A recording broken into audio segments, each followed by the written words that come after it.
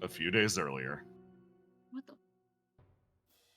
at the end of a long hallway, while discussions were being had and while a group of people made their way up to the very top of a nearby tower, one person fought her hardest on business that was finally considered up her pay grade. She slings herself backwards, rolling back through the alleyway, leaving a narrow trail of blood. Different layered levels of the operator connect one over the other, a rainbow pulling itself together and solidifying into a single form that stands in front of her. Extremely interesting play, trying to buy them time for who knows what. Knowing what Flame Touched usually get up to, it'll amount to a meaningless discussion, or he steps over the line of lights. A meaningless fight, the outcome already deserved. Why buy them time? Why barter your life for this? Such a waste. Even if it's a waste of time, I think they deserve to spend whatever life they have however they want. I think that's always been our point of disagreement. That it has. So, are you satisfied with this outcome? Beaten bloody at the end of an alleyway. I think it's kind of rude that you didn't even send your whole ass self up here. You know you're gonna get your ass beat by him. He pauses. If they're sufficient, I suppose. Yet, I will accomplish my objectives just the same. I don't even think you're getting that. He clicks his tongue. Well, you've successfully bought your time.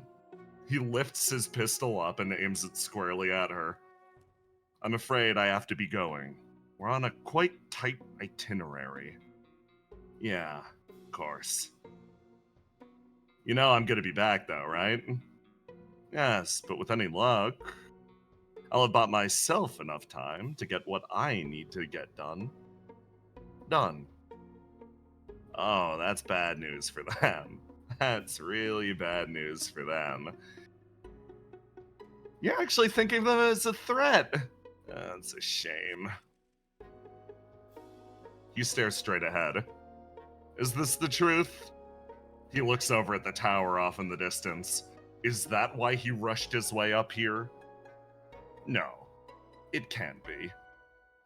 Rest well, Sharier. If you come back, when you come back, I hope it's under slightly more amicable circumstances. There's a click. When? When? Well, there's one unfortunate thing about this world. There's a real freak of nature here who's good at the one thing that you've forgotten about, the one thing that heroes should actually do. Top of your head, whatever you thought about. One sentence. Come on, man. I'm trying to point at the hole in your missing soul. There's a click and the gunshot fires off as Toyce's body scatters through the alleyway. The man looks around. A mess. A frustrating mess. Something that he does not have time to clean up, and yet, just the same, the remains of this other anomalous entity, so similar to himself, can't be left behind. I suppose I can spare a few more moments to clean. He moves his way over, clicks his suitcase once, and gets to work.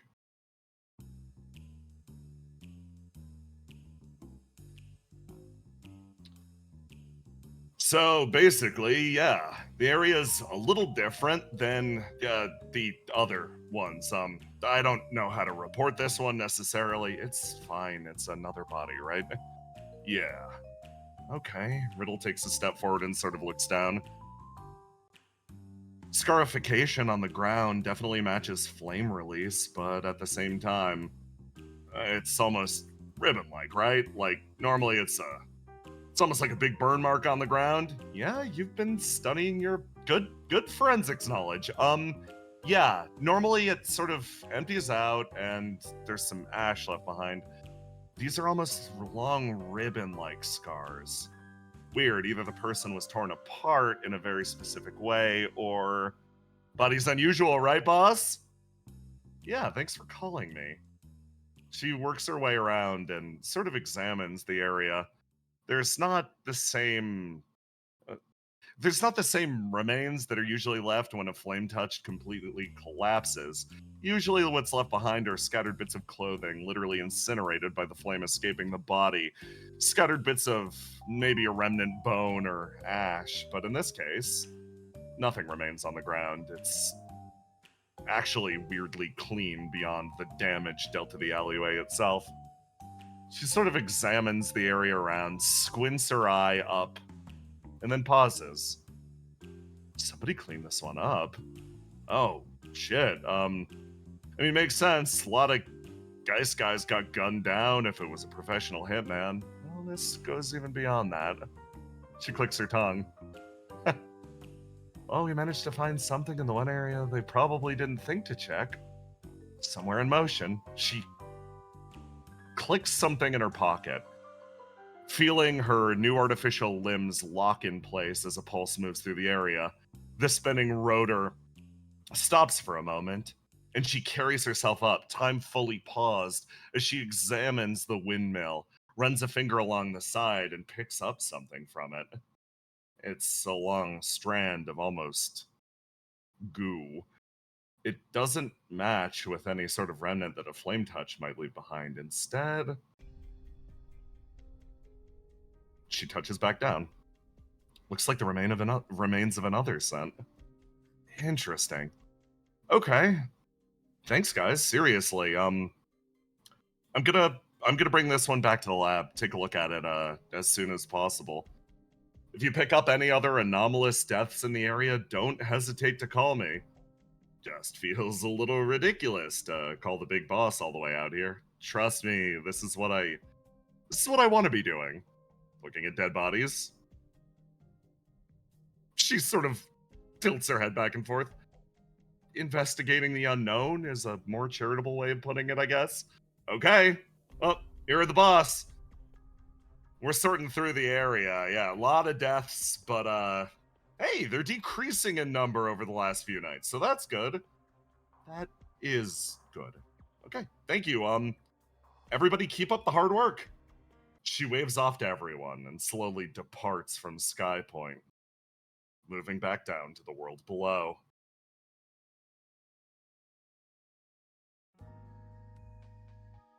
Our perspective remains here in the absolute early morning. Right now it would be roughly 6 a.m., as only the most adventurous people around Opia are starting to stir now. Everybody else has either been working through the night or is taking some well-deserved rest. For two individuals, one's alarm sort of sparks up, sending a discordant call through the building in the early morning. She slowly stirs, picking herself up, remembers where she is, hurriedly sits up to her full height, and then scrambles away. Hey, Mike, I gotta head out. Mike's eyes peek open for a moment. Oh, yeah. They got you on a shift this early? Yeah. Seems like I'm gonna be running all over creation today. You, sure you don't gotta go to that strategy meeting? She blinks a few times, stares up at the ceiling. I think I'm fine. Okay. Well, if you need anything, don't hesitate to call. I'm Darkside's delivery girl, and later carte blanche. Bye! She makes her way forwards, opens the door, moves outside. This was less restful than probably sleeping on her own. She feels the lack of time spent resting, sort of resting hard on her body as she makes her way over to the main elevator, starts it up. It's been a little bit since Mike's home in the Simulacrum village was decimated. She moved back into the tower, and Seagazer has been crashing on her couch usually. But over the last few nights, she's clung to Seagazer almost like she was a large lizard-like plush. in some regards, it feels like she's passing her anxiety directly from herself to me, but oh, whatever. Happy to be of service, I guess. She rides the elevator down,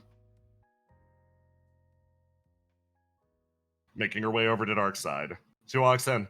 Hey, boss! Here for the early shift. Oh, look at who decided to show up for work. Yeah, listen, I'm like, what, 3 minutes late? That's barely anything. Hey, Riddle. Hey. Cal, can I have another coffee? Going to think about how many coffees she's had so far. Look, everybody else at the meeting is operating out of artificial bodies, demon bodies, or like something in between. I'm the only one still rocking flesh and blood, and I need to power it with liquid death. I'm gonna ask you how you feel about that sentence if literally any other person had said it. If anybody else had said it, I would say that's unnecessary, given the fact that they're powered by electricity, flame, and in some cases oil. Can I have my coffee? Your heart attack. She takes it and it's like, you know, this is a lot easier when you can't taste even a single part of it. I hear it's bitter. Yeah, no, it's, sure, let's go with that. Cal, who has a knowledge of willing to go on about how much more there is to that, but it's like, you know what, she doesn't need to deal with that right now. Riddle, I thought you could taste coffee. Depends on where, why, and how it's made. Right now, I'm going for the sort of, mass-produced stuff, because we're talking about brute efficiency right now. I'm a machine, figuratively, not literally, and coffee is my fuel for the next few hours, and then I'll pay the price. Thank you, too. She sort of stands up, slides over the counter. I think I'm a little late for my meeting. She's gonna die. Yeah, I mean, the question is it going to be to this, or like, I don't know, a large eagle? Shrug. So, how are you? I'm doing good. I'm doing good, actually. She sits down at the edge of the counter.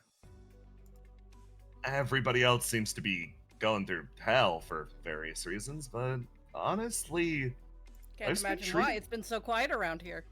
Yeah, but like, unrelated to all that, life's been treating me pretty okay. Like, having a chance to work here, run back and forth, deliver everybody their food, see their smiling faces, it's been nice. I don't know, I'm happy. And he gets a smile at that. Well, that makes... Honestly, I'm glad to hear that. Like, I wouldn't have kept you on if I didn't think it was doing something for you. Like, I'll be honest, you don't need more work to do in your life, but if it's... this seems to be good for you, so I'm glad that that it is. Honestly, if I didn't have this, I'd just be lazing around all day. No, that's actually not true. I probably would have gotten a job at Andalane Vega's taco stand. He did seem pretty... Why would you do that to yourself? Yeah, exactly. No. I'm good. I'm happy where I am at. She lets out a little laugh. So yeah, if you got any deliveries, I'm more than happy to... Oh, there's a lot of people awake. It's 6 fucking a.m. Don't these people sleep? No. Okay. Well, I'll grab this stuff and back. Thanks again, boss. Salute. You see her walk away. Hey, Cal, I gotta ask the same question to you. When was the last time you slept? God. I'll sleep when the world's over. From the kitchen. You and Riddle are the same. I know! That's why I can't give her too much shit about it! The door swings shut as Riddle walks her way across the garden. And catches up.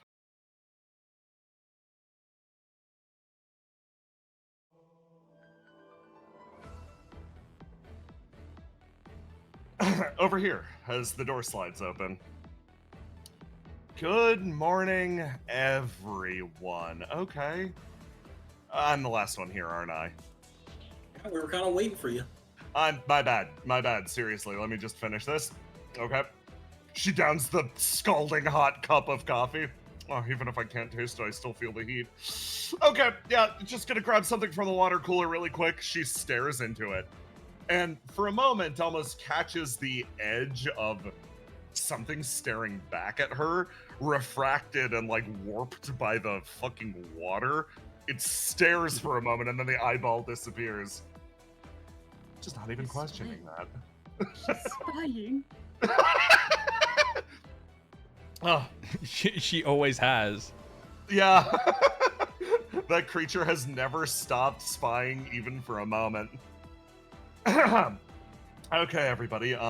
Thank you for meeting me at this ungodly hour, and I'm sorry for my unprofessionalness in arriving slightly late. There was business up on Sky Point. There was an anomalous corpse we found. That's... I'm gonna move that over to the lab, actually. Talk amongst yourselves. She runs her way into the back. Corpse. Just some Yeah, random look, corpse. Interesting statements like that, and then walk away with them. That could be, I suppose, an entire area of discussion unto itself. Right. As a member of this prestigious organization, and as a member of R&D now, I suppose it's my responsibility to examine that later. I'm no longer complaining. This is my problem. Cool. The man... You, The man proudly sort of smug slides his way over to the bookcase. Who are you trying to convince? Myself, mostly. That's fair. It's nice to be in an area where I can actually pay attention to my primary area of interest, rather than faking something for some noble politic reason. GM, do we you heal a did that wound? really well. You heal 1 wound. Yay. You get 1. So generous. In the background, everyone healing. Hey man, I gotta ask the important Fix questions yourself up. before we. So when Riddle throw just down. gave us that information, Yeah. was she expecting us to like Wait. come up with a solution? And was it like some sort of test? Was she expecting us to No, have the she answer? she was just being. I'm not gonna say rude I think because it's I a love test. her, but I think it was definitely a decision made to show up, say something extremely interesting while we have another meeting planned, so we What? can't deal with it right away. What do you mean? Plan? Test? What? Huh? Uh, She sort of opens I the am in door. this for one meeting only. Okay. She sort of makes her way forwards. In that case, thank you everybody for gathering here. Oh my god, my fellow, she looks at the 2 people around her, the other 2 fleshies in the room. Hey, Yeah? Don't say that. Whoa.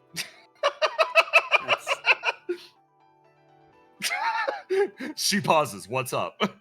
I have flesh body too. I'm My not head going. is made of flesh. She sort of like rubs her brow. We're not going to get into the specifics of how your body works, Ace, because that is a miracle science still cannot explain. You're just mad because my meat body's better than your meat body. Shut up. Your meat body is an anomaly that literally our machines can't fully process. I don't even know That if does that's a sound meat. better than your body. Yeah, it is. I mean, my body is also an anomaly that our machines can't process, but like in a bad way. Ace is one of a kind. You're Yeah, I'm aware of what's happening. mass produced. To some extent. Listen, Ace, we don't know why fully when one of your elements is missing. You don't have to sleep, and like, I'm pretty sure you might not even have to eat. Like, there is no explanation for that. I'm still trying to figure it out, but every time I try to walk up and give you a physical, you jump out a window. Right. You think Try if right now. we got everyone in the room to stop him, we could get him right now. The answer is simple, guys. Literally, Ace is just built different. You're the one person that can maybe say that. So I'll let it fly for now, and we only have Argos for one meeting right now, so we can't dissect Ace. yet. You can try. So let's start the meeting. Yeah. Okay. So, officially speaking, this is our inaugural strategy meeting for post Geist world. As you all know, Geist is currently on the decline and things are changing. We don't exactly know where we're going to be in the next few weeks, but we're able to accurately we're able to take stabs. In terms of how much of Opia's resources it's tying up, it's significantly less than we originally thought. To be honest, List is shouldering much of the burden here. So, we're able to accurately assess exactly what our sort of relative combat potential is. Feels gross saying that for a hospital, but it's the reality of what's happening.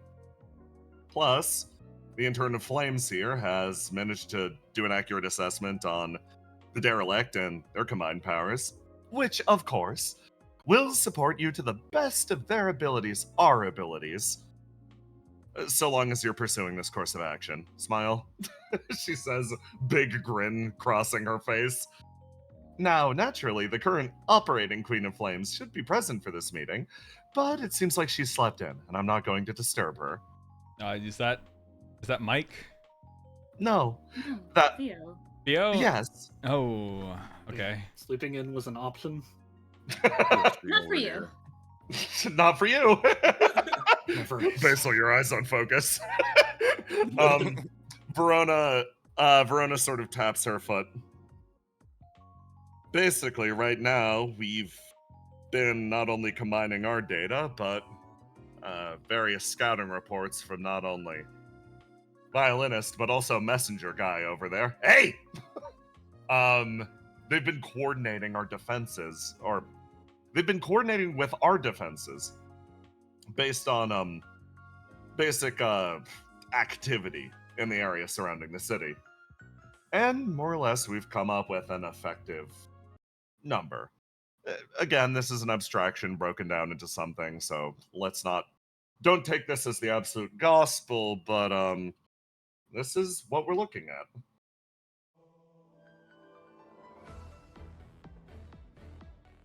Can you see the bars above both of these characters? Yes. Yes. Wonderful. Okay. It's the Mass Effect Galactic Readiness Scale. It's the Mass Effect Galactic Readiness Scale. Is that Shadow Broker? Holy fuck! I can't believe I haven't made that joke. The finale of this game is made for you specifically, it seems, my friend. Functionally, this is the end result of all of our combined efforts, preparation, all of our different assets, resources, weapons, every single enlisted person, as well as a multitude of different gods. This assumes the cooperation of not only the derelict, but all of Opia's personnel, as well as the extended support of certain members of Exulansis, as well as, I'm going to be honest with everyone. This relies heavily on Decca deciding to show up the day that we go to war, which, I'm going to be honest, he will, yes, he's been very consistent about so far. As a result... dangle the right banana on a stick. What's the right banana? Riddle says, looking over at Treble. There are actually a couple that you could use. Hold on, I'm gonna text It's easier than you think. Yeah. She sits down on the couch and texts Decca, "What is the right banana?" And he quickly texts her back, "What the fuck are you talking about?" Classic riddle texts. Anyway, Verona steps forward. Violinist insists that this is based on a comparative scale, based on her understanding of what's happening there. There naturally might be missing details. The operator's war potential might be even comparatively higher than we expect. We are functionally quite a bit behind him, but this isn't the first time that we've fought an uphill battle. Riddle actually picks her head up. It's a little different this time, actually. Before, I think there's something key that our victories have relied on.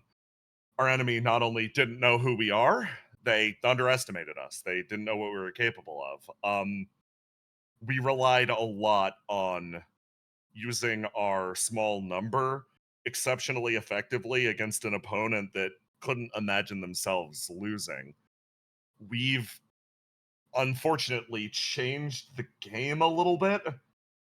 The operator is not only aware of who we are, he's aware what we're capable of at this point, and more than that, we've made an enemy.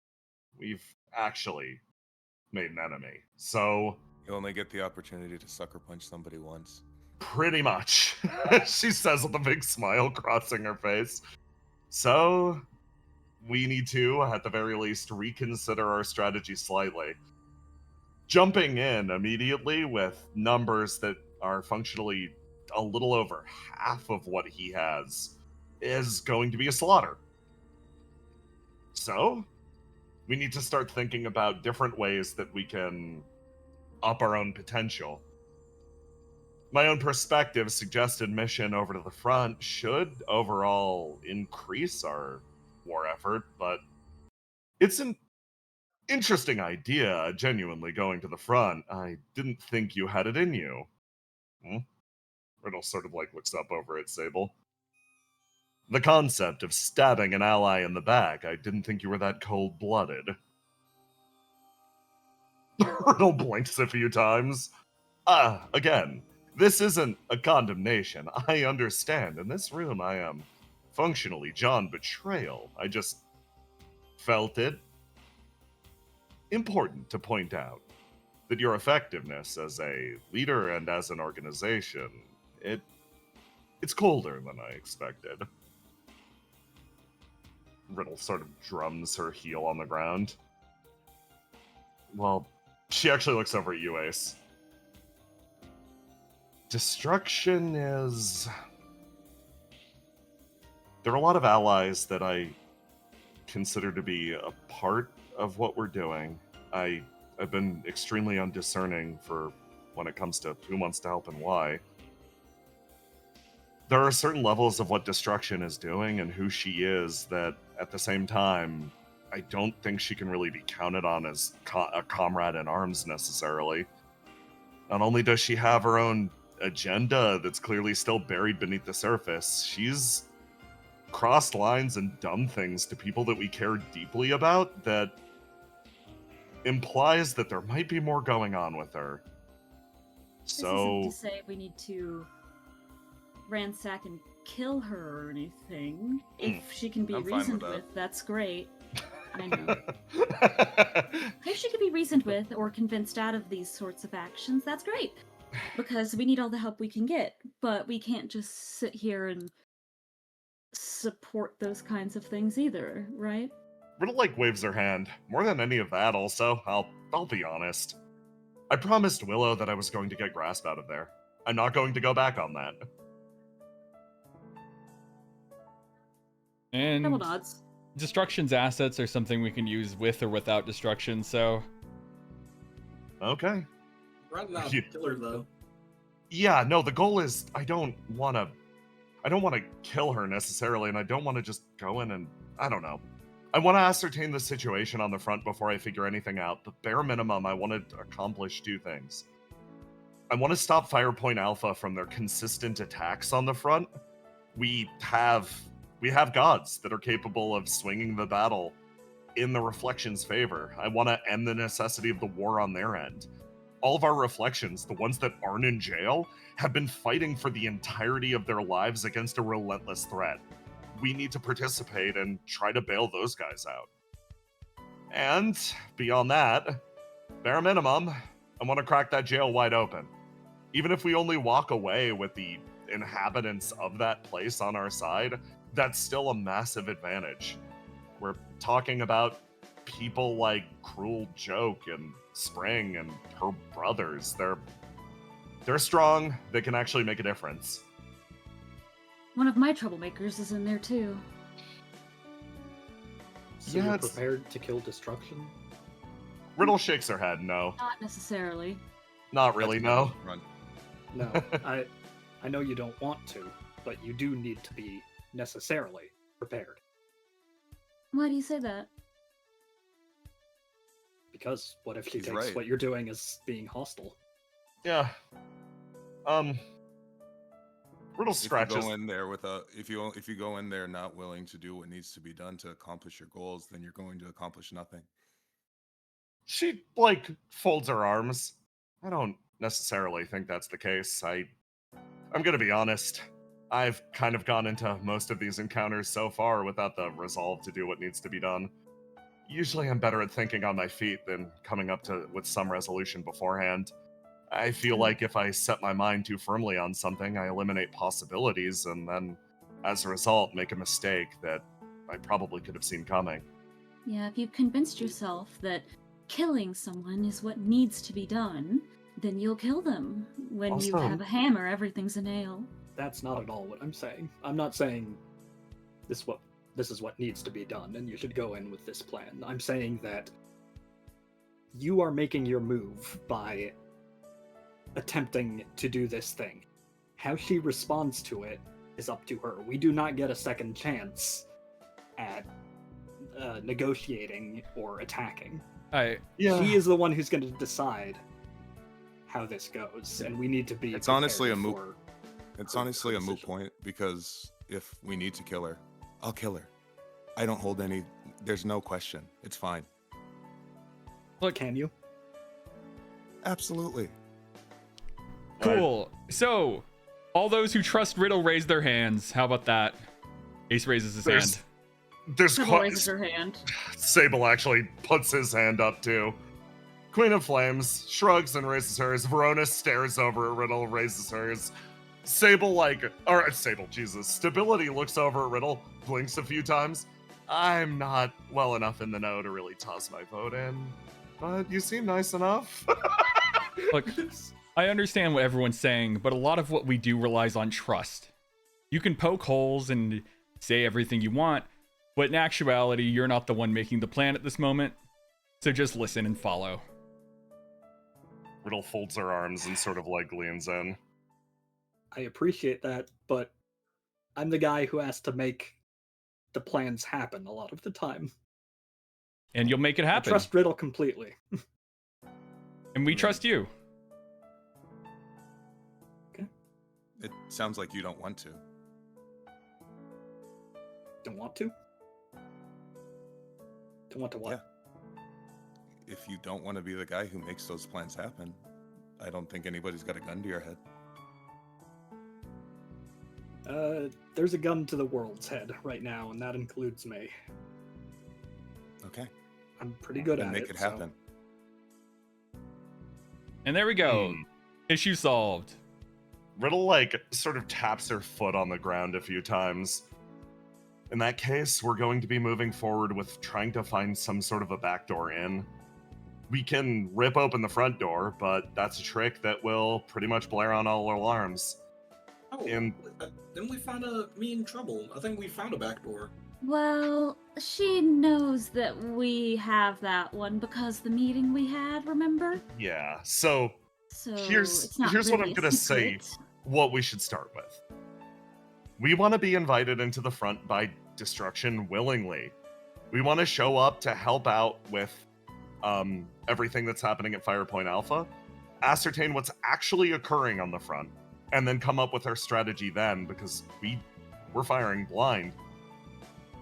But I want to stick, regardless of whatever happens to the front itself, if it turns out Desi is secretly a vampire and is draining all of them of their flame 24/7 and it's a nightmare hellscape, then sure, yeah, we go in guns a-blazing or whatever. But chances are it probably won't be something like that, based on our understanding via various reflections.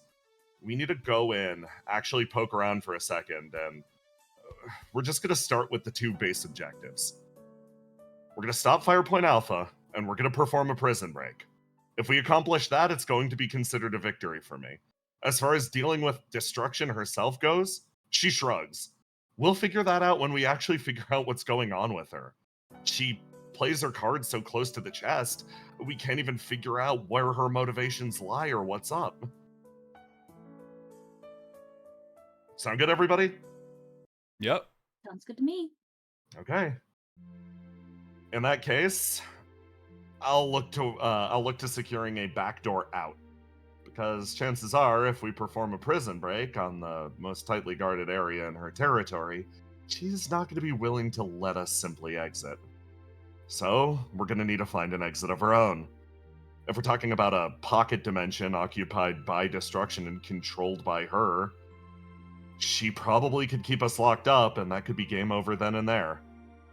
So, everybody rack your brains, and if anything comes to mind related to any secret entrances or exits destruction might have, figure them out, and then don't say anything about it, because she's listening through every reflection always.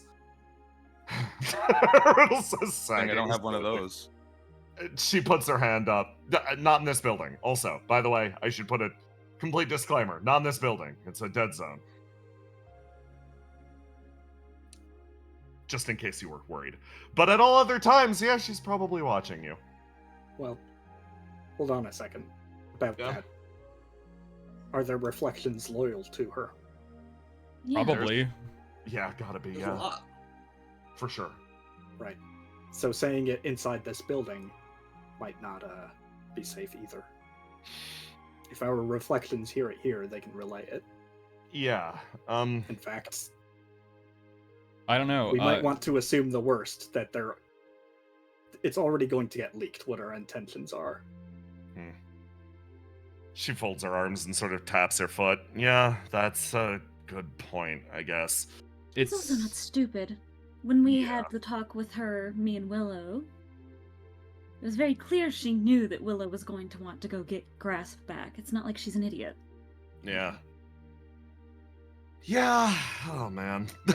She scratches the back of her neck. We could be jumping into a den of vipers. But Desi also isn't completely unreasonable.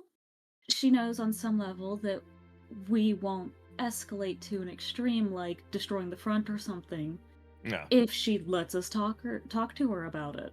That So? also, I should say, is not our intention. We Yeah. don't want to destroy the front, ransack the place, or anything similar. This is primarily a rescue mission. So, I probably should not be leading the charge then. The intern sort of speaks up. Probably not, no. Okay. With all that stated, all attention turns back over to Violinist. Violinist? Yes. What's your assessment as far as attacking the city goes?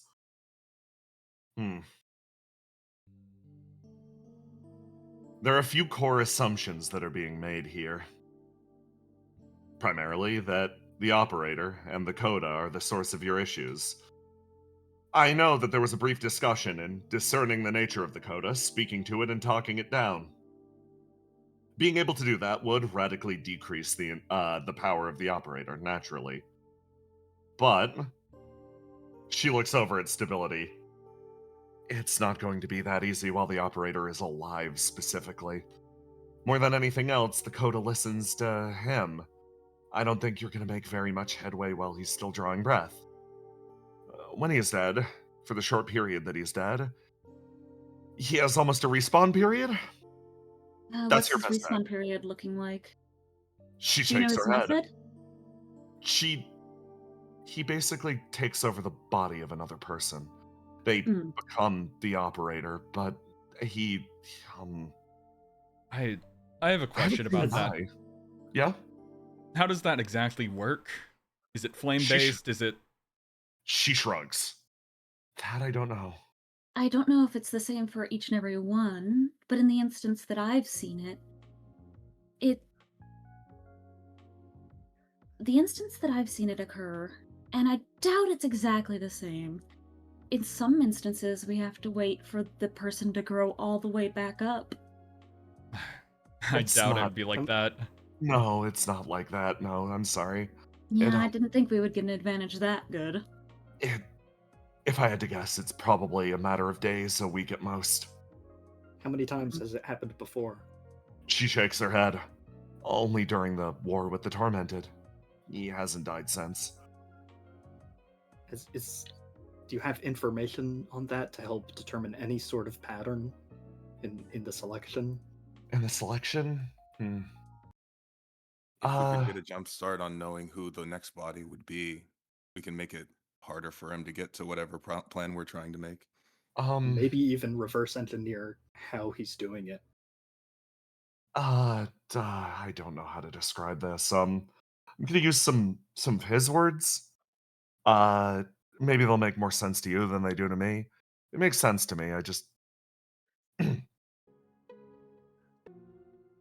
most of the host bodies are male, peak physical condition, and live a what is it?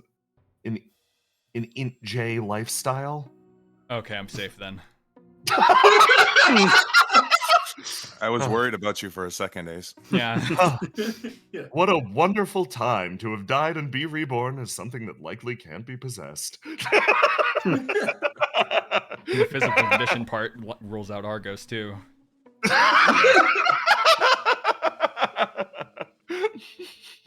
I'm metallic now.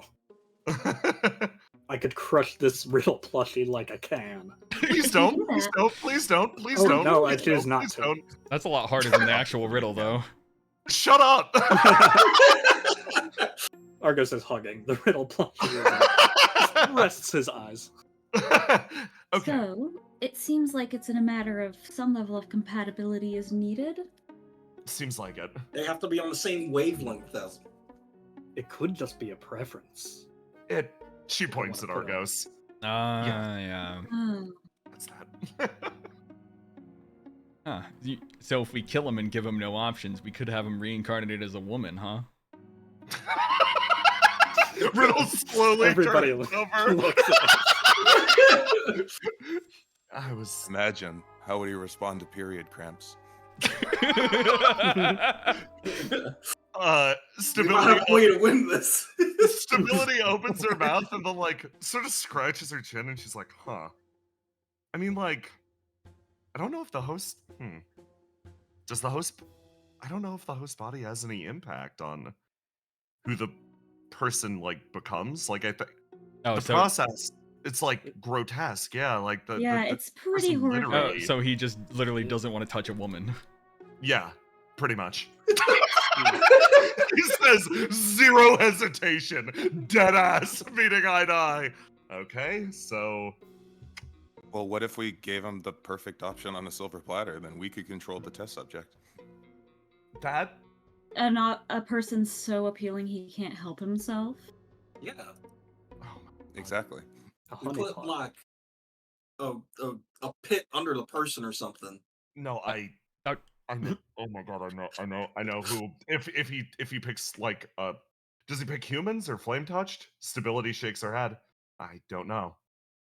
If it's flame touched, I think I know who he'd go for actually. Who? There's like a peak physical condition. Yeah. Hold on. I got a guide for this.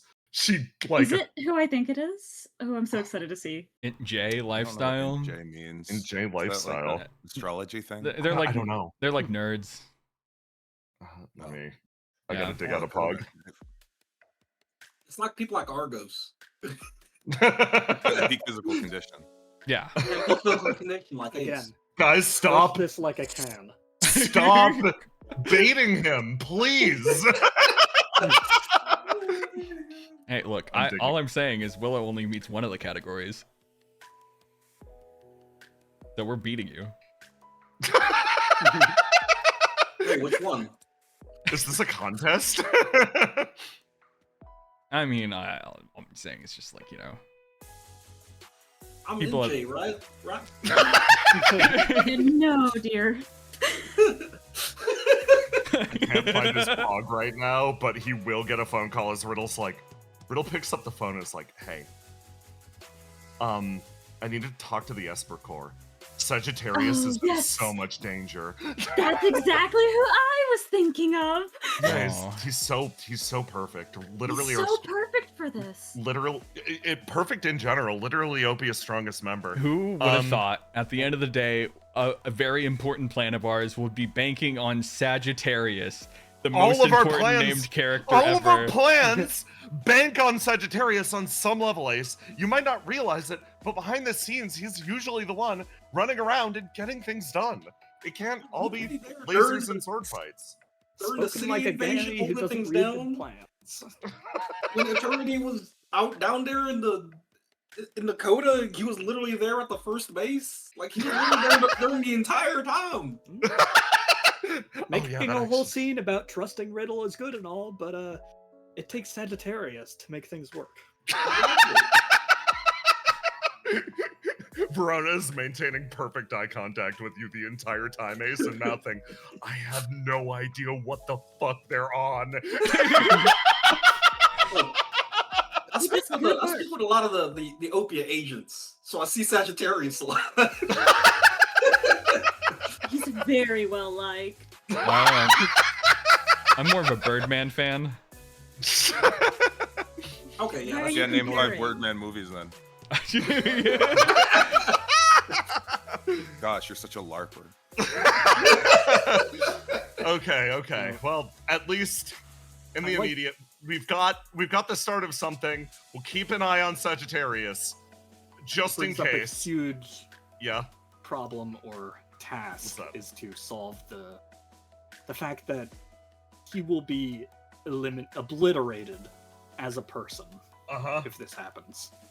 Yeah. Unless we can move him out of his body and into another one This is- beforehand, like This with is also counting on us being able to kill the kill operator, the operator. to begin with, Yeah. which will require us Prep to the fight horse. through his army, and just Yeah. it's a problem. And It's that possible. that will take a second meeting, Argos, and sadly you only have time for one. Yeah. I found him. Wait, Found no, him. I did. Fuck. Oh, where's my boy? Lose I track. can't of believe I lost the most important. keystone to all I'm of the this. actual LARPer. The GM's the real LARPer. Hold on. I'm so glad you were also thinking of Sagittarius. I was like, I'm gonna Here he look is. a He's little very silly. big. There you go. Sorry, everybody. I hear you've been talking about me. He twinkles his way into the room. Yeah, I'm always thinking about it. he's just gonna be like, yeah, good luck. And pats him on the back as he goes to leave, sings the meeting is kind of over. Violinist actually catches your arm for a second. Oh, what do you want? One final point or detail. As far as operations in the city goes, I wanted to give everybody an update on how things are going, not only for us, but for how everybody holding out in the resistance camps are doing. As far as the Angels go, we are keeping a low profile. The city is currently under Martian occupation, but you might as well consider those individuals as in the pocket of the operator. They are having their own little internal squabble right now, but I expect it to be resolved within the next few days, one direction or the other. As a result, you should expect the operator's forces to grow in number. The Martians brought with them a large number of new and experimental technology tested in the void of space, meant to counteract the demons that they are encountering on Mars. She says, drilling her fingers into the fucking bookshelf next to her. What the fuck are you saying? Oh, were you not there for the whole planetary solar system lecture that It's they no, gave? a short history lesson. Sometime during after the flame was adequately harnessed, different individuals traveled out into the solar system in an attempt to find a new place to settle, to live on, to escape the flame. Inevitably, they found themselves bound to that very same flame, just the same as everybody else. Because of flame trail compression, the distance between Mars and Earth has grown infinitesimally small. They can functionally jaunt back and forth freely at this point. They're so inextricably tied. That planet is, too, being devoured by flame, though it still exists out there as a mostly unoccupied rock. The downside of this flame is, when cast into the void of space, it animates horrors from beyond that they have developed weapons capable of dealing with. Think of it as anti-demonic flame weaponry. I believe you encountered it when you were attempting to escape the city. Riddle puts her hand up. Yeah, Treble made them all blow themselves up. I don't think you need someone to make them do that. I think they just kind of sometimes do that them on their own. But yeah, okay, that's good to know. That is actually wonderful news. To know that their technology is perhaps still inferior to ours. Regardless, you will likely be facing more of them in the future. I will do a reappraisal on your comparative war effort versus his in the coming days. The Angel's position as a neutral party, at least for the foreseeable future, is remarkably useful here. She looks at the room. I will state aloud, it is our intention, at least currently, when the time comes, to support Opia in their little coup d'etat. So, you may count on the support of the Angels. She fixates on you for a moment, Basil. Done right by us in the past, and we intend to return the favor. He smiles. And, hey, messenger guy. Thanks to a lot of work done by your God of Flames, as well as a bunch of other people, we managed to get most of the mass out of the city that aren't, like, cooked beyond belief. Those are still hanging out. They're around. We could probably swing them over, but chances are we got most of us that have enough flame to form coherent thoughts out of the city. It's just a few pockets of resistance using the few bases that you guys have set up throughout the city that people are still hanging out at. But as far as things go, we're mostly hiding in the fringes at this point. We're good. People usually don't come out here after us, and they're mostly settling things with Mars right now, so everything's been flying in the clear. Street Guy sends his best wishes, by the way. Looking over at you, Willow. Nice. Glad he's doing well. You want to send a message back? Keep fighting the good fight. He nods. Okay. Good strategy meeting, guys. I'm gonna go take the very long walk back down. Have a good day at fucking 7 a.m. Jeez. Runs his way outside, disappearing. Similarly, I'll be returning back to the city myself. If there's a change in situation, or if you want to contact me for any means, please contact any of the bases. They'll pass me word. Good day. Okay. Purple waves. Someone leaves. Riddle sort of stands up. Okay, that's it for our big strategy meeting, I guess. Thank you for joining us, Sagittarius, by the way. Yeah, we're gonna need to keep an eye on him. Fit your Lotus system with some new... Yes, we're gonna need to keep an eye on you. I see. I understand. You're finally acknowledging my expanded potential. Oh god, he Yes. sounds like him. Yeah, but he's cool. As World 12's, what, 4th Master Level Esper? I'm glad that you can rely on me in a moment like this. What? I knew that. Yeah, thanks, Sagittarius. Glad we can count on you. Okay, everybody, meeting adjourned. Argos, you can go back to sleep. Cass turns over. You got a stream. Like, I know you woke up early, but you've got stream in a few. No. It's big. It was a stupid decision. It's big 8 a.m. I'll be tuning in. I won't. I won't. But I'll like give Thank you a God. shout out or something. How about that? We don't even know what that means.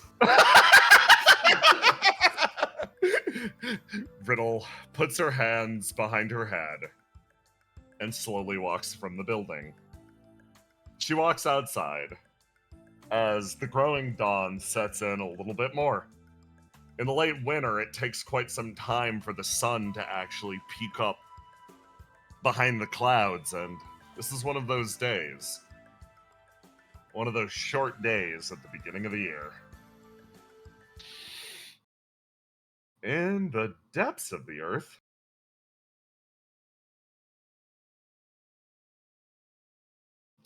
hey boss. Hey boss. Hey boss. Me?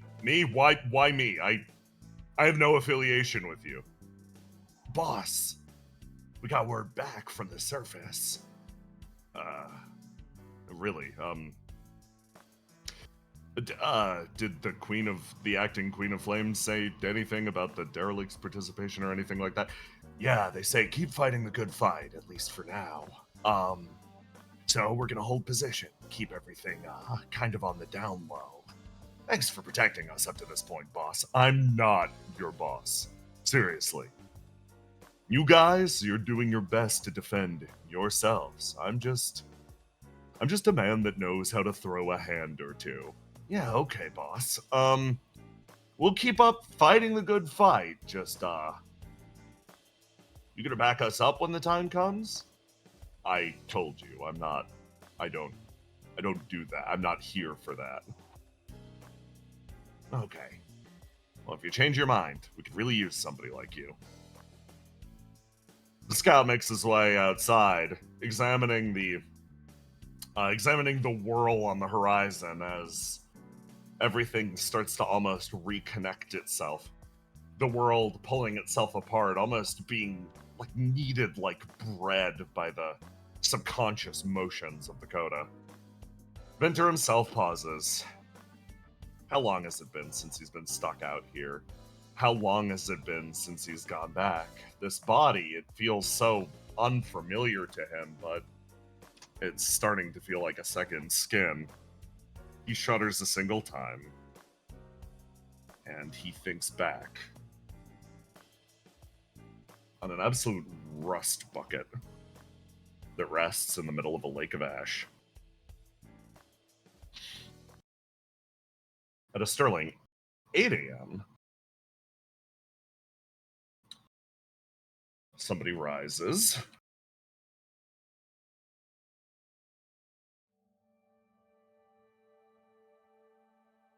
From her bed.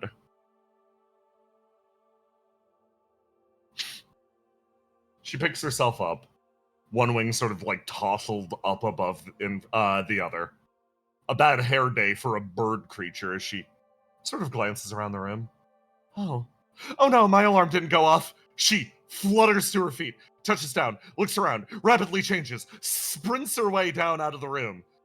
She's aware at this point that there is absolutely not another soul in the derelict. Mike's gone.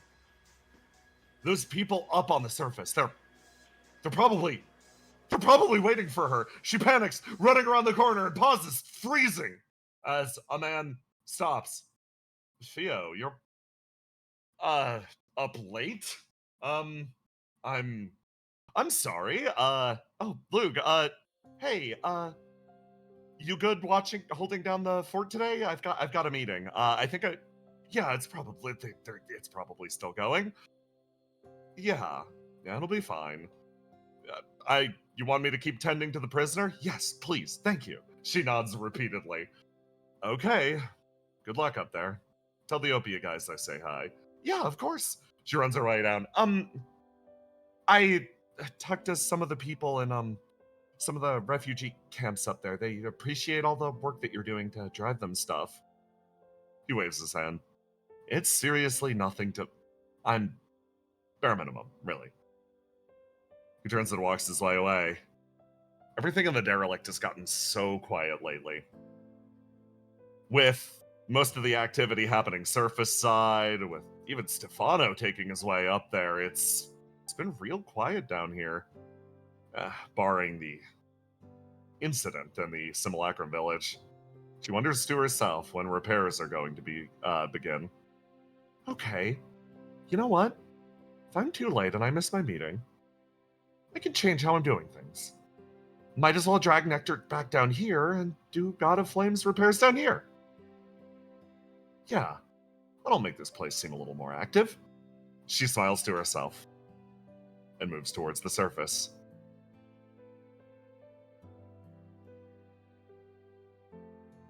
A very busy doctor makes her way over to the clinic.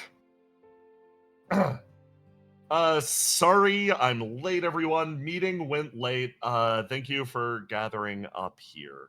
Really appreciate it. Hey, also, this is awkward that I'm realizing I'm doing all of your checkups at the same time. Is that okay? Are you guys cool with that?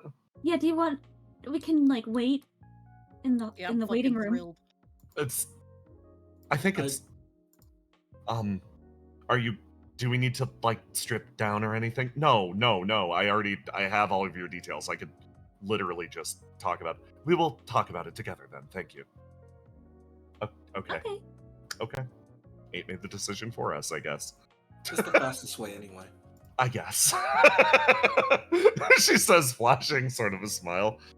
Okay, so starting from the very beginning. Whisper, how are you adjusting to your simulacrum? I'm sorry about losing your flesh and blood body. It's, kind of in the upper atmosphere right now, and retrieving it might be a little hard. I wouldn't say I'm doing great, but this body works. Do you have a preference for the flesh and blood body that you lost? I do. Okay. What kind of question is that? Some people, Some of us. I have to ask. Some- She puts her hands up. Like, I have to ask because you never know what people are going to say. It has to be their decision. In that case, Ada, I'm going to need your assistance. Yeah? You're going to need to fly me to the upper atmosphere, and we're going to make a meat puppet for her. Just so you know, Nanda, some of us were born in metal bodies and prefer them the same way that you prefer your flesh body. Yeah, I'm saying if you handed a fucking flesh body all of a sudden, and someone was like, hey, do you miss being a fucking robot? You would be, no, I fucking love having organs. Literally, that is what happened to me, yes. God, I wish I was a robot. Whispers. Regardless, yeah. No, if you're cool with that, we will make you a new meat body from that giant slab of flesh up in the upper atmosphere. That is more than doable with the different alchemical stuff that Sable left behind. So yeah, that's more than doable. Glad I checked in. See, this is why we ask. Next. Circuit. Me?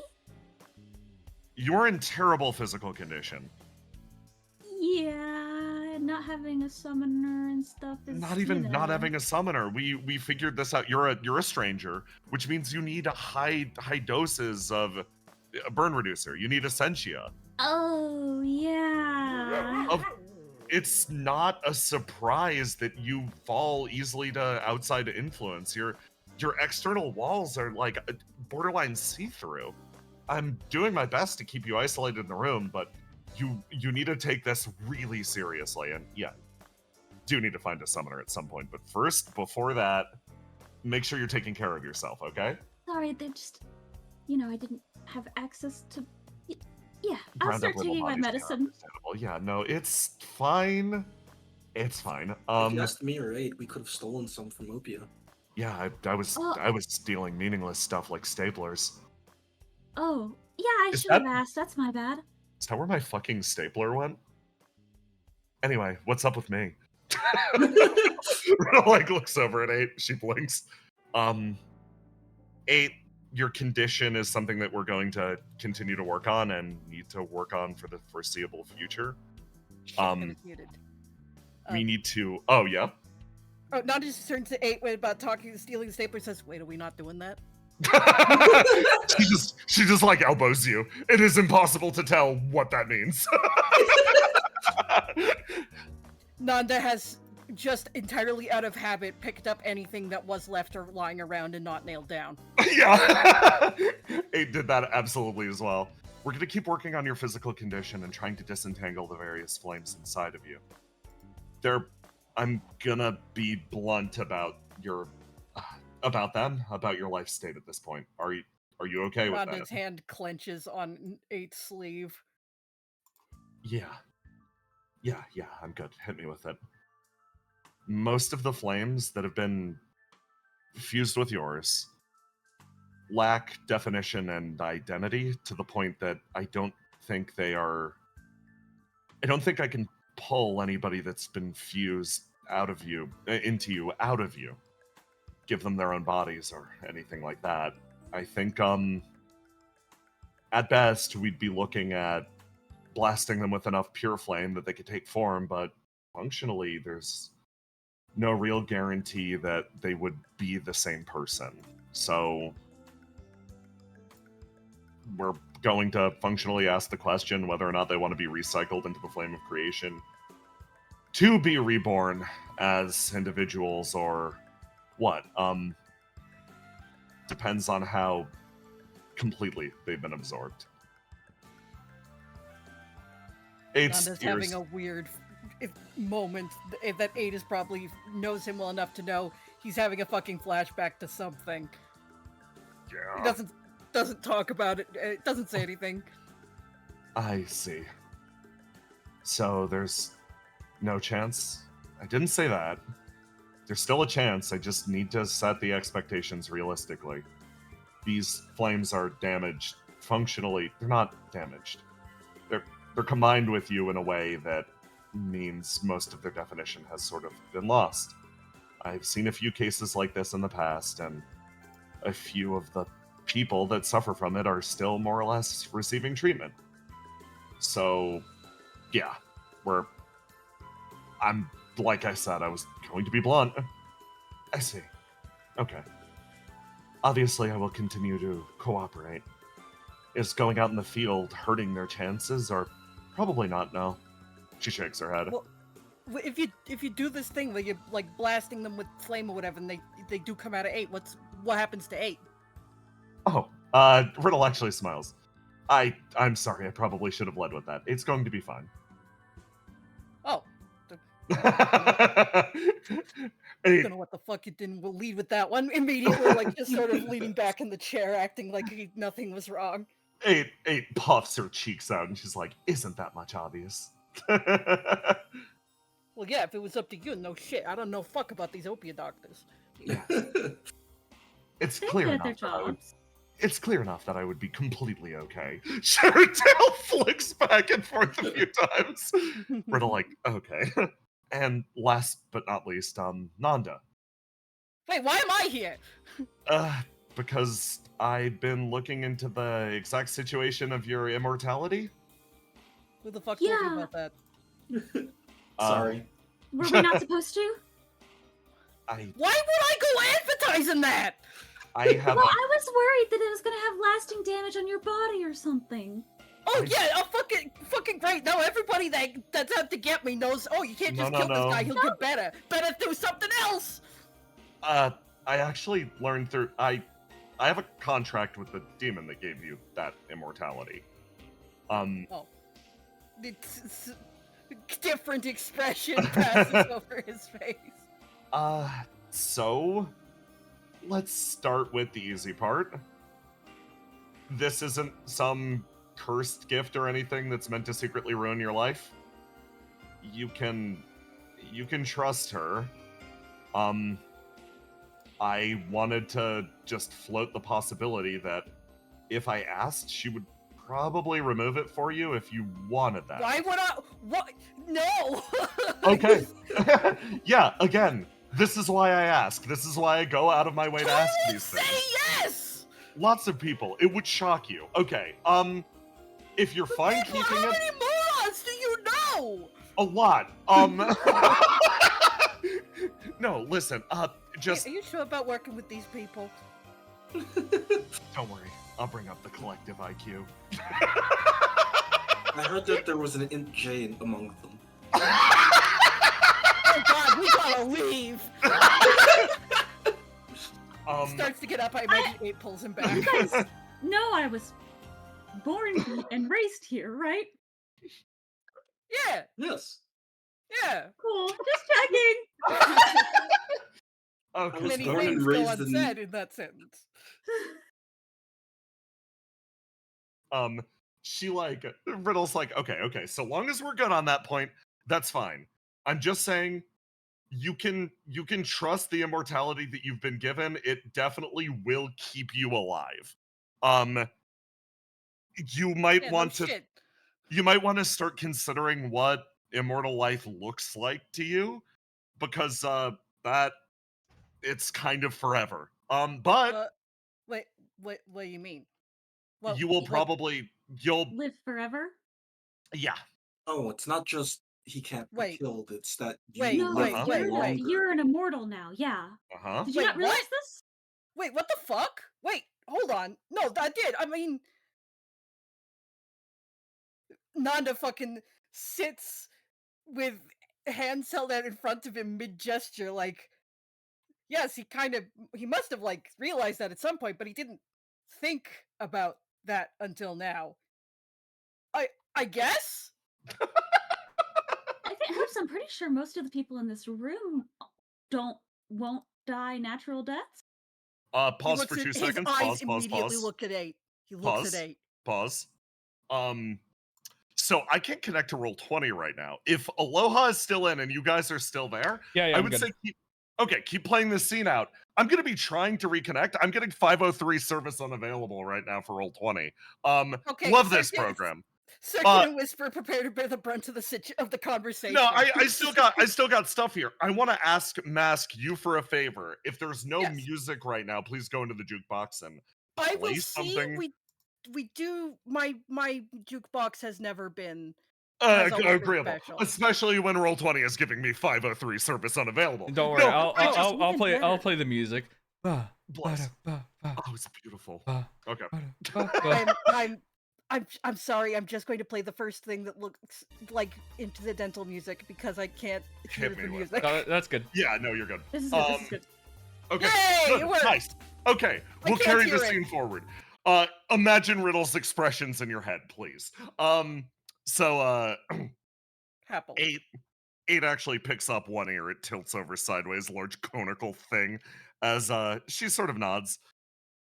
I believe in my current life state, I'm at no particular risk of dying with the incineration of the world, should that come to pass.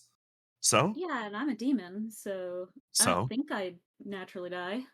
I'm not sure if the same Well, you're in a robot body right affliction now. the same affliction Willow has is the same for me. We've tested your flame. Riddle sort of nods. You seem to hold firm, almost the same as she does. So I suppose I'll be immortal as well. And Rekko should be immortal. And I guess Attention the goes one down we to need his to body. the one we really need to worry about is Visionary and Sam. Visionary and Sam. We gotta make them immortal, and then we'll all be immortal. Sam's not immortal? Sam is not immortal. Sam is Anyway, why are we very, singling very me normal. out? Obviously, No. this ain't that big of a fucking deal. Yeah, it's just something I wanted to clue you into because it's something you should start thinking about now. Because again, you have an opportunity to not be doing this. Riddle Not be doing what? being immortal. immortal, yeah. Again, how many morons? Riddle slowly. No thanks. I'd blinks. like to fucking die like an idiot. Who says that? Okay. She shakes her head. There is one more matter that I actually called you all back together here for. It specifically has to do with the last encounter with that god of love and future, the doppelgangers that that were fucking running thing. around. What happened to them? Yeah, based on my understanding, your doppelganger Nanda was a child, correct? If his hackles could rise like a dog, they would. Who told you that instantly? Multiple people saw it. It was reported on the Opia radio. Regardless, Great. Everybody fucking knows. Yeah, what about it? it's fine. Well, it's not fine. A lot of people actually had doppelgangers that were, yeah, them as kids. So, Oh, um, yeah, no shit. Kids are too dumb to be fucked up. yeah, she offers you sort of a sympathetic smile. I can He's not clarify. making eye contact and kind of like huddling in on himself, folding his arms tight. I can try to clarify the situation a little bit. So this is gonna get a little metaphysical, so I'm gonna try to use analogies to keep it in mind. I'll lead with the first part of it. Their situation, the situation of all of the doppelgangers, is they didn't live and then die. That isn't what happened. Think about it almost like watching a TV show. Every time you turn it on, the characters in the TV show don't come to life and then die when you turn off the television screen. Functionally, we in the past used VR emulation that was a combination of electricity and flame. And during that time, you could talk to the replications because they were just really advanced artificial intelligences. They they would reenact whatever scenario the VR program would put in, and then when you turned it off, you turned it off, and that was that. This is a unique property of the behavior of flame. When a lot of flame is focused in one place and it's told to emulate someone completely, it is able to do that, slip into that shape, and then slip back into whatever shape it had before without much trauma, disruption, nothing like that. The only issues arise when somebody prods that shape a little too much, gets it thinking about its own mortality, whether or not it exists, whether or not it has a future. At that point, the flame separates itself from whatever larger body it has. It becomes an individual, and yeah, at that point, you are killing that person if you turn off the emulation. One of the people that works here is actually created by our complete lack of foresight in this area. Did so did that like did that happen to them? The whatevers? Um, Well, we were uh, doing a mm, simulation and he no, no, got. no. Uh, Huh? Riddle puts up No, her hand. Yeah. did they Oh, did oh, they oh, oh. did they like break the shape or whatever? And, did they S- die or not? A few of them did, yes. Yours, no. I wanted to be forthcoming about that. It you sure? Yeah, we have access to the Fang of Heroes, the origin point of it. Disruptions in the flame are actually pretty easy to track, and she pauses, sort of meditating on this point. She wants to offer, if you want to access that segment of yourself again, if you want to see this flame emulation again, that is an option. It is an option. But she looks at this person in front of her shaking and quickly suppresses that impulse. She wants to help. Thanks, Riddle. She wants to help, but gets the distinct impression at this point that that is probably not helping. She's She so right. she just offers sort of a nod and tilts her head, sort of smiling like, So that one is fine. Um, I just wanted to make that clear to people with particularly sensitive iterations of themselves. I Similarly, wasn't sensitive. I'm not sensitive. God forbid. You don't have Man to whose leak voice was everything. incredibly thick during this entire conversation. also, as far as yours goes, Circuit, the fact that it was Okay. put down immediately means, yeah, the flame did receive some small amount of trauma, but no, that wasn't. You're fine. That's good, she says hesitantly. uh, okay. So, with all that said, thank you for tuning in for your physical. I'm gonna go. I have a question. Yep. Do I need a prescription for burn reducers, or do I just go get them like normal? Just come by the consultant's lab. It's fine. Okay. It's literally your home. It's okay. Thank you. Nanda just nudging it like, do they just leave that shit lying around? Again, Again, it's basically out of habit. He's not really. Doesn't seem focused on the question. I don't know, but I have heard allusions to what's called the body room. Oh we are yeah, the fucking body leaving this room. fucking place. We are getting the fuck out of here. And she gets up and walks away. Mass, can you bring us to BRB? Yes, I think Many so. thanks. I'm going to restart my computer. Be right back. I will be right back as well. Oh god, it's been left in my hands. Time to go mad with power! Fine. I don't have any plans. We have made it. We've made it to the BRB screen, so yeah. It is fine. Hello! Damn it! Now the power's in Aloha's hands! Yeah! You love Roll20? We love Roll20. the end of my brief coup. Hi, chat. How's it going?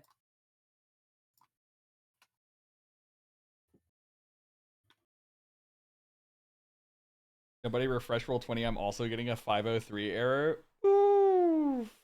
Yeah, I- if I were to refresh it, I'd probably lose because I can't log in on another Oh window. God! Oh It God! works Why do I on the still one where have a I've got it. connection? I mean, it's I just think like, as long as you don't leave. As long as you don't I leave. refreshed like 30 seconds before Jay got killed. You're one of the lucky ones. You got the Like- last chopper out. So I have a It's server true, outage. it's East Coast true. has a storm right now. Lol Mao, roll 20. We love roll 20. Oh fuck! That Uh, makes sense. Damn, that sucks.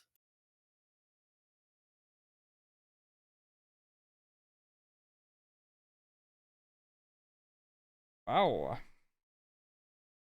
Yeah, I think roll 20's out. Ah, shit. Oh, that's gonna make the rest of this interesting. Tiny. Who's ready for theater of the mind? We do if we do, we do. If we don't, we don't. Yep. Tiny's gotta be gone next week. Yeah. It's true.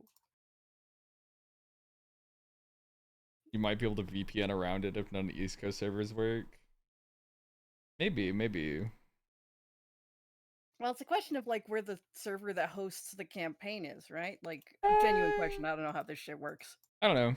I mean, I'm I fine. don't know if Roll20 knows how it works. I'm not gonna refresh, but I'm gonna open it and look another like tab. Oh, yep. Yeah.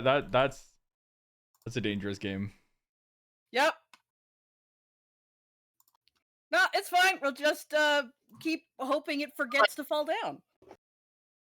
Hi, Jay. Hi. Hello. Hey. So bad news. Roll20 is just down. Yeah, it's just down for everybody, right? Yeah, but we obviously, if we don't refresh, we're still here.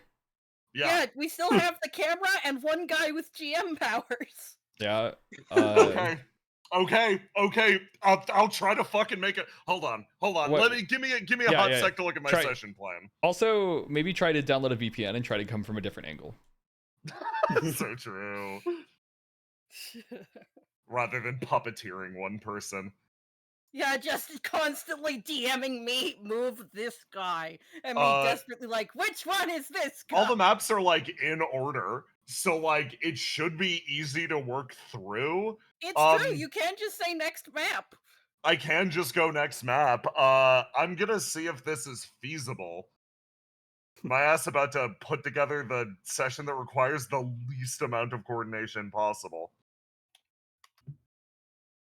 Audio drama ass session. Oh my god. Yeah! We're gonna make people use their imagination! I'll also be These streaming. people need some downtime. Yeah. And also I'll be streaming my POV to you so you can actually see the shit. I'm back. Bless. Oh, you're so smart. You're so smart. I was just Is wondering Jake if I still should do dead? that. Yeah, Oh, yeah. Roll20 servers are Roll20 down. is just Don't done, yeah. refresh. Don't refresh. Okay. If you're connected, you'll stay connected. Who all's dead then? I think Jay. it's just me. Okay. Yeah, it's no inside big or deal. It's outside? just the guy whose game it is. Do you want me to go on to GM mode? No, because that'll require you to So reconnect. refresh. Yeah, Right, it right, might need you to Yeah, reload. don't touch it. Don't touch it. You gotta stay locked in. Oh, let me think about how the Drop fuck that mouse. I'm gonna think about how the fuck I'm gonna pull this off. Okay. Yeah, just take a minute. Hi, chat. Remember, there's a kissability poll in the Discord. Yeah, I think you should check out the kissability poll in the Discord. A bunch of you did get in there and vote to change things. Good job. The needle of fate indeed has moved. I need more votes. I'm not gonna say for who, but chat, look me dead in the eyes and read my mind. I'm getting everyone except Satyr. Whoa. We need Whoa. we need to untip the scales. I just think this will finally be the time where a man is You in don't the have top to worry 10. about a man winning. I'm not winning. Yeah. There's no way a man's Yeah, gonna it's win. not winning. And you're picking Satyr? Well, he's my favorite. I love him. Which one, Roma? Which one? All of him. I would also be Oh, happy with shit. Jean.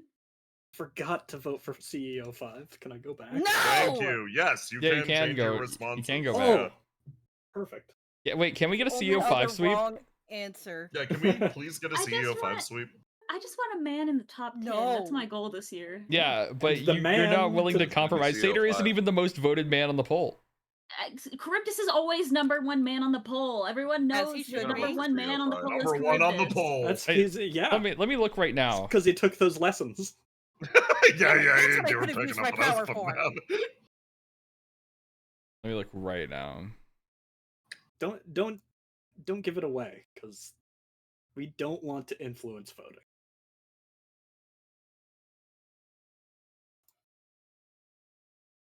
Okay. Okay. So I think the hard part of this is going to be like music and like revealing stuff from the GM layer is going to Yeah! So, Jay, here's what we can do. Okay. be yeah. For Yeah. music, literally, you can just link the YouTube in chat. I will loop it. Everything will be Oh, fine. Yeah. You're so smart. The GM layer stuff is going to be so robotic. Is going to be the problem where I'm like, Mask, reveal the GM layered character on that map. Listen, this is how this is the show. We run. This is how we're running. The Everyone Okay. has to be show. very patient. Yeah. Okay. I also have another I- solution. Yeah. What if we simply, this entire session, No. just use one map? I'd said no. We're That- fucked on that that- front. yeah. Okay. Welcome to Just the use the final DRB. episode. So So just go ahead and say we might end up needing to extend this into 3 sessions, depending on how this No. goes. so Mask, Hello. we will try this. Yeah. I need you to screen share for me. Yes. And no one look. And nobody, you're allowed to look. It doesn't fucking matter that much. Yeah, you're gonna. Oh see, my like, god, there's a ghosts. secret Sable Prince on that map. Oh god. Yeah, I'm pretty sure it's all just ghosts at this point. Yeah, it's all just fucking ghosts. I'm going to do my best to GM via Mask, and if it sucks ass, nobody can say shit. Yeah. I'm putting down my idle video game for this. I want you all to know. Okay. Okay, gamers, lock in. I'm gonna get some water. I'm gonna use the bathroom. Yeah. And I'm then we're gonna try this. gonna use the restroom real quick. I already went to the bathroom. Yeah, so, but someone has the man stream while you're pissing, okay? Okay, I'll man stream while you go to the bathroom. I'm still here, you know. Okay, guys, since I'm the one manning stream and Aloha's gone, Jackson, are you here? Yep. Go to the bathroom. Fuck you. Go to the bathroom. No. Roma, I'm still. You're not. You can't do your Satyr propaganda while I'm here. Wait, you're not on my I just side? voted for CEO 5. I think Satyr has many aspects of existence. You don't like him? Not like you. I like him, but I don't know about if I'd put him above Charybdis on making out-o-meter. Well, okay, hell whoa. no. I'm not saying he has to be above Curtis. I want any man, except for maybe CO5, but any man in Yeah, the CO5 top CO5 CO5 10. the only wrong. It's Yeah, fine. Charybdis. If it's fine if Yes! it's Charybdis, it's fine if it's Charybdis. I Okay, just yeah. also want Satyr to get votes because I love him and he's my favorite. Well, that's the beautiful thing about voting. We all get to vote once. Guys, I don't like that in the chat. They're saying, what if we make it so that only Roma has voted for Satyr? I don't like that. That's That would be pretty funny, unnecessary. chat. Yeah, you are bringing this on yourself. I know. Yeah, you did it. Nobody would have known who you I'm voted back. for if you didn't put on the sticker. I voted for a lot of people. I'm not gonna lie.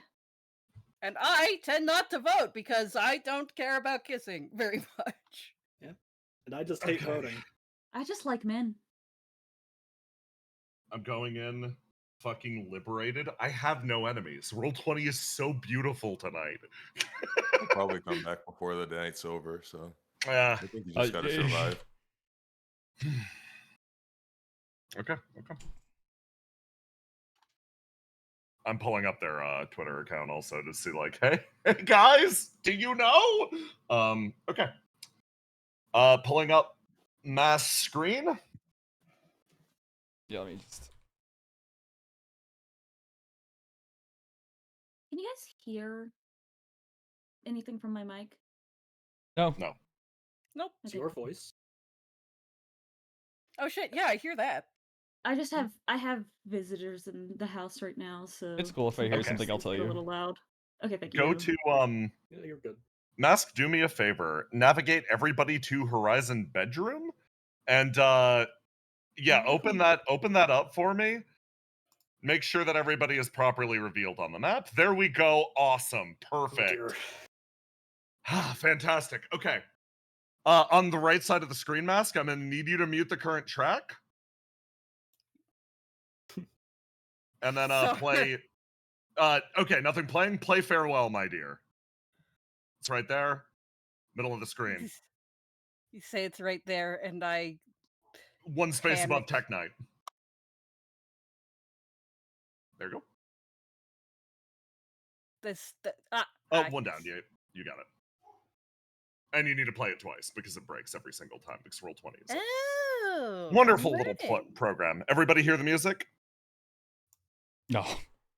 No. Music Nope. is not playing. No. It's fine. It's fine. It's I it's can't refresh. it's fine. Jay, I tell can't risk it. me mood. Hold I on, mean, I'm I gonna- can link you the song. Give me Yeah, I something got it. old school hip hop. Yeah, I'm gonna send you the thing. Because Baker sent me their collection of all the music used in it, and they have it organized by mood. So literally, if you just tell me mood, I can click a my song, and then we're good. Fucking Holy god! shit. I'll pass you this. Aloha. This is gonna be glacial. Sorry, gamers. Here you go. We're back to stick Right. puppets and We sure shadows. fucking are. Yeah, just like right the click that, olden loop days. it. Okay, wonderful. Okay. Bright lights ignite in front of this creature's eyes. She appraises the air and the area around her, finally recognizing where she is proper. Her body is reconstituted from almost nothingness. Putting itself back together, the little bits of shadow now stick, united by a luminous glow. Good morning, Horizon says with a smile. She stares straight ahead at this being as she looks back, those radiant golden eyes clicking for a second. Where am I? Oh, do you not remember? I'm gonna need you to think about it. Not with your head. Think about it with your entire body. Remember what you are. I'm Mike. Horizon pauses. It's funny. This being no longer has listen, an ability to connect on some deeper emotional level with anyone around her. Yet she can still feel this being's emotions transmitted to her one-to-one. Are you? That's a decision that you need to make for yourself. In reality, you're an emulation recreated by a program that had a large amount of data related to you. You're a creation of flame, mixed with other material that was able to manifest and wander around Skypoint for a short period of time. Am I not Mike? Once again, this is a decision that you need to make for yourself. She offers the lightest smile possible. Confusion setting in for a moment. What do you mean What am I? You're a demon. You're a being that now occupies the space known as the Golden City, recreated from a fragment of a flame. And you will always have a place here. Can I go back to the burning world? Horizon's eyes slowly pinch shut. I made the man who brought you here promise me something. That if you arrived, he would never see you again. That's because you have a critical decision in front of you. You need to decide who or what you are. I want to be Mike. Her expression flicks for a moment of pain crossing it. And it's a decision that you need to make, free of the pressures of the people around you. You can be Mike if you want to be Mike. But also think about how you were brought into this world and what it means. Consider what you actually want to be, because you have a rare opportunity to decide who or what you actually are. There's a moment of resignation, recognition. As that sensation sort of spreads through her body, she realizes something. All those bright days at Opia, if they were laid out in front of her, she would chase them just the same. Blindly throwing herself back into it, she feels a twinge pass through her body. Do I need to give up on being her? Horizon's expression shifts, oddly happy for a moment. Absolutely not. Again, this is your decision. And so long as you're making this decision, you'll have all the time in the world. So, take a little bit, get to know your sisters, and then tell me who you actually are. That same sensation spreads through her body again. It's almost like a thorn in the side of her brain. This person is connected to her. Her emotions are red clear as day, while she can tell hers, Mike's, this demon's, are locked away behind multiple layers of obfuscation. She can read Horizon clear as day, but Horizon is letting her exist almost as a black box. She has a weird resonance with this. Offering oneself up in complete totality, for this alien being, yes, it's not shocking that she calls herself Mother. Mike lets the panics sort of escape her body for a moment. They're okay? They're okay. They're okay, okay.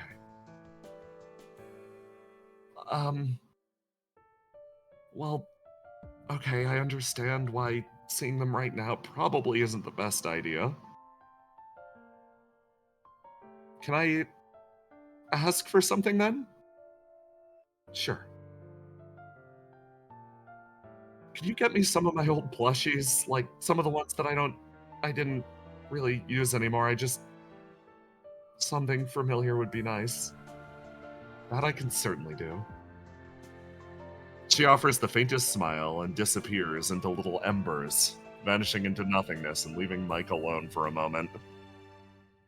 In the silence of this room, everything settles in, and she meditates on the nature of her own existence. Okay, cut the music, next scene. Mask! I need you to bring me over to Undercity.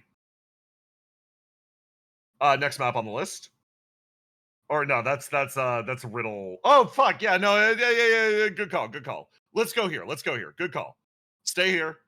Go upper right corner of the map, kinda. You're gonna see a bunch of characters. Yeah, you see the basal blob? Yeah, right fucking there. I'm going to need you to puppeteer Fio into the scene. Please walk her to the north. Thank you very much. She is to the south, currently. Thank you, my friend. Aloha. Is this music? No. Aloha, if you could grab a tune from Baker's big list of songs, this would be any of the, like, Opia themes, like any cheerful, normal, tech. Give me an everyday theme.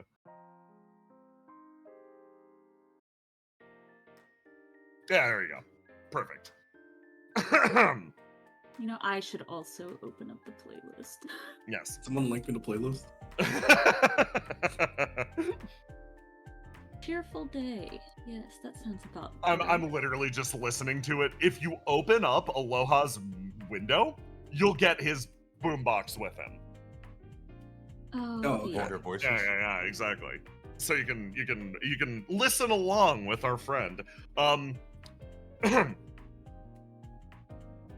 After traveling from the derelict up to Opia, Theo quickly makes her way down a side passage into the more administrative section of the hospital. She walks her way over to the back, where a few active patients are currently being tended to. Theo stops, waves, trouble. Oh, hi, Basil. Theo. Oh, Theo. She makes her way forwards with a big smile. She beams at everyone. I missed the meeting, didn't I? You did. Yeah, busy morning. I slept in. Oh, good for you. Yes, good for you. I don't know why that sounded so sarcastic. I was gonna say, why are you being mean to her? It's good to see my former enemy taking They're it a- easy. I'm really So fucking good at this up. social interactions. I'm so Yeah, sorry. you are really falling face wanna- first on this one, That's bud. fine. Do you want to take a time out? No, I'm fine. I'm fine. Everything's fine. I love the treatment that I'm getting here. You do love it. It's making you feel better. It is. I love feeling well. Why are you doing this? I'm trying to be genuine. I don't know why it sounds like this. He It's the try that counts. feverishly sort of like runs his hands through his hair, brushing it out of his eye. Genuinely, I'm doing better. I'm able to maintain balance for slightly longer. Repair to my flame is extensive and exhausting work, but I don't even have it half as bad as him. Gestures over to Isaac. Isaac shrugs.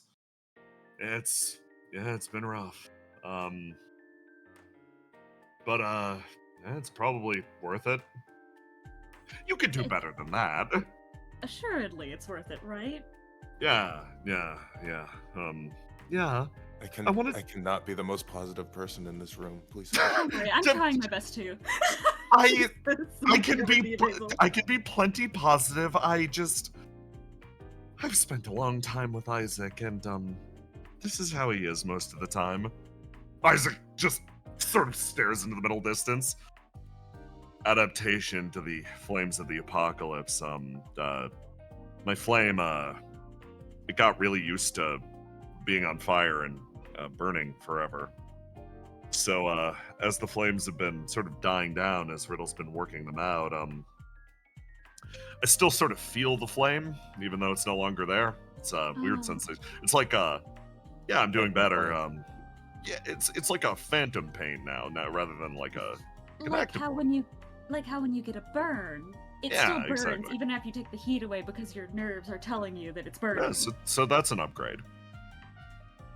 Okay. That's something to report to your doctor. I guess that would be me in this room. Yes, I will write that on your file for you. Yeah, well, that's good. I wonder if we have some kind of like flame painkiller. I guess it would be. Well, did we? You could call it create flame special- killers. Flame killers. I was thinking the same thing. Do we have burn reducers for 6 page? Let me look if we made those for you yet. She's like scrolling through his file on the hollow pad. He sort of like looks across over to Theo. It's a testament for the stuff that you could have gone through. After all, you were sort of built to be a backup for the Queen of Flames. So, like, if anybody could channel a similar amount of flame, if anybody would understand how it feels, I guess it'd be you. He maintains eye contact with her. Yeah, thankfully it didn't come to that, though, so that's good. We're all supposed to be a lot of things. Hmm. Yeah. Yeah, that's So is it your a good point. Is it your body that's burning, or is it your flame that's burning? Can you differentiate between those two? I think it's my insides. Yeah, it's like... So, based on my understanding, when the old world completely went up with flames, or I guess when any world completely becomes engulfed in flames, I contained a large amount of the functional nuclear blast inside of myself, and yeah, those are the flames of the apocalypse, and yeah, I don't think you recover from those burns too easily. Yeah, it's like radiation poisoning. But Basil's right. We were all supposed to be a lot of things. I was an office worker, and all that stuff happened by complete coincidence. So he shrugs. Yeah. Speaking of which, you hear from the big guy? Theo blinks. Venter? Yeah. No, I chased him down to his bar a little while ago, and then he just disappeared. Did you Dare I see say I'm missing his soup? Yeah. Did you see him when he was in the city, Theo? Yep. You did. Did he approach you? Nope. Okay. I found him. I went out of my way and I found him. When you've found him so far, how has that gone? How has that gone? Have you, like, managed to talk to him at all? No. Does he run away? He runs away, doesn't he? He runs away from you, doesn't he? We've only encountered each other during deeply busy moments, Trouble, Okay. where he has every excuse to simply vanish on the spot. Noticing that she's kind of tense about this, Basil's just Yeah. gonna like grab her by the arm and be like, "Listen, as somebody who also has a plethora of daddy issues, if I don't- there's any time that you want to talk about it, a shoulder to cry on, and not in front of weird, socially awkward men, Hey! you know where to go." I resent the Didn't say weird who. part. I didn't say who. Okay. Big dog's collar. Okay, I'm just saying. Okay. Would it be out of line for me to offer advice? Let's do it away from the weird and socially awkward men. Hey. Yeah. As long as you don't specify, you can say whatever you want. Mask, drag the girls away. Send them to the hallway. Transport them down the hallway. You know what? Maybe I like GMing like this. Mask Maybe I'm will gonna be do too. this from now on. Yeah. No, it's one of the Basil girls. evaporated. Oh yeah, that happens. Yeah, that happens. Okay, when you there meet you go. somebody. I got her. I have Yeah, control that of happens Basil, every so- fucking day to me. It's hell. Thank you. Yes. Okay, so I know Vinter, right? Pretty decently. We've known each other for a Aloha, while. change the music to something perhaps a little more serious. Like emotional. Or like tech. I don't know. Just something a little less fuck around.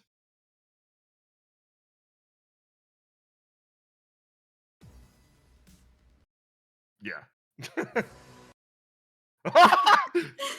I love that we're going through an unsorted through a sorted playlist based on very different vibes. I'm fucking trying, okay? You're doing great, Wait, man. They're gonna solve a mystery. This is too tense. I'm gonna fucking, I don't know. Here. I'll They're pass gonna you on. catch the killer. I'll pass Yeah, you we on. gotta catch the blackened or whatever they call it, Darrow. There we go. This Dude. works. Yes, that's perfect. Yeah, that's There we go. perfect. Dude, shit was so insane when I fucking played Hack Danganronpa like years ago, and then I'm like, oh yeah, we gotta get the murderer, and then years later they're like, oh yes, you've got to find the blackened, and I'm like, what the fuck did you say? That's insane. What? Anyway, yeah, scene. I've known Vinter for a while now, and You're fine. sorry. Carry on. Sorry, I'm adjusting the volume, okay? Just to fucking carry Carry on. Do your scene. Do your scene. Okay.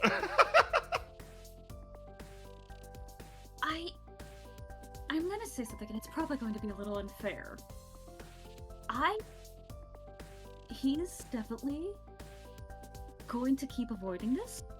I think, unfortunately, you are going to have to hunt him down if you want to talk to him. And I don't mean necessarily like keep running into no, you're literally going to have to go hunt him down, and I will help you if you need me to. You see Fio's fucking Basil, you're watching her and you see her lips purse up at that. Because I'm gonna be honest. I've noticed that the Court of Death tends to attract very specific types of people. Myself as one of them. He's definitely too scared to approach and is going to keep using the current situation as an excuse.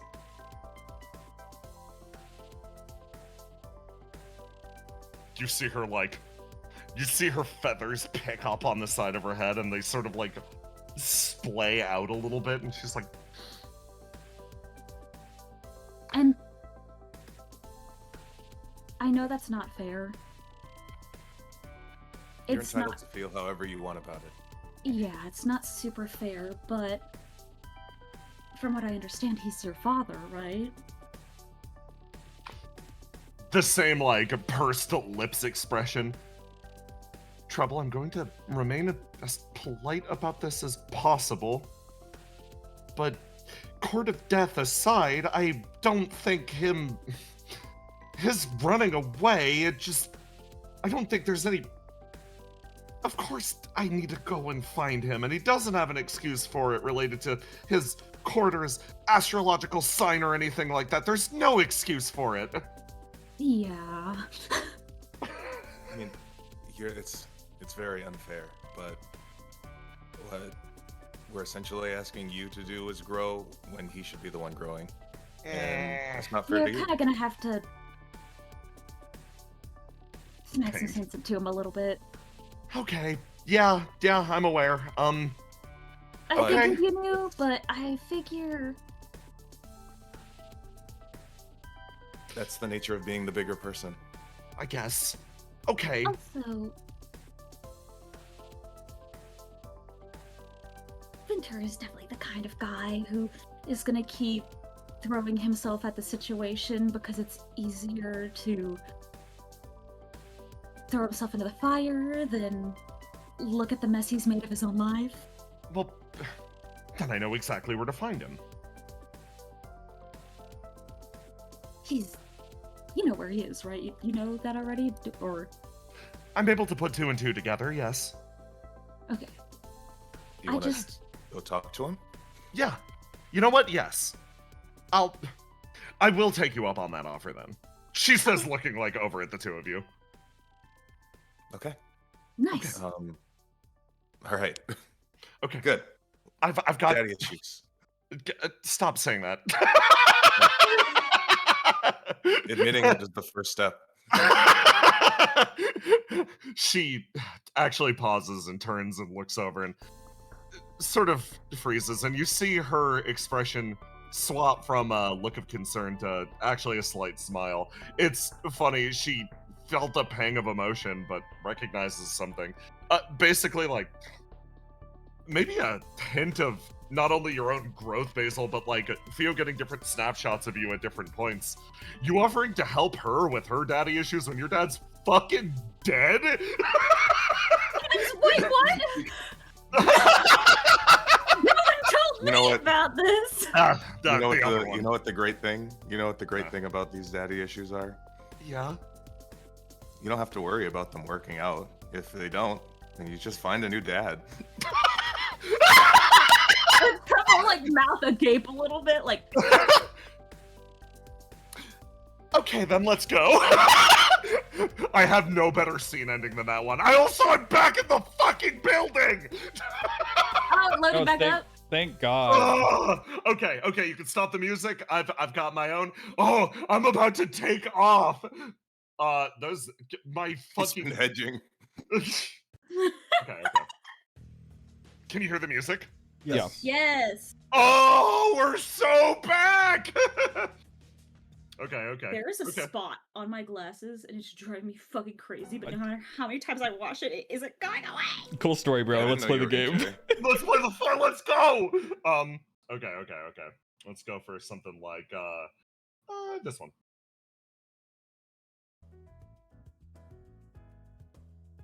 Good job being a puppet, Mask. Yeah, you did great. Roughly 10 a.m. in the morning. Time ticks forwards. And the absolutely early morning crowd is getting their well-deserved lunch break. Seegazer runs her delivery over. Walking up to an apartment building, she sees over, hey! Joker stands up, moves forward, collects his order. Hey, it's, okay, cool. I figured I might as well meet you out here. Hey, everything going well at Opia? All that Opia stuff going good? Yeah. Still wearing the Geist coat. Hey, it's like my thing. Still fighting for Geist? Nah. He sort of shakes his head. Willow gave me a new sense of purpose, but it's not like I can really rock up and get the Willow patch over the big Geist patch. I think we sell those at the gift shop. Fucking really? Okay, yeah, I'll stop by Opia HQ. I don't know if she'd necessarily like that, though, but, like, yeah, just enjoy your egg and cheese. Yeah, okay, can do. You enjoy, whatever you're doing. He walks back inside and slowly climbs up the stairs as Seagazer looks back and forth, double checks her orders, and then walks a little deeper into the district. Nearby area. Riddle walks in through the door, flips the closed sign to open, sighs, stretches. Hey, Uno. Uno makes his way over, offers her a smile as she makes her way over, sets her bag down, sits, and, like, sort of sets her shit up.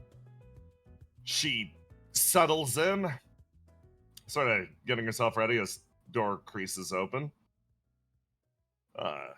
Hey there, Riddle. Working here again today. Yep, whenever I can.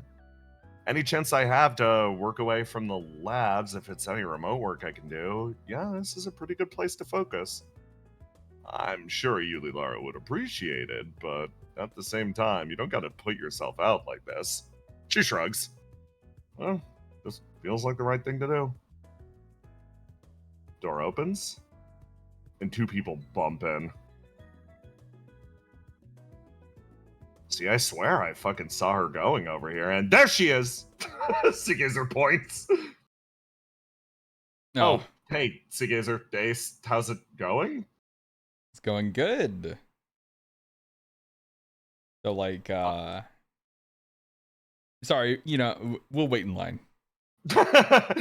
Oh, no, I was dropping her off I didn't mean to take the job of the delivery girl. My bad. Marco takes this sort of a step backwards. Hey. He makes his way over and clasps you hard on the shoulder, Ace. Thanks for taking care of Jazz. He's a good boy. I know he got wrapped up with some pretty tough shit. The fact that he's still alive out the other side, thanks for looking after him. You're supposed to pretend like you don't know much, old man. I figure at this point, might as well tip my hand just a little bit more. My business is already... He sort of like waves his hand. I'm thinking about moving somewhere else. So, what do I have to lose? Yeah. Good luck finding some place that isn't a shithole. He, like, claps you on the shoulder again. I was thinking about maybe moving up to Sky Point. I hear that maybe a few people that I've helped in the past might have gained some sort of notoriety up there. I could be a real Nepo hire. Yeah, I'll give a good review. She sort of, like, waves off to you. Riddle, like, looks over, back to him, back to you. Wow, What? You meant that, huh? It was very nonchalant, but, Yeah, he's been in the Undercity for a long time. So he's been always been curious about what exactly is up with him, but I didn't really pry that much. Didn't have him pegged for one of Sable or Jass's guys. Maybe he isn't. Maybe he just gives a shit.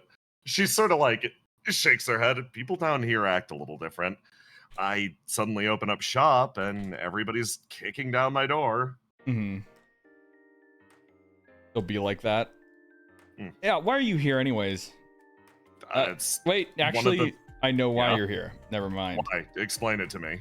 You're covering for Ulilara? Yulilara, yeah, while Yeah. she's literally receiving intensive recovery from me ripping her flame apart, yeah. You know, we have people like, other than you that can work small jobs. Yeah, I know. Like It Sea just Gazer? feels- Yeah, what? It's just, I don't know, I wanted to do it. She, like, leans forward. This is gonna sound crazy. Maybe you two will get it. You ever feel like sometimes, even when you're saying the right thing or like you're doing the right thing, you're like reading from a script, like they're not even your thoughts or your lines. It's like somebody else just dictated them to you, like that big strategy meeting, that war, all that stuff. It's just, I can tell it's the right thing to do, and like, but No, it's Riddle. That's the correct thing to do. The right thing is completely different. no. She like rests her boot up on the desk and sort of like leans backward in her chair very dangerously as her head kind of like lulls backwards for a second. When Argos asked me earlier whether or not I was ready to kill destruction, excuse me, what? Riddle puts up a hand. Don't worry, I didn't sign off on wanting to assassinate her. It felt like she was in the right to definitely ask that, but at the same time, what came to my mind was a no, absolutely not. Furthest thing from it, actually. I don't know. It just feels like there's a gap or a distortion between what I want to be doing and what I need to be doing, and they feel similar. They feel so similar. Mm-hmm. But like the smiling doctor, me, and the political, I don't know, fucking chess piece me. I don't know how you dealt with being an actor. I think it would have driven me crazy. I feel fake as hell.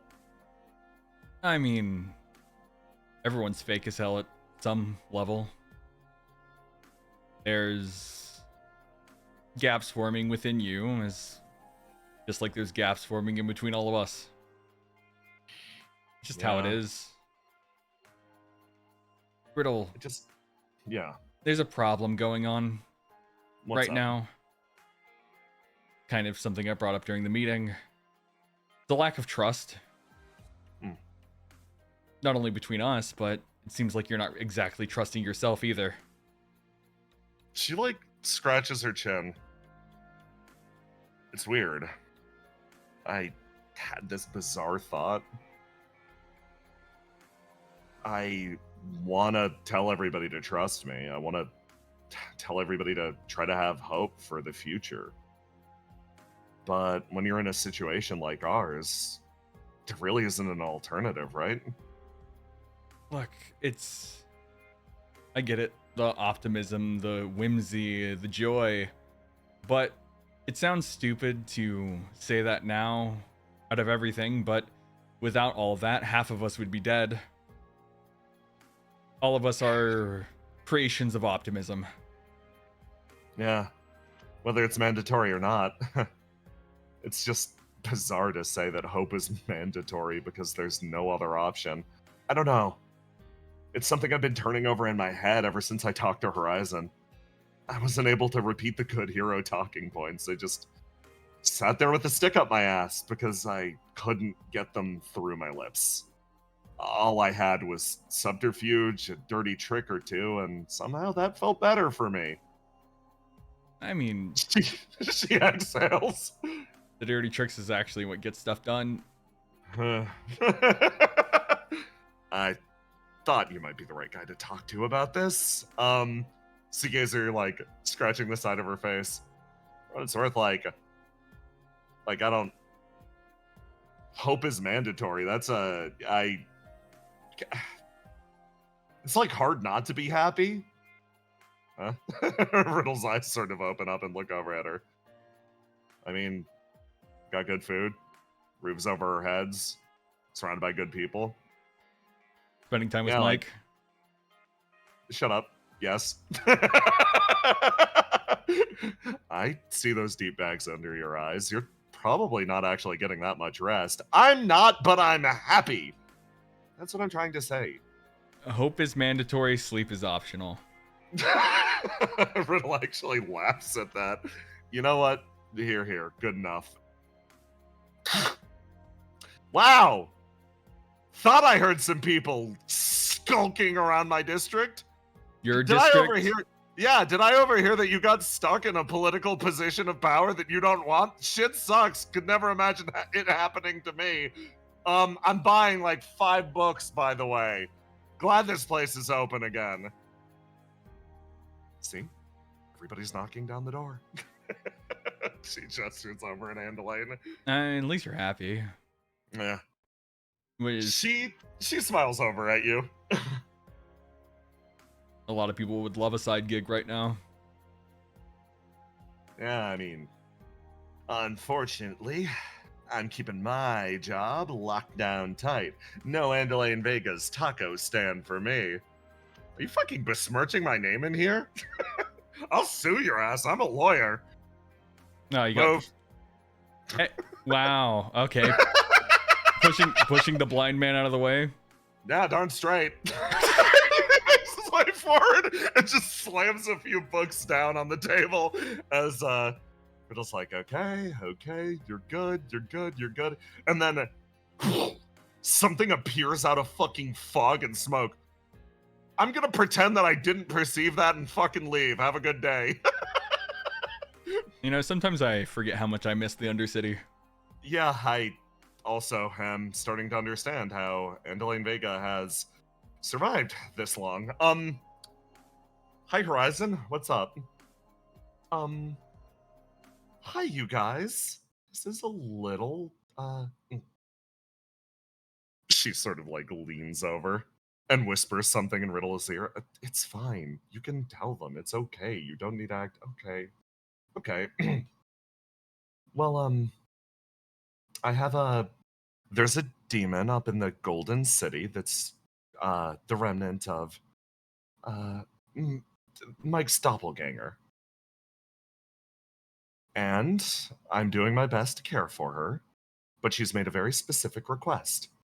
She wants some of her old plushies. Oh, yeah, we can do that. Yeah, thank you, Horizon. Is she doing okay? Yeah, she's doing as well as she can. I tried to put her life state into consideration. A little bit of perspective. Obviously, she didn't take it tremendously well at first. But I think being softballing it to her will only cause complications down the line. I understand a little bit more about Flame Touched and their unique perspectives, so I'm hoping that she will view her existence for what it is. Oh, what's that? Not one of horror, but of possibility. Riddle sort of nods and packs up her bag. Okay, Ace, guess we're turning around. We? Yeah, come on, we're walking back to the Opia building. Oh, God. I just walked all the way down here. Yeah, you were chasing me down. What's up? She gives her looks over her shoulder. Ace just grabs both their horns and drags them out of the building. You start to make your way forward, says. You walk your way through the city. You guys think if I, like, knock your horns together, it'll make, like, a world-ending spark or something? Maybe, probably. Please don't do that. They're sensitive. Yours are sensitive? They connect to, like, that thing's connected to my skull. That's where my brain is. So there won't be an issue. Hey! Riddle continues to get dragged. Seriously, what's up? It's rare for you to go out of your way to seek me out. I caught all those times you were staring at me when Oscar was talking. Me? Yeah. Look, You kept going out to the Astral Sea and, I don't know, trying to make eye contact. Oh, God. Sea Gazer, Yeah. have you thought about the future? Riddle actually stares over at Seagazer. Yeah, serious conversation. I didn't want to have it, but you're bringing it out of me. I do think about the future pretty regularly. And we both see the same kind, right? Yeah. The one where World 12's covered with Astral Sea. Mm-hmm. How does that make you feel? She thinks. Used to paralyze me, but these days, I like to believe that the future can be changed. We've done it enough times. Getting this early warning sign, it's not something I want to see pass. But if it does come to pass, I don't want to look back and say I wasted my time or regretted every moment that led to that future. I want to live a life I'm proud of. Then I'm going to say something to you that you're going to absolutely hate. What's up? If you want to live a life you're proud of, start thinking about the Astral Sea a little bit more. She sort of like turns over. Yeah, I think I know where he's coming from. If Turn it over in your head. all the previous worlds, for the most part, are covered in Astral Sea, and this world might get covered with it eventually too. I'm sorry to say it, but you might be the only person who can actually save these worlds. Riddle looks over at her and nods. Seagazer looks down. You said I was gonna hate that. I mostly say that because I would hate it if someone said that to me. I'm condemning you to be a hero. I spent my entire life trying to think of even one good use for these abilities of mine. You just hand me one? She actually lets out a little laugh. She claps you on the shoulder. Hey, better than being stuck as a villain, right? Yeah. Look, you can act like a little overwhelmed, a little more burdened, a little bit more sad. Nah. Alright, whatever floats your boat. Sorry. It's gonna be a lot of work. A lot more work than your little delivery job. Oh, right, yeah, no, now I gotta actually... She looks over at Riddle. Is this how you live? Yeah, pretty much. Sucks. Okay. And that So I also gotta start means not slacking on your abilities. I mean, you got lucky so far. Everything's come a little bit too naturally to you. Your ESP, everything about you. But have you ever trained a day in your life other than for delivery work? Also, to be honest, we do our best to not put you out on the front most of the time. You're sort of relegated to B team because swinging that sword clearly doesn't make you happy. This is the first time hearing about this. Like, Seagazer. Yeah. What do you want? I'm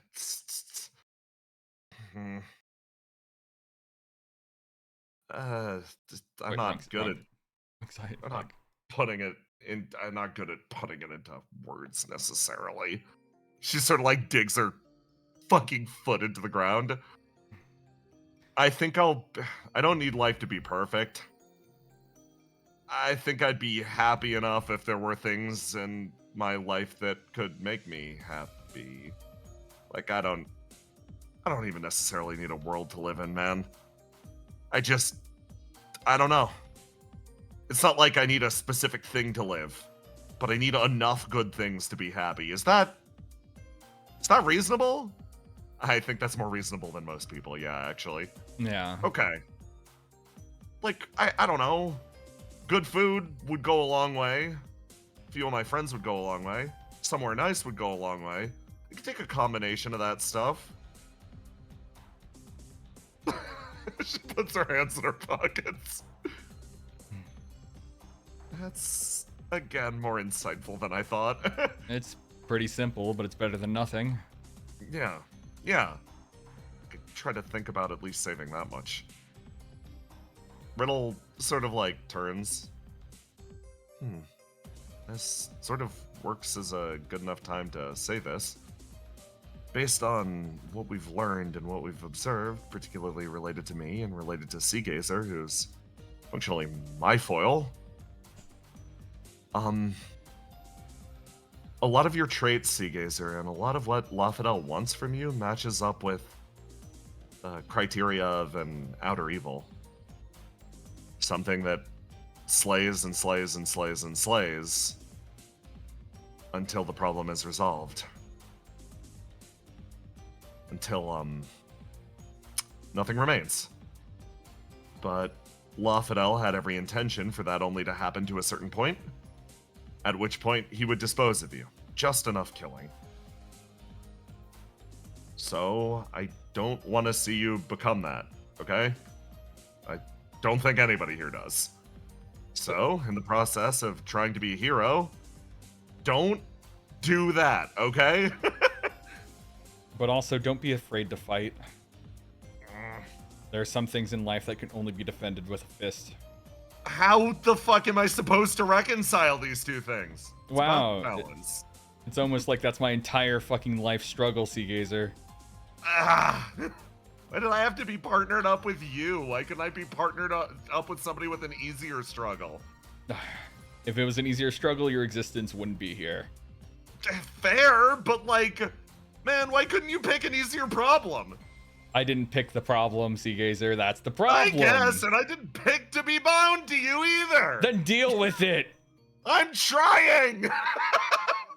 The two walk ahead as Riddle looks at the pair, and her face just splits into a big smile. And then she quietly keeps pace, bringing up the rear. 10 a.m.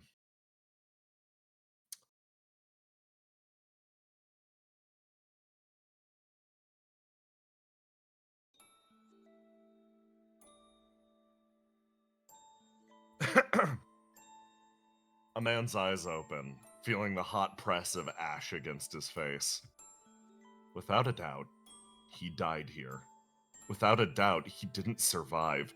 Without a doubt, he should be spread all over the pavement like his friends and family. His eyes open and close. They blink. Why this memory? Why now? Is it because of him? That other anomaly at Opia? They shut, pulled tight, as he feels the steps of somebody walking towards him. His eyes snap open in his old apartment as he looks around. Glad I still have the keys to this place. Oh, okay. Might as well start the day.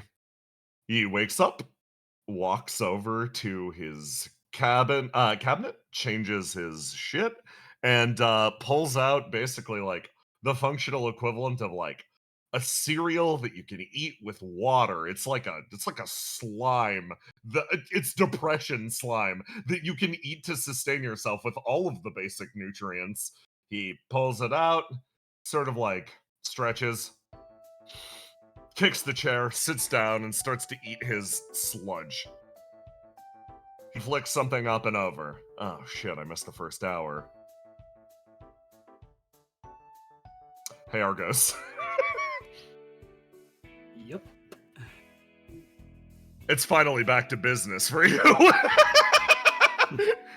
Exhausted out of your mind, you've been streaming for like an hour and a half at this point. I want to ask the most important question. What are you doing for the chat and why? He is giving the best stream he can of just like a classic game, classic streamer game. Oh yeah. It's almost nondescript in how standard it is as a stream. Oh, Brian Foley's climbing over it. Yeah. Yeah. yeah. There's Okay. lots of like stuff to comment on. It's low stakes, but you can get riled up. Okay. How is he handling it? Is it like? So I'm just gonna ask the question, and you can roll a dice for your mental focus if you want to ask yourself. I want to know how my man has been adapting to the last few weeks, and now getting back into normal life. Well, if Roll20 ever lets the roll go through. No, under no circumstances. Okay. Yeah, it's just not going. Yeah, I'll toss a d20. 6. You can do it, sure. Yeah, of course. I'm allowed. I traveled through the Valley of Death to get here. He has, on one hand, this is healing for him. Yeah. On the other hand, he's pretty exhausted and has a lot of other stuff on his mind. He could not handle anything except this super basic, like, kind of thing that you fall into. And it's, of course, bringing into contrast what he's regularly doing as opposed to enjoying a nice, fun stream. Enjoying your nice slop game. Your eyes Exactly. unfocus as you sort of fall into it. And with a 6, even with your combined bonus, I don't think you blow the stream or anything. I think what happens is you work through and you disassociate for a minute or two. Your mouth runs, you interchain chat, and then you come to a conclusion. You finish the game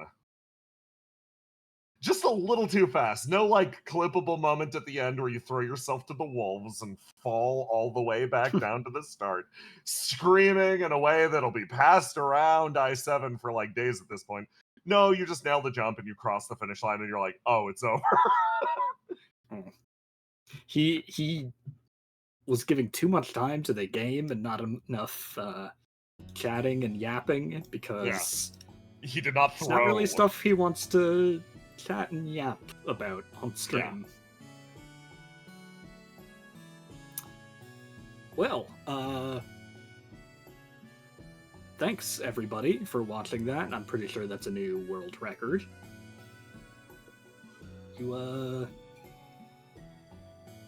I think we're gonna call it here. Important stuff to take care of. Short stream, I know, but I probably won't put out a schedule, but keep an eye on my socials. Thanks for coming, everybody. Thanks for everybody who donated, and catch you next time, Argonauts. You click the stream off. And you no longer see. You close the program. You double check Task Manager to make sure you're absolutely sure you're not still streaming.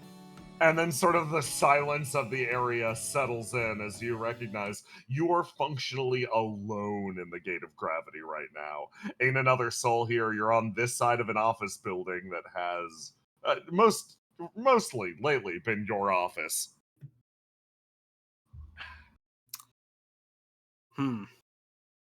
That's not super fun for him. He spent some time messing with FlowBS, so he can have stuff ready shut for. The fuck up! You did the Benjamin Button's magical joke.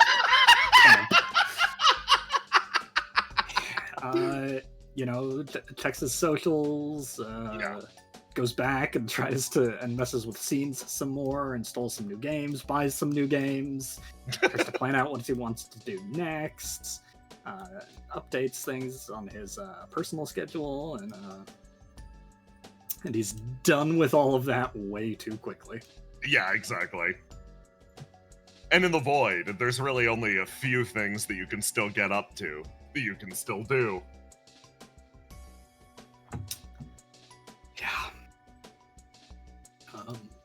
time for some pacing back and forth. You climb your way up. You start to pace, and then you finally get a blip from Cass, like, done in 15, be right over. Awesome. Cool. Great. 15 minutes.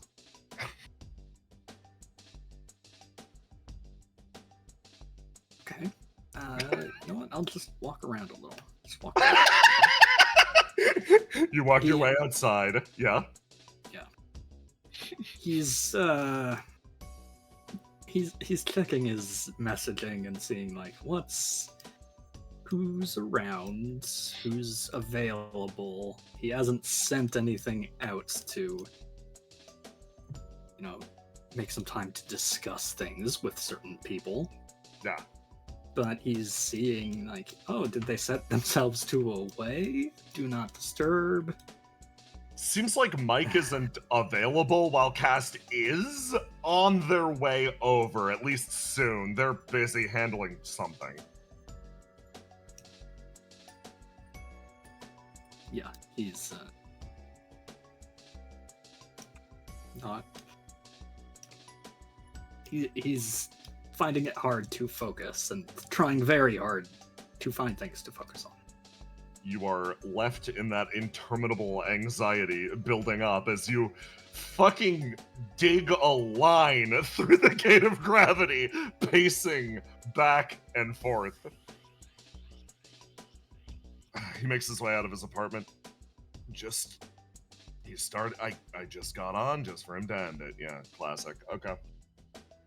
He looks through the snow-covered city, reaches up for a hat that he no longer has, tries to pull it down, and then walks to his lunch destination of choice. Door opens at a pretty early 10:30. This visionary walks in. Hey, Cal. Hey! Your order's up. Thank you. I normally would have it delivered, but I don't want people seeing where I live. Sounds like things are going well. They're going... He exhales. You could tell, huh? No, I think only happy people say I don't want people seeing where I live. That has nothing to do with any part of my depression or anything and the like. I don't want Circuit finding me. You picked a very, very strange place to come then. Yeah. I don't want her finding me there, okay? Yes. The fear of judgment. Yeah. He scratches his cheek. Hey, Callan, same question. Looking for a little bit of advice. Let's say somebody, rich relative, dies out of nowhere, but like you hated their ass, like they were evil, like they were like genuinely really fucking evil, but for some reason they left you $1 billion. You said weird question, but like that's What would you do? that's literally happening to some people, right? Yeah, like, yeah. Gestures Regularly. upwards. I get that. No, I mean specifically with Geist exploding. Yeah. No, a lot of billionaires dropping right now. That is not what's happening, but I thought like what would you do if you suddenly had way more power than you were ever used to? Damn. Disseminate it. Oh, fuck, really? Yeah. I mean, you're asking me here. No, I genuinely just want your advice. Like, I've been coming here for lunch for like, how I eat half the food. That's, You're half the reason we have a lunch menu. Yeah. I just, disseminated, huh? Well, the way I figure it is like, even if I got handed that amount of money, like, yeah, there's definitely some shit I would love to address right away, like, if there's people who needed something that would just be like, bam, The hole in the floor also, maybe. He waves that off as though it's not important. Visionary laughs. But like, nah, man, I'm not somebody who wants to have that much, and I mean, you've heard me go off a little bit before about how like that much power, that much money probably should never just be in one guy's hands, Yeah, like just one guy's hands, generally. Yep. Don't get me wrong. I think there's people out there who would, if you gave them like $1 billion, they would Like use it do- well, maybe. Yeah, I don't know. but like, I want to believe that, but Nah, but like systemically, I'm saying. yeah.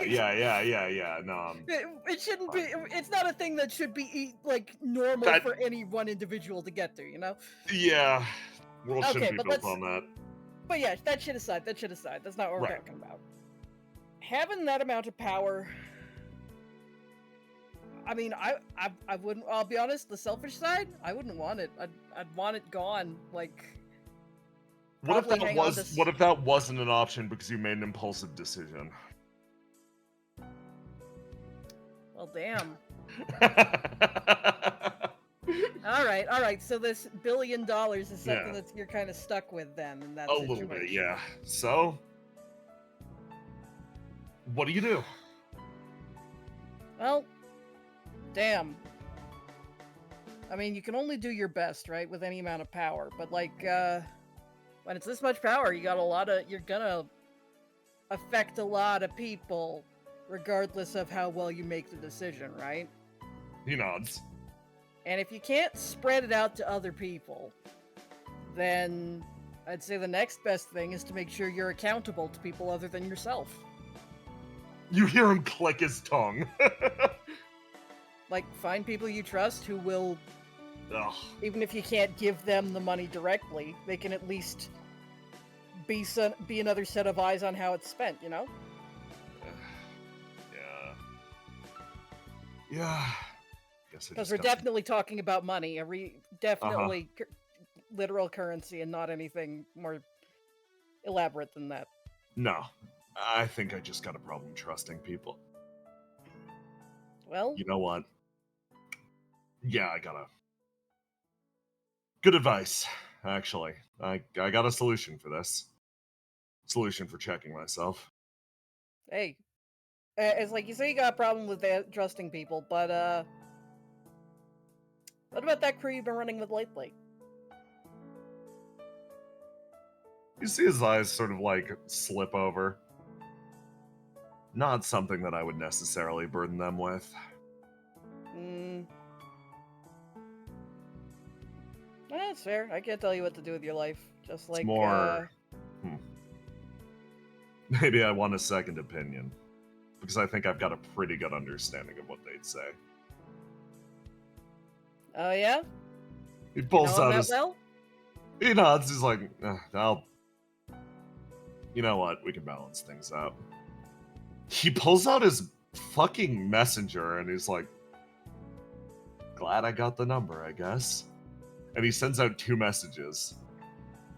One connects up to Whisper, the expected one.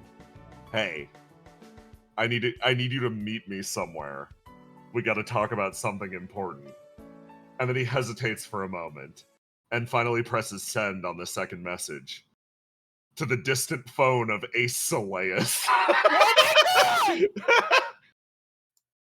He finishes his meal, stands up. Hey, Thanks, Cal. Yeah. I'm glad you stopped in. Don't get me wrong, the delivery girl likes having work, but it's nice to see your face. Depending on how this goes, I might be dropping by a little more often or never again. So, hey, if this was my Well, last meal, thanks for being the best. I'll be optimistic for the former then. He waves. And just walks off. You can tell he didn't really mean that. Yeah, if he did, I've got his ass. Cal, you watch him sort of exit the building. A strange sensation of confidence billowing from the man. Some people can't help but survive. Damn, man! To say that about him! Yeah! As the door slings shut. Mechanopia. Basil, Theo hasn't called you back yet. You're waiting on her call to go get Vinter's ass. And you've just been busying yourself moving boxes. The bad part, you've kind of gotten caught in a discussion. Oh. Hey, so we're on a 15-minute timer now. I've gotta go soon. Argos has been going through some shit. We're going to talk about it, so we can't spend all day here. Guy, like, I get that. I understand. Very cool to rub in the fact that you have a loving partner or whatever. Thank you. I'm not jealous. He takes a step forward. It's good that you're happy about it. Yeah. I'm just saying, we have a lot of things to juggle now that half of Geist that's remaining is becoming optimistic again. Because they're becoming optimistic about my VR program. Yeah, I'm aware. I'm aware you threw me under the bus. Guy, they say, reaching forward and clasping his mask. I was panicking. They're fucking, on some level, Geist guys are tech CEOs. They love emergent technology shit. The faker, the better. Your VR program sounds fake as hell. You accidentally stumbled upon some shit that we can actually do, Guy. And now I have people breathing down my neck 24/7. I am balancing the needs of a workforce that can barely sleep. And I have CEOs that I've never heard of showing up and going, why don't we build cyber arcs to send people to an artificial dreamland to fire them into space like satellites, which I'm pretty sure is how Basil, it would work, but that's how Horizon happens, right?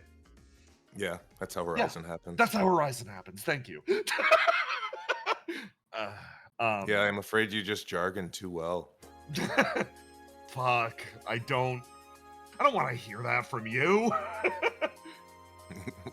You actually, we're all good at something. Hey, you actually spent time as one of the, like, working the boardroom. You saying that means it's true. That's fucked. It is true. I would never lie. He sort of like lets out a sigh. He pulls his hood back up a little closer as if that'll conceal him a little bit more. I don't like being zealous CEO 5 son. At least right now. I don't want to be that person. I want to spend as little time as that guy as possible. And I want to be this guy. The guy I am right now. Yeah. But you're not the type of person who can live with yourself if you aren't that person, because you need to be right now, right? I saw an opportunity where that guy could actually change something, make something better for once, which is a rarity. Because at the end of the day, you could always just go away. But you couldn't live with yourself if you did that, right? At least right now, no. So I think the best thing, I think this applies to a lot of people. She looks at Cass. Mm-hmm. I think the best thing you can do is stop blaming the situation and take responsibility for being a good person. You mean take responsibility for being a con artist in the right place at the right time? He flashes you a smile. No, you are the one putting yourself in this uncomfortable situation for you for the sake of other people. And that's good. That makes you a great person. Yeah? If you were a worse person, you would just go move boxes. You would, in silence, in the dark. Okay. It'd be so much easier. The first part sounded actually kind of nice. The second part, is that what you've been up to? No, Basil's been helping me with your mess. Yeah. Sorry, I'm blaming the situation also. It's not just your mess. It's our mess. This is all of our mess. I can't say I ever predicted a future that Geist's dissolution would be in our hands and not like lists. It's still mostly in lists, let's be honest. She's literally out there like doing, it's not even guerrilla warfare anymore. It's just open warfare. Okay. Yeah, but even just like Sagittarius, List doesn't do it by herself. Yeah. Man, That guy actually showed up and helped me out the other. He's so fucking cool. He's so awesome. You know he's a master esper? Yeah, no, I heard. I'm hoping I can live up to that someday. You think like the glasses will look good on top of the mask? You in this mask. He laughs. He's like, I like the wig. I like the mask. When my hair regrows, I'm gonna try to get it like this. That wouldn't make me look too much like Sable, right? The long flowing golden locks. No. Okay, good. Cass like, okay, good. At the very least, for now, for the foreseeable future, we're handling things, I guess. Yeah. He sort of like looks over at you, Basil. You're handling things, dude. I could have sworn you would have dropped the guy's stuff and fucking ran. Yeah, I guess I'm a better person than I give myself credit for. He takes his hood off and points and laughs. Yeah, looks like it. It's kind of hard though. I'm like really tired, but Yeah. there's stuff that I got to do. I got a wedding to plan. I've got to try and keep this stuff afloat. So Sort of I'm not blaming the situation. I'm blaming myself for being good. He gestures with his head. Based on what I've heard through the grapevine, seems like most of Geist blames you too. Not like in a bad way, I guess. It's kind of good. You know the main reason that... Fuck, okay. Cass, like, sort of waves like, go on. I'm rooting for you. Thumbs up. She waves her off. No. You know the main reason why shit started to actually fall apart? If you look at Geist's plan, like, from the top level, I actually think they had some shit figured out. Some stuff that I think even Opia probably isn't really ready to tangle with. I mean, that's the thing, right? They Yeah. figured out a lot of things. They just directed that energy and To you. me. To you, literally. Like, so if the world's gonna end, right?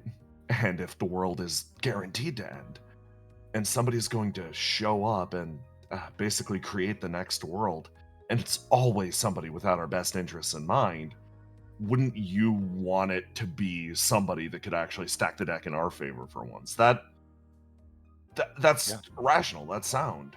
I never said that it wasn't sound logic. It's just, I guess where they lose it is how they tried to design me. That's it, right? Because, like, who could be that person to make that decision? You know what everybody decided? And again, this is reasonable. Nobody, not a single person alive, is capable of actually making that decision. Guys, this mega corporation that fucking relies on ego decided that none of them were good enough to make that call. That the person capable of making that decision had to be created. And that's where you come in. Yeah. It's honestly kind of admirable when you think about it. Yeah. Problem is,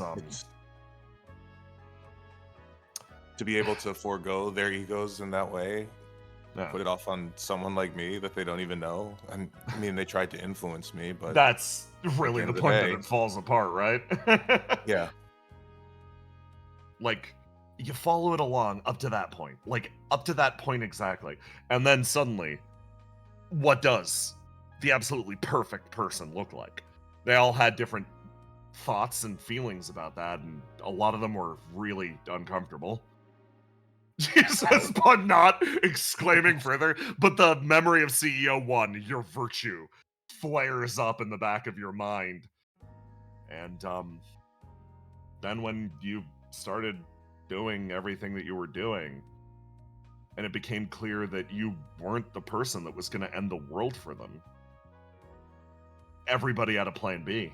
Every department had a plan B, and they were comparatively half-baked. They had a lot of ideas that went into you that were just left over, and then it was just fucking panic and chaos. And everybody trying to sort of get back on track with the plan that clearly had already left the station. It was, for some of them, Unfortunately, too much work and effort had been put into a plan that wasn't going to work the way that they wanted.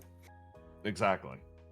And now I'm hawking VR because people out here think that somehow the death and rebirth of this world can be facilitated via virtual reality. Because they're on plan D at this point and they're fucking desperate. Yeah, and you're meeting them where they are. Yeah, I hopefully not for long. Because I think before too long they're gonna realize that I'm a fraud.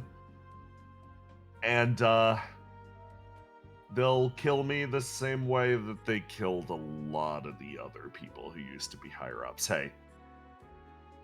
So what's your plan B then? What do you want? He leans against the wall. Heard you guys went to the Silt Islands and you actually managed to get things rolling over there. Yeah, I spent the summer growing things. It's good. That's something I learned came into good use. Hey, this is gonna sound messed up, especially after I said all of that stuff earlier about everybody putting all of their wishes on your shoulders, but I've seen the way that you operate and the way that you've changed. A little ridiculous to say, but you might be my plan B. In what way? I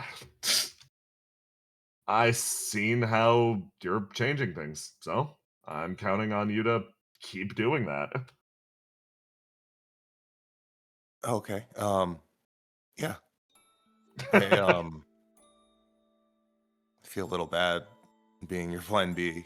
Nah, my plan A sucks. It's run away. So, I'm hoping plan B works out a little bit more. You managed to regreen the Silt Islands. Nothing that we've assumed about how the way the world works is gonna hold true anymore.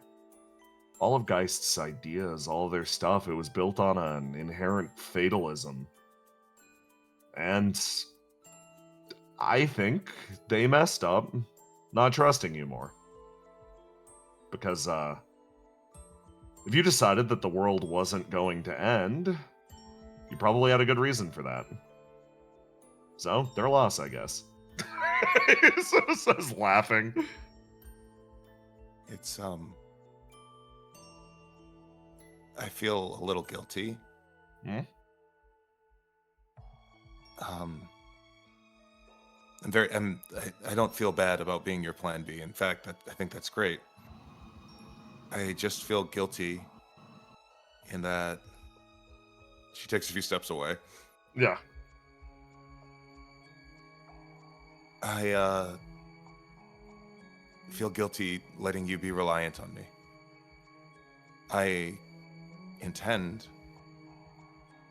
The way that I've grown is that I intend to make sure that there's something for people. I don't know how long I'm going to be there for it. So if your plan B needs me, I feel like I'm kind of ruining it for you. He listens to that, goes silent,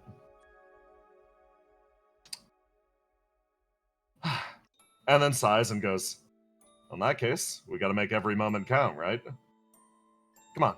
He grabs your hand and starts to walk. Yeah, that's what I've been trying to do. Didn't realize how tight the timer was. Okay, fuck moving boxes. Let's do something fun. I like moving boxes. Sorry. I do too, but I think we can find something better to do. You guys walk away into the body of Opia as you wait for a message from Theo about beating her dad to death.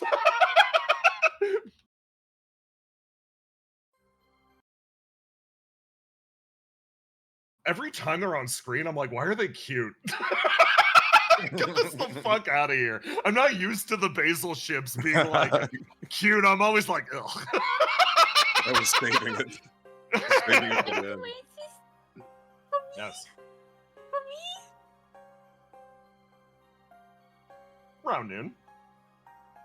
Like a dog wagging its tail. I get excited. Trouble, your quest has been finally met.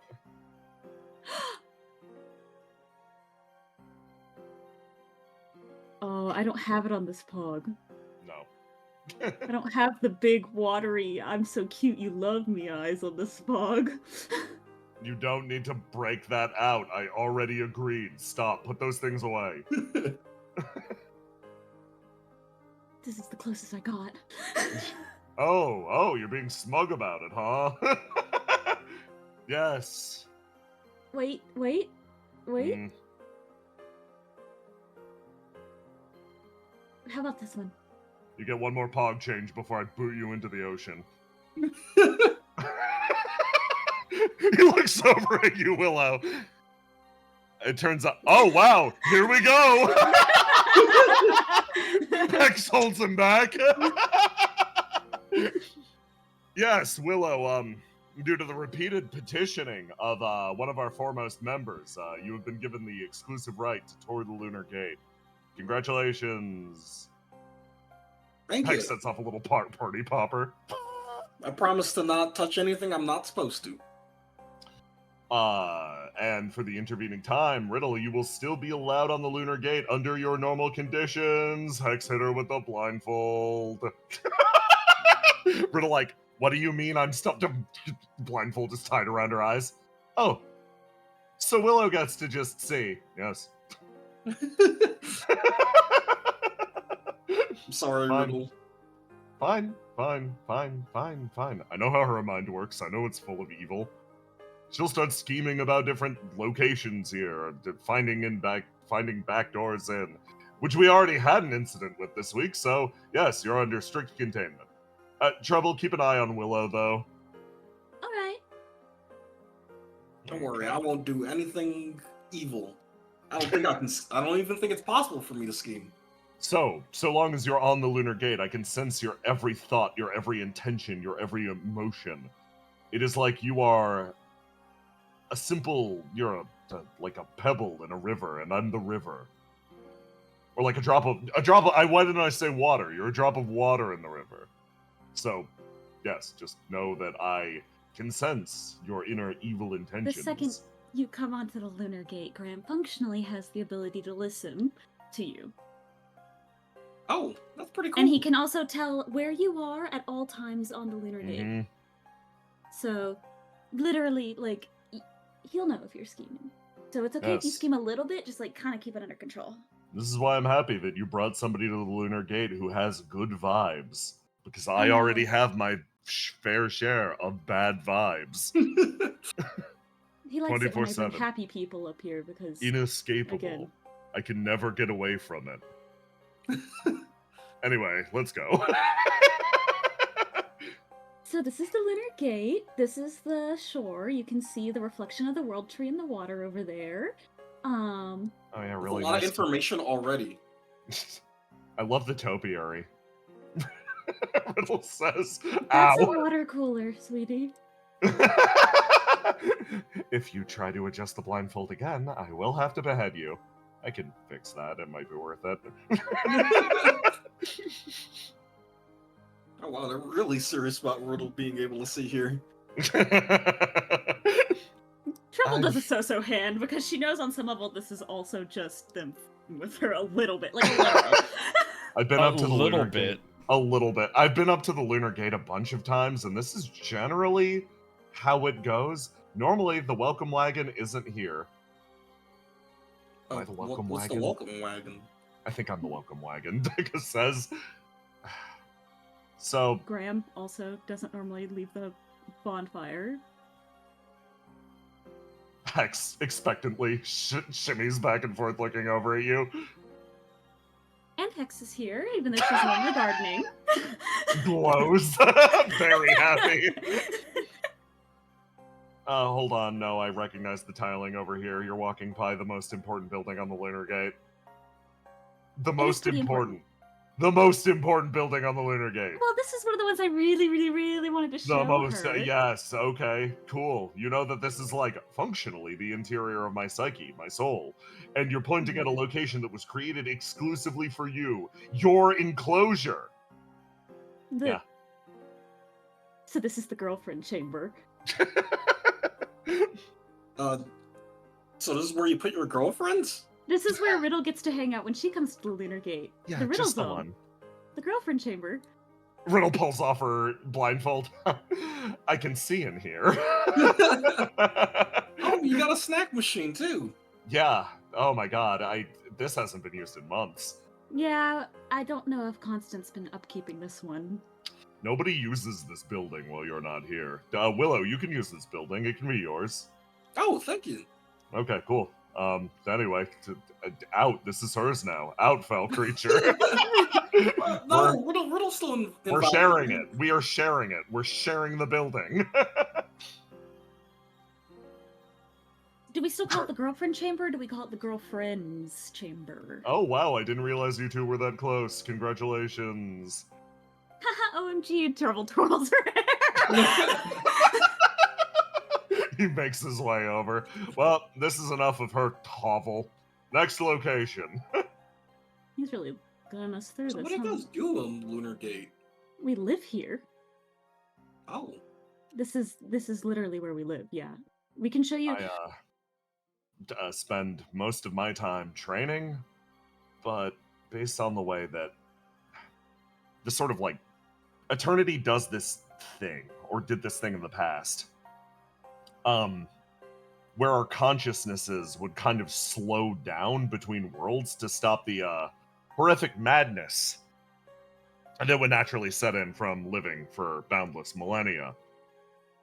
Yeah, and also we spend a lot of time asleep. Yeah, so training is, think about it like, if it's like a video game, normally you're in 30 XP, training just swinging your sword. While you're up here, you can swing your sword and you only get 0.00001 of an experience point. It's still worth doing, it's so slow.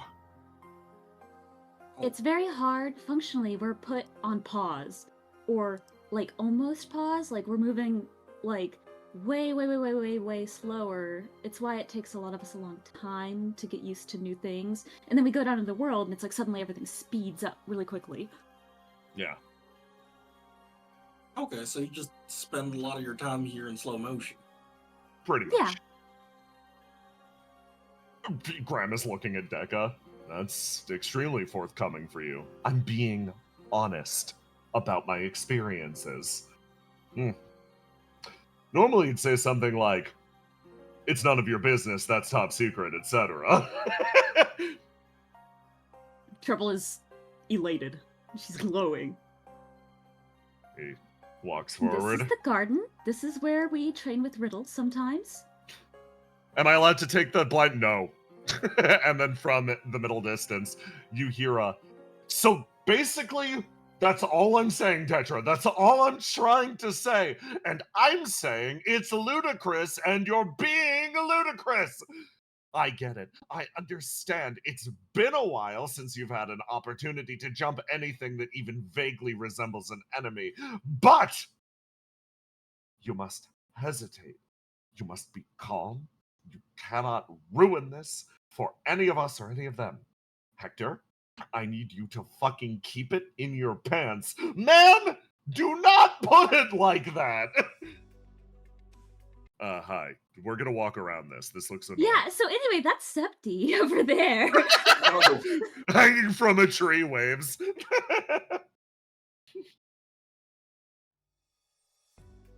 So yeah, this is where Riddle trains in the sword with Hex and Graham. Also, this is where I garden. This is Hex's garden. All of these flowers, Hex grew them. It took her a lot of really work. nice. Stuff doesn't grow here, really, naturally. The inside of Graham's soul is completely barren. Graham, you gotta get a better soul. Yeah. Hey.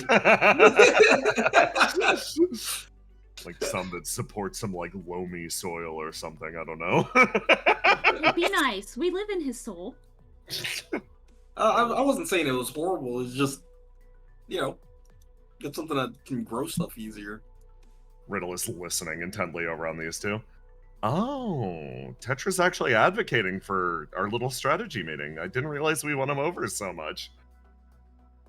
Treble smug smile. Okay, sure. You heard that with your large-ass ears. Why not? So I had a question. Yes. I know we've spoken a little bit, I guess, as an organization. What do you think of us now? Oh God. What do I think of you now? Well, hey, I want to know the reverse from you guys too. If he actually goes about answering that question, why don't you answer that question, Deca? Deca's kind of already answered that question through action. Yeah. No, that's a really good point. Thank you, Trouble. She finger guns him. Well, that's a shame. Looks like there's nobody available to answer this. Do you want me to tell you? Do you want me to tell you? She says. She gets a smug look on her face. Sure. No. I'll answer for him. No. Yes. He holds his hand up and he's like, "Fine, walk with me." Well,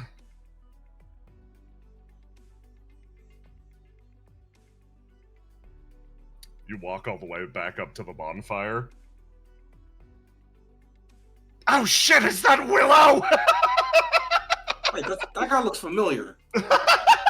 This is the bonfire. Ignore me! He yells from the background. Hey, can I hitch a ride off of this place when you guys leave? Are you gonna try and kill me again? No! Oh yeah, sure. I can't believe it's that simple for you. Little Well. wave from Armand. Hi, Willow. Hey, Armand. Wait. Also take him with you. Oh yeah, you are part of Excellences. I forget sometimes. No, Harmon is one of our guys now. No, Armand actually left About that. Excellences. Oh, nice. His body was stored here, so when he was ripped in half by the operator, he reset to this location, only to be revitalized by Sable Prince. By the way, Nodding. that man's a real freak of nature. Nodding. Yeah, he's kind of cool. Graham likes him. You would not know. You would not say that he's cool if you knew what he was thinking. What was he thinking? When he appeared on the Lunar Gate, he folds his arms. Something relatively simple. Oh, so that's the spot Willow chose.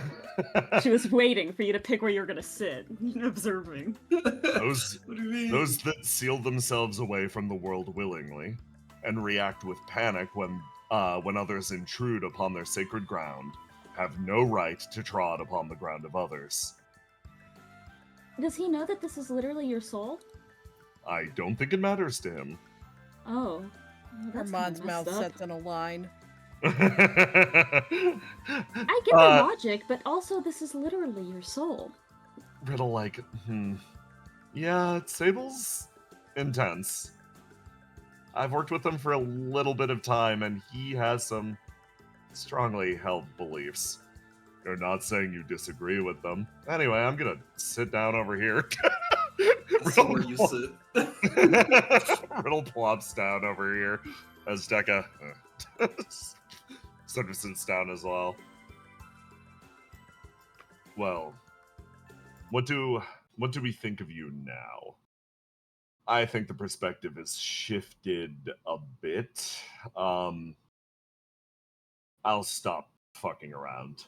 Most of Excellences is rather taken with the results of your actions. At their hearts, they are idealists, but beyond that, there is a certain pragmatic element that World 12 has accomplished things that are undeniable at this exact juncture. First and foremost, killing Eternity has changed my perspective on things. enabled me to act a little bit more freely, and for that you have my personal gratitude. Beyond that, though, he scratches his chin. I think there are a few people in World 12 that I can root for. Is that enough of an answer? He actually sort of laughs. You should say who. You should say who. I am a little curious. Well, you know how I was a gladiator in my world. And as a result, I had the experience of being the one who others cheered for. I think the experience broke my brain in a very specific way, and I can't help but also champion my own individuals who I see as going into the arena. As a result, I find it hard to root for a world where none of the people who are going in I find particularly likable. There is a reason why you specifically have been allowed on the Lunar Gate. You are well liked here. Trouble gets a little look on her face, and you realize she was going, tell her that you like her. Yeah, Tell you her got that in the you're most one of them." round. You got in the most roundabout way physically fucking possible. I guess I could tell you what I think of Excellences. He sort of stares at you, nods. Since it's only fair, since you said what you felt. I guess for me, I'm real fond of Excellences. I know your whole mission statement or whatever, but I've seen what your organization, or at least the people who were in or are in your organization, did. At least for World 12. You helped us out a lot. So, that I'm grateful for. I know you guys are kind of stuck at a crossroads between having a plan B and putting everything in our plans. He sort of like So, clasps his hands.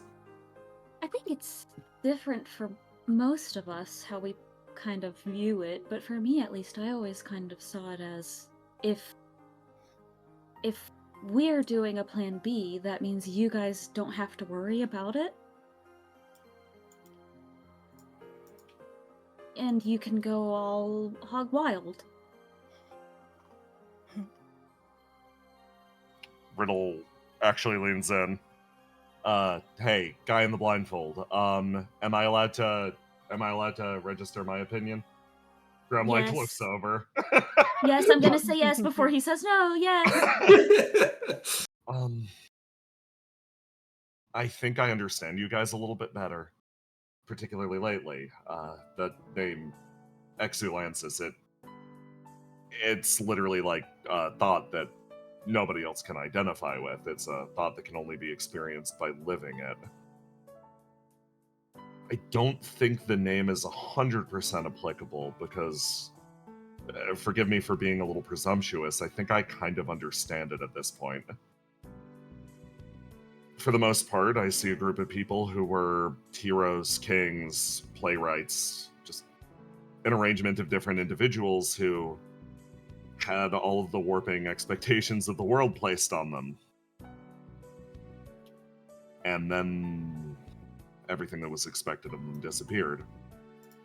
I see a group of people that are caught between responsibility to a past that no longer exists and a present that seems to always be escaping them. I see a group of people who are deeply hurt, and the only way that I can imagine them healing is if they learn how to live with or let go of a weight that I can't imagine giving up. And I can also recognize if my world burned tomorrow, I'd probably wind up the same. So, yeah, that's my read. Yeah, anyway, she's not allowed back. Don't say that now. You're just being some Did you guy. just banish her? It's fine. She's probably It's fine. okay. Armand just like, it's okay, he does this a lot. Could she come back, please? Please, please, please. When? Well, I wanted to show Willow the break room and the archive. Okay. Yeah, I'll pull her out of the river I threw her in.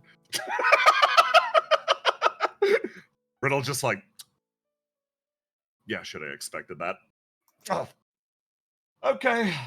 Well, at least and then back over here. She just reappears now damp. Hi, I lost the blindfold, you fucker. All right, fine. To the break room then. You can see everybody's favorite location. Can I come? Sure. Everybody piles in. And you walk over to the Excellence's break room. And enjoy a wide bevy of different beverages. Taking your sweet time under the constant care of Constant. And that is where we're gonna cut away for now. Everybody take a break, rest up. We're gonna keep on keeping on. Sorry, this is slower than I expected. For I reasons, wonder why. Can't imagine why. For reasons that could, you know. It's not like Trouble. anything technical happened. Trouble on her hands and knees, begging Graham, like, please let Willow onto the lunar gate. Please, please, please, please, please. Also, I thought that was maybe the funniest way to reveal that the lunar gate is literally made of Graham's soul. I did not think that's how we were going to reveal that. That's why Trouble's so overprotective of the lunar gate. That's literally Graham's soul. He's like, I'll kill you if you touch it. It's her guy. I feel like if Opio was made out of Riddle's soul, or Mike's soul. It's kind of made out of Cast's soul, isn't it? A little bit, but not, like, in a way that if you were to destroy it, Cast would die. Yeah. Or, like, have their psyche irreparably damaged, or anything like that. You can unplug Cast from Opio without harm. You can't really do that to Graham. Right. It's literally a soul. Literally. Literally.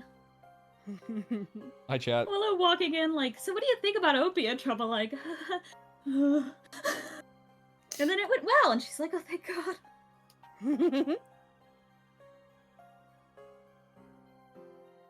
Because it is true. They are all just, they do like you guys. They're just stupid.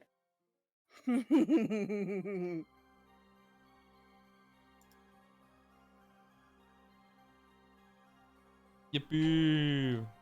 Yippee! I'm gonna drink some water. Gotta drink some water. Stay hydrated. Gotta hydrate. Okay, I'm back. Welcome back. Welcome back. Tiny.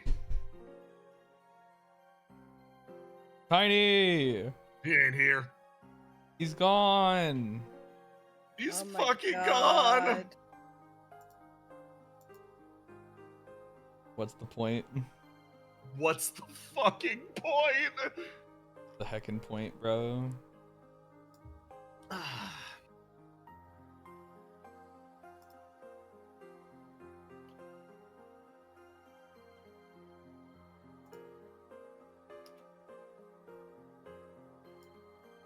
Someone asking in chat if Treble has told Excellence about the high tier information she got last session. Probably not yet, though I imagine the second she walked onto the Lunar Gate, Graham Graham became aware. So Yeah. Graham knows. I mean, honestly, And- Graham 'cause probably Treble's- already knew.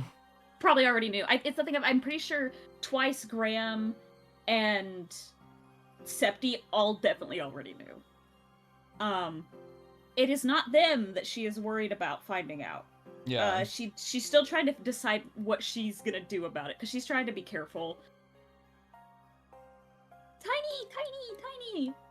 About Tiny. fucking time. Okay, Tiny, you gotta make an important decision. Yes. Traveling to go meet Visionary to talk to him about the Flame of Creation that he just got. And then traveling with Theo and Basil to go beat Vinter's ass. You've got a choice and you've got two whisks. Which is going where? Okay. I'm pretty sure Whisper is gonna go to Visionary, and Understandable. Willow is going to beat up Vint. Good, perfect, wonderful. I had a feeling that that's the direction that you'd go, but I could also see Willow being like, no, I'm a beat Visionary's ass. Okay, perfect. Too many asses to beat.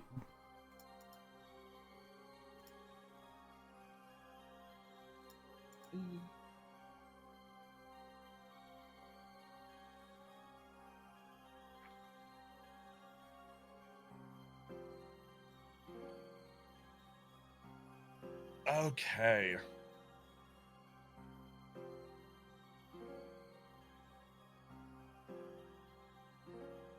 If everybody is good, I'm good.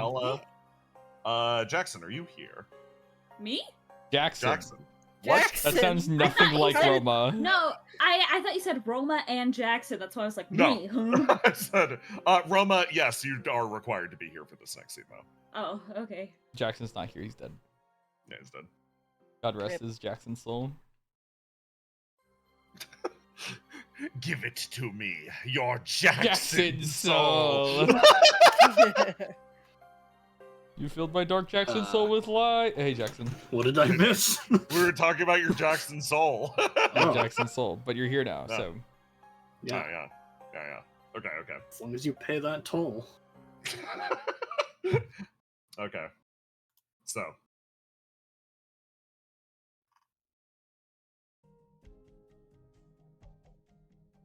In a very different location, in what would be around noon in the Burning World.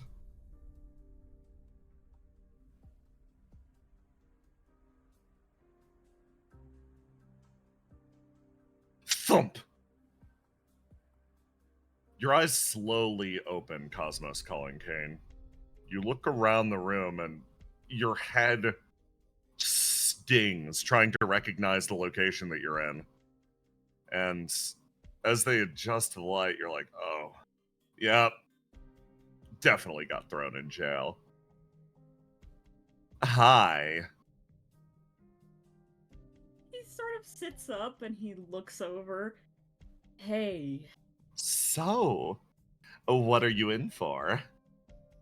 he sort of looks around, back and forth. Aren't you in the top 10? One of those goody two-shoes reflections. Last I checked, you were bound to Ruth Galatine, right? What? Yeah, Why are you in this prison? Deciding to spend some quality time with Grasp the Earth? his eyes shift back and forth, and he kind of thinks to himself, like, I don't know if I'm cut out for this, but I'll give it my best shot. And he sort of looks over and he goes, I tried to go to space. Oh, that's a cool reason to get thrown in jail. Unlike a certain someone. She sort of walks in. Hey, cruel joke. Hi, Spring. Also, I cannot move him, just so you know. Oh, of course, yeah. Hold on, controlled by all players. There you go. Spring sort of walks up, and then this one over next to her struts up almost immediately and extends a hand. Are you all right? Sorry, didn't- they tend to be a little rough with you when you get thrown in here. Yeah, I didn't think it would be kind of like that. He sort of takes the hand and tries to stand up.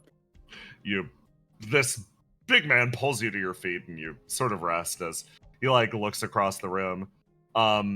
She makes her way forwards and's like, well, I guess welcome to prison. We're currently in the middle of something. Cruel joke. Yeah.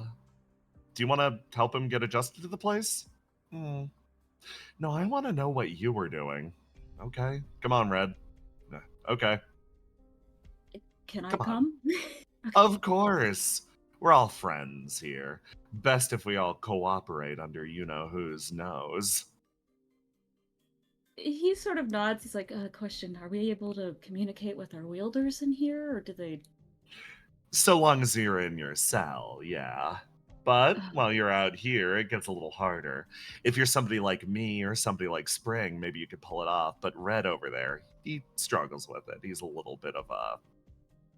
What's the word? Himbo. Yeah, that's it. Who's his wielder? If that's alright for me to ask. Doesn't have one right now. Oh. He nods. But Spring, well, she's hooked up to the #1 problem of World 12, and me? I found a wielder of my own, too. She pauses, the best, and then offers a wide smile that creases, wide enough to honestly disrupt the vague outline that you see here. Oh, come on. You walk down a long hallway as Spring leads the gang over. You make your way over to a cell. Okay, Red. Start swinging. He nods and starts hitting the outside of the cell really hard. Dunk, dunk, dunk, dunk, dunk. How's this going? Hello? He kind of covers his ears like, oh god. Hey, we know you're in there. It's fine. You can talk to us. You're safe. I know this is probably really scary for you. Okay, I'm starting to realize maybe us hitting so hard is maybe frightening them more. Cruel Joke is just smiling as from inside the cell, you sort of hear disruption like, sorry, I'm still trying to get a hang of language. It's strange. Is there a way out? No, sorry, you're stuck in there. We just wanted to make sure you were okay. We thought conversation rather than isolation could help. Okay. Yeah. I can feel you. Even through the door? Is that weird? No, it's not weird. The presence on the other side, you feel it sort of slouch down as you stare straight ahead. Well, welcome to, reality. Welcome to creation. From here on, we're your friends, support, whatever you need. Just let us know if you have any questions. After all, your existence has to be pretty confusing. I haven't seen destruction slap down a half-completed reflection like this. The one on the other side thinks to themselves, half-completed? What does that mean? It means your story is not over yet. So, why don't you think what you want to be? On the other side of the door, a figure slowly slides down. What I want to be. What do you remember from the outside? Maybe we could help fill in some gaps. We have some experience out there. Plus, we just got a new guy that's been in with Opia longer than the rest of us. Oh, you're getting volunteered for stuff already. Congratulations. He's observing. He's observing pretty closely, actually. If you need help, I can talk about Opia. Yeah, regale us. And we go elsewhere. Hey, Argos. A short time ago, you planted a bug on in an outbound flight. Or did? You tracked it for a short period of time, and then the signal went dark. This is a recreation of the information that you received from that.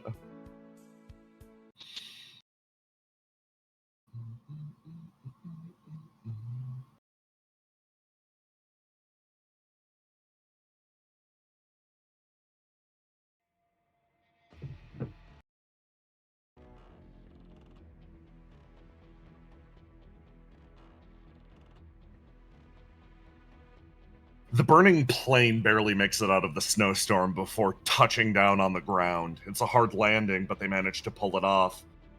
The members inside throw themselves out, desperately trying to get away from the core of the flight. It was burning before it ever touched the earth. She pulls herself freely from the structure, form partially rejuvenated. What happened? She was nearly dead a second ago. What's happening? They turn and they aim their weapons up at her. It's Jeremy. She. Oh, dear. Please. I didn't do anything. outside of what you all want. What do you mean? The body collapses, a new face being forged. She holds it up preciously to herself, and then the two shapes become one. There's a scream as all of them turn, unloading their weapons. This is just ridiculous. Wasn't this entire cult created from the sensation of joining with me? More than anything, this should be what you all want. Tendrils fly in all directions and connect to each of them. I'm sorry, I don't really have the room to be picky right now. My body's dying, so... Each of them is impacted, and each of them changes. Similar face refracted again and again. Touching together, they fuse with her body, becoming one, as this inky splotch carries its way into the abyss of night. The last time she was seen, 5 days ago.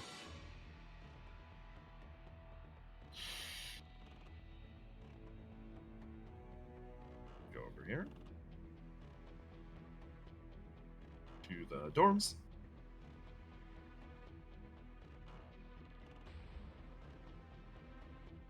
Argus, this is one of the many concerns roiling around in your head as you again review the footage. This is not necessarily new news to you, but it's clarity on exactly what happened in that situation. The Canton footage confirms what you already suspected. Yeah. He's been calling in favors and trying to get resources together to look at where he might have gone and be ready for any blips on the radar to track her down. You look, gone completely to ground, vanished, at least currently. So, I'm gonna have you roll to do twice. This is a very difficult roll. Let's see if your dice work. Well, doesn't look like it. Nope. Can I roll for you? Let me refresh. No. Which might be a mistake to do. Jackson's gone. He's dead.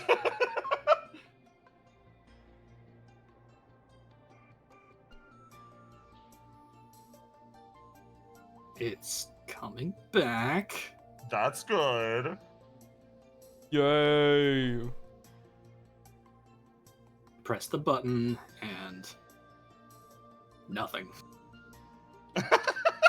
Can you roll for me? Yes. Roll 1d20 plus 1d6 plus what stat are you going to use? We're play pretending sentiment right now.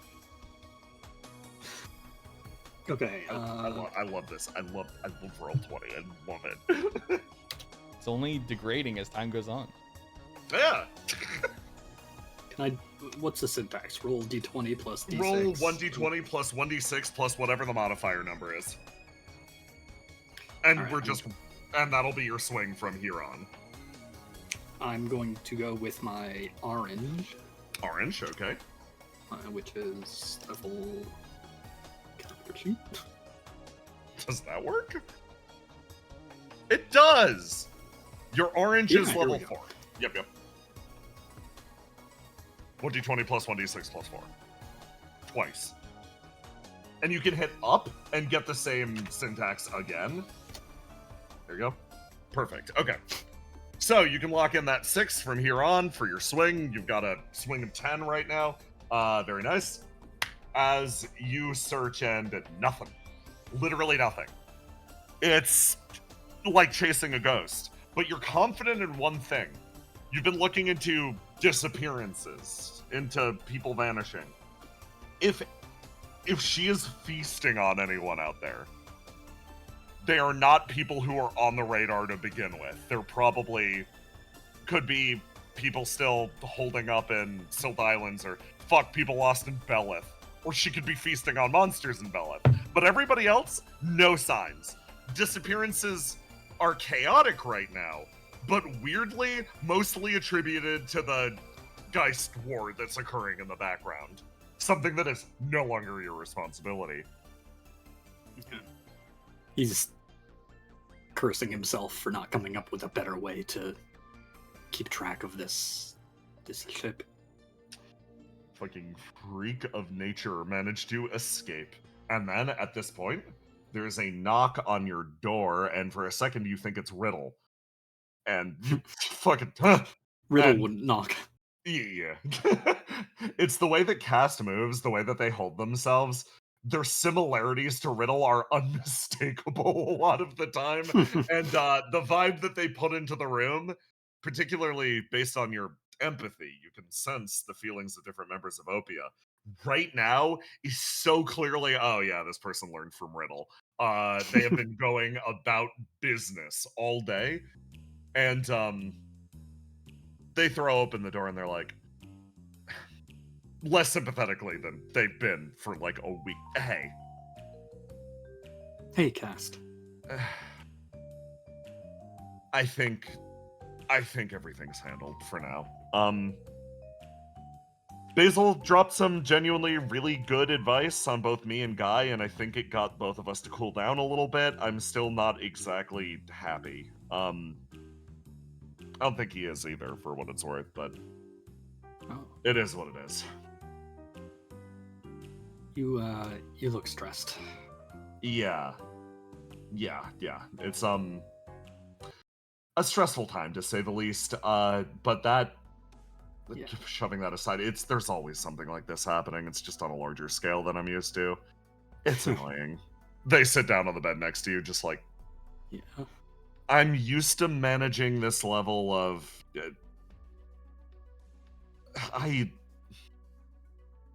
I helmed the ship through the Building 4 incident. This isn't as bad as that. But it's close. Yeah. It's another big thing after a big thing after a big thing. Well, the stuff that's big things for you is not always the stuff that's a big thing for me. It's usually in these quiet moments that most of my work happens. Like, it's cleaning up the aftermath. That's usually my job. And there's more aftermath than usual, to be frank. I'm sorry that we live such big aftermath. They lean back and they're like, so who are you apologizing for exactly? You said we, you apologizing for Opia as a whole, or like your squad specifically, or like you? Because if we're talking about you, the only thing that I've had to clean up after you was when you shot a meteor out of the sky and the entire Fuse City was temporarily blanketed in ash. That was kind of a nightmare, but it was functionally like Riddle actually worked overtime on that one, getting the street sweepers rebuilt, and they've been prepping for snow. It actually worked out later with the God of Frost. I am babbling about boring things. I'm sorry. It's okay. Honestly, it's nice to be able to sit here and listen to you talk. I can talk about more interesting things than logistics. It's just what's been on my mind for obvious reasons. Thankfully, there were only a few required uses of my ESP during the big event, and I managed to give everybody a very calming illusion near the end there, which helped, I think. I think it helped that I was out there on the front line that time. So, thank you for letting me come along. I think I helped. I think, right? Look over you for confirmation. You really not sure? No, not really. It was chaotic. Fought an evil wizard. That was cool. Yeah, that was really cool. If I could only pick one operation to ever go on, I'm glad it was that one. Well, you did help a lot. Yeah. And thanks for stepping up again. they sort of like, they sort of tent their shoulders a little bit. It's, comparatively speaking, not stepping up that much. I saw the hell that absolutely everybody else was put through. I barely have a scratch on me. I'm fine. I'm just annoyed that I'm doing logistical stuff, which, again, should be my joy.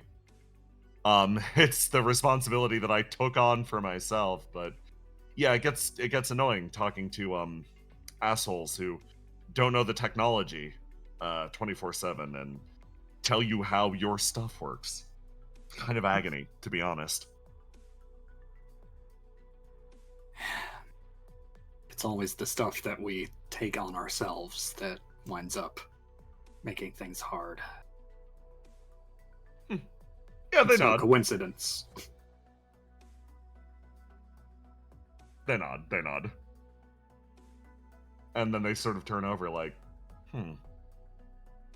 what's up with you? Like, that had to have come from somewhere. Well, I had a bad stream today, Oh. but that's sort of Okay. that's sort of part of something else.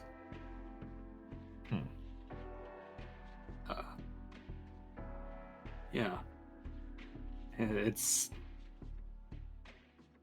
wearing away at me, and this is the first time that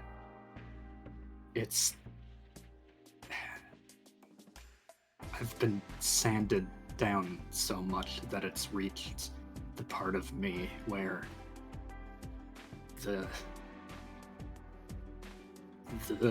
good part lives. The part that I enjoy feels like it's getting damaged now. Oh, this is really weighing on you. Okay.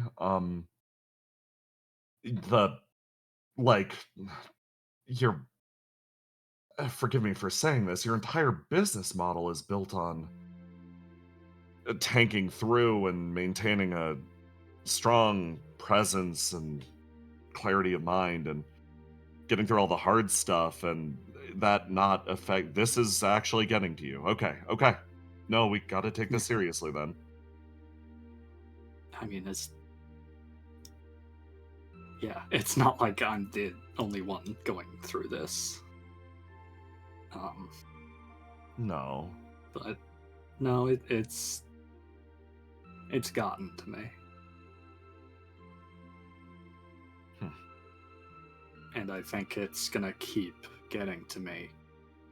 Because I look at everything that just happened, and it's all what I wanted to do. But it winds up being... Yeah, it's like I said, the things we take on ourselves are the ones that are the stuff that gets difficult. So even when it going to plan is almost there's no relief even when it goes to plan. There's some in that the world didn't end this time.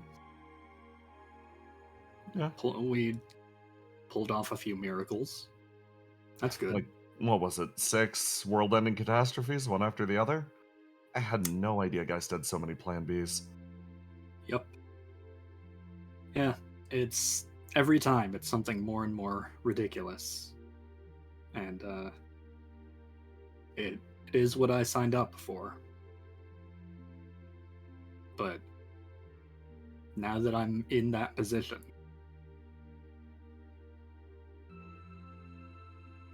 I don't know how long I can last in this position, you know? Oh, okay. You're genuinely thinking about quitting. Okay. Yeah. I mean, that's always been the goal at the end. Yeah. It's never meant to be a permanent thing. But one thing after the other, just There's always something really important to do. Right. Like life or death for people. Yeah. Importance. It would be wrong not to do it. Yeah. Yeah. No, definitely. So I don't want to speak for you, I guess. This is it being the tactician? Is it having everybody's lives rest on you? Because I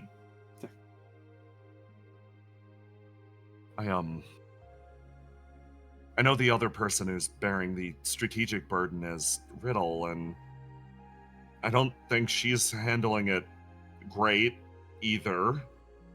I could see why that would be a lot. It's a lot, but I'm good at it. Yeah. And, well, at least good enough that me not doing it would be a problem.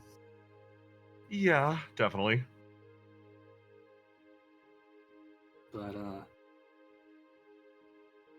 that's kind of the rub of it, though, is that there are certain positions in Obia that only one person can fill.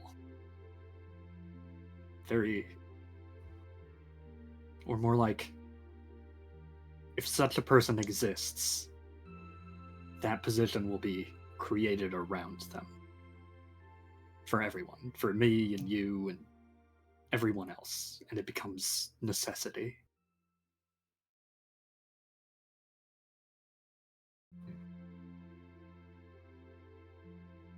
So, you almost feel trapped.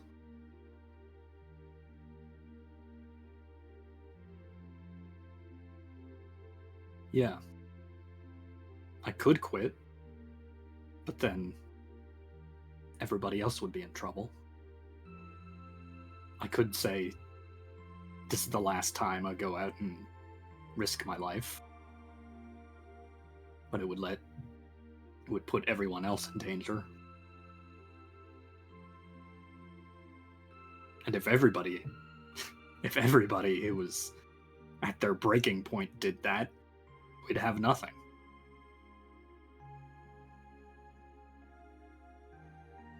Oh boy. It's wild to say this. So I think I'm gonna answer from the two halves of me, which are each having really different reactions to this. I'll start with the part of me that doesn't run logistics first. I'm happy that you're being honest about you being close to your breaking point. That's really good. And this isn't to discredit or undercut your experience. And this isn't to say that this is necessarily a good thing either. I think you have hit on the part of Opia that scares me as the person who manages personnel. I've seen a lot of people in this organization approach their breaking point, hit it, and then change, if I want to sound catastrophic, irreversibly. I've seen them alter themselves into shapes that are almost unrecognizable, and you have held so strong for so long. I don't want to... Yeah. I don't want to say you should fully embrace hitting your breaking point. That's... The pressure to stay just because everybody else is has to be immense, and that is the evil that we're dealing with here in this organization.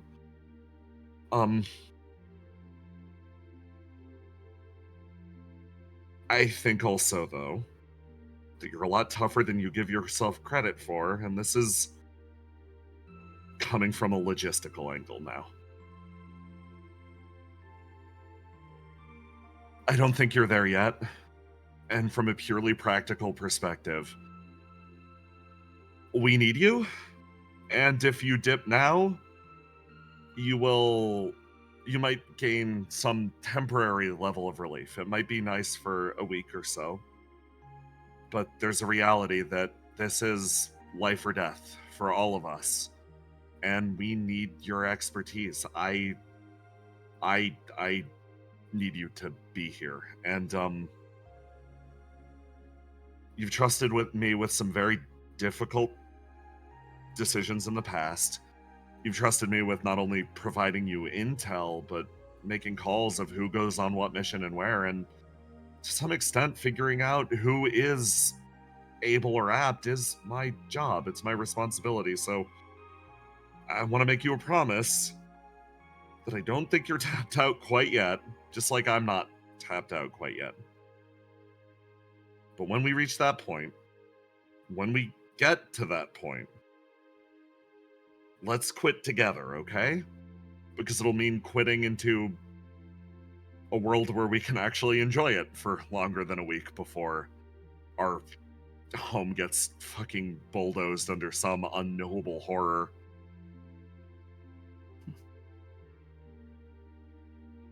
That makes me so relieved to hear you say that. Because it's not just me who gets trapped in this. There are some people at Opia who are going to be the ones who, when there's something that needs to be done, no amount of their own personal suffering is going to get in the way of them doing the good deed. And so when I hear about how hard things have been on you, I was worried that you'd let Flo keep consuming you. They sort of waved their hand. Again, you've trusted me with harder decisions than knowing my own limits. Yeah. If I get consumed, it's not gonna be because of Flo. It's gonna be because some new crisis arose and I felt like I didn't have any other choice. I'm, again, That's gonna be what I blunt. mean by being consumed by Flo. We're the ones who will jump into those jaws because it needs to be done.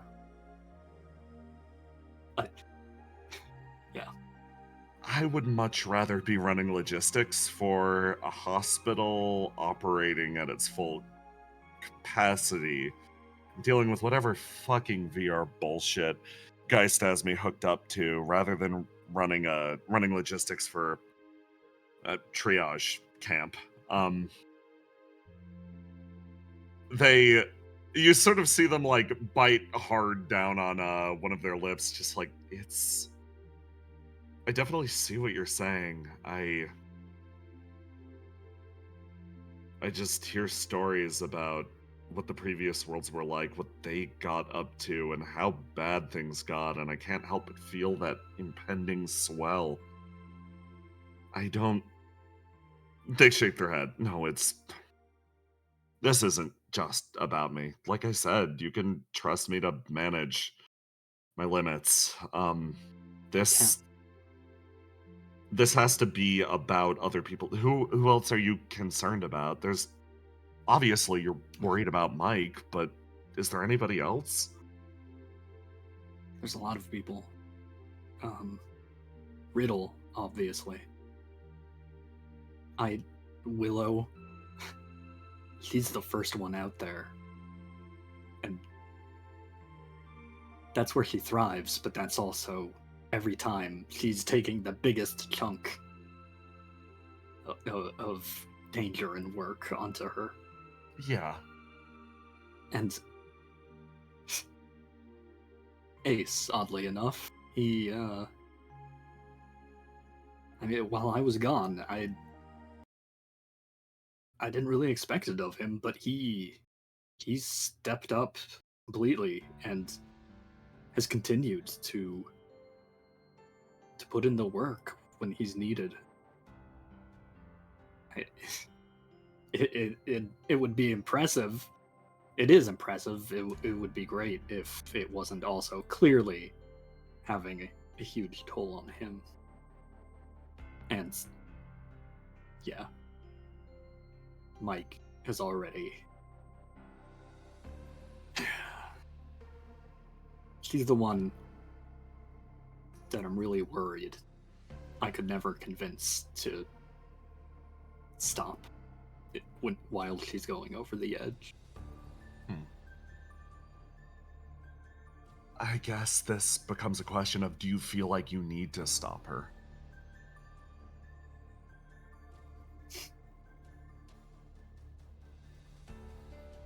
I want to convince everybody to stop. Not right now in the middle of everything, but when they're breaking. Everybody, if this keeps going, everybody will have a point where it becomes too much for them. And that's where they risk being destroyed and overwhelmed. That's where you and I agree. We can both recognize that, and we can quit. But other people might not recognize that. And even if they do, they might not quit. Because it's the right thing to do is to keep going. Keep fighting the fight and helping. Because you can. But that can and has already eaten a lot of people alive. Yeah, I think it would be ridiculous to say that I haven't watched a good number of our coworkers reach that point and then continue on regardless.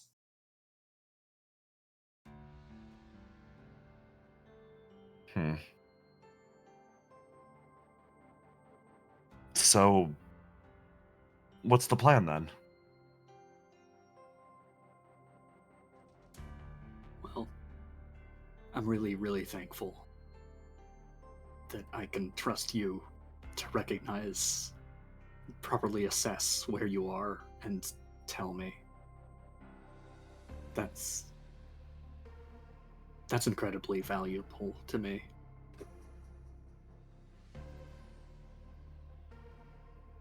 As for everyone else, I don't have a plan. I don't know how. I don't even know if I want to try and convince people to stop when they're about to break, because what if that's dooming the world, literally? I could be keeping people who are needed from defending against the apocalypse. That's the wrong thing to do. Yeah, it doesn't take a genius to guess what Riddle would say in a situation like this. Something about, oh, I understand your viewpoint, but at the same time, they sort of stand up and do the finger point thing that Riddle always does with a shocking level of accuracy. Passivity is a privilege, Argos. The ability to walk away and act like it doesn't affect you is proof that, on some level, you might be squandering something that you may or may not have. They sigh and sit back down. Yeah, sorry. Her student and all. That's exactly right, though. And that's also why Riddle isn't going to stop. No. Riddle Arendite is an exception and probably shouldn't be counted. That lady will... I think the role of being Opia's manager is weighing really heavy on her, because I think she does not think of herself as a hero or anything approaching that. But I think well after the rest of us are done, good, and retired, she will still be out there in the depths of space fighting demons, and that is good for her. They say, holding their hands up. That is probably not a fate that the rest of us want or will share. Mm-hmm. Yeah, she might thrive in that environment. It's just, in that case, it's a question of if she can survive in it. But there are a lot of people who, like me, I love helping, and being in it, I'm in a position where I feel fulfilled that I am helping, but it's it's also not me, and it's wearing away at the part that is me. For those people, the worry is that they will let it wear through them all they have before the apocalypse or the next giant evil monster or whatever gets to them. Before that ever happens, you're worried they'll break. Well, there are a few obvious suggestions for a moment like this. Same thing that the Queen of Flames got up to. You can try to share the load a little bit. If you're feeling this weight on you as tactician, you could try to pick up somebody else that can help you do the job, so that, say you are breaking down, you are retiring, somebody can be there to actually not only help you, but take over the work once you're good. You've had a lot of recent applicants that are more than capable of doing the work. And I hate to say this, there's probably a certain aspect of it that even people like me, people like you, people like Ace, people like Willow, we probably need to get our egos checked a little bit. Because I think the core thing is that I realized I'm not going to say anybody could do my job, but I'm sure there's somebody that can. I'm sure there's 5 people that can if I walk downstairs right now.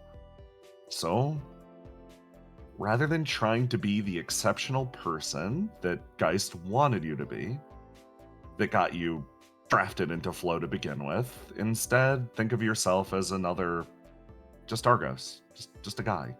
The world doesn't need to rest on your shoulders. You can share the load a little bit. I could be exploded tomorrow, and Yeah. Opio would have to find a way to replace me. I'm sure we can all be replaced in one way or another, even if it's difficult and messy. But It's not a bad the real almost insidious part of it is that would happen if we don't have a choice, if something happens to us. Even if I had a great replacement as tactician, I'd still want to help in the fight. That we could get away with not doing anything, but we choose not to, and that's where it gets us. Which is why noticing our limits is important. Yeah. They put a hand on your leg and shake it once, just like, hey. With us basically subsuming Geist's quad whole, you've got a bunch of good options in front of you. You've got the guy that did the one thing that, or you might have the guy that, you got the guy who did the one thing that the rest of the world couldn't. Actually managed to kill Ace Saleus. You have you've got worthy people working in the same field. I know you're going to want to do it yourself, but just because you're feeling your own limits as a human being doesn't mean that you weren't surrounded by some pretty incredible people as well. That's very true. I would not have gotten this far at all without everybody else. I usually just tell them where to be, and they do the amazing stuff. So I guess it wouldn't hurt to rely on them a bit more in the telling people where to be department. And similarly on my end, I can start thinking about the logistics end of things and thinking about other people that might be able to... Yes. You see their entire face wrinkle up. I just realized Cursor would be a natural at this. Like, Okay, despite everything that I just said, that would be unleashing a great and terrible evil on the world. We've already got a few of those working Yeah. in very high up Yeah, in this but organization. she's really good at the social media stuff, and she'd have a blast talking about the space program with all these. Like, the answer's obvious. It's just she's gonna convince them all to get into a faulty rocket and send them at the moon. Yeah, we should have some training programs for Not for being new evil. people. Yeah. Okay. Well, if you want, this is also functionally a part of my job. I can send off the itinerary to a few people. Obviously, I pretty much voluntold Visionary because he's the natural pick. But if there's anybody else that you have in mind, anybody that comes to mind, hand him over. Okay, yeah. And I know it's more just another thing weighing on you, but I'm really not good at this part. Is just think about how maybe to get through to the people who you think won't walk away when they're about to break. Okay. There's a few of them. Riddle's a lost cause. We should write her off. Riddle needs probably more emotional support and help than any other living being in this entire world, but also you're not going to get through to her on this point. Yeah. Ace, jury's out. Willow, more than anybody else, I think is aware. If you want to have this conversation with someone, I think she might actually be able to lend a shoulder. Willow started before any of us, recognizing the weight that was on her and started to disseminate that power a little bit. Yeah, She's sort of ahead of the curve. you're right. Yeah.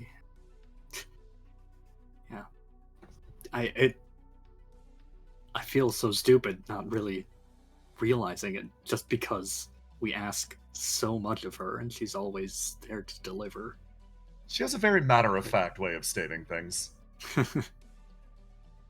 Yeah, she does understand, I think. And then, if you want to have the conversation with Mike, I'm gonna be honest with you. She's gonna scream at you. Like, you know that, right? Yeah, Yeah. because what I'm asking is unfair, and it's anathema to people who go and do the right thing even if it's killing them, and that's a lot of us. But very clearly Mike has been running herself ragged recently. Well, so long as you know what you're getting into. They take their hand off your leg and like pat it once and sort of stand up. She may have a lot of things to scream at me about, so Oh, are Might you as worried well about the tackle that. demon? Are you worried about the demon thing? worried. It's just always, burning a hole in the back of my mind, in the front of my mind too. Oh no. Riddle is she's infected me. You can trust Ryzen. Yeah, I think so too, but there's a lot that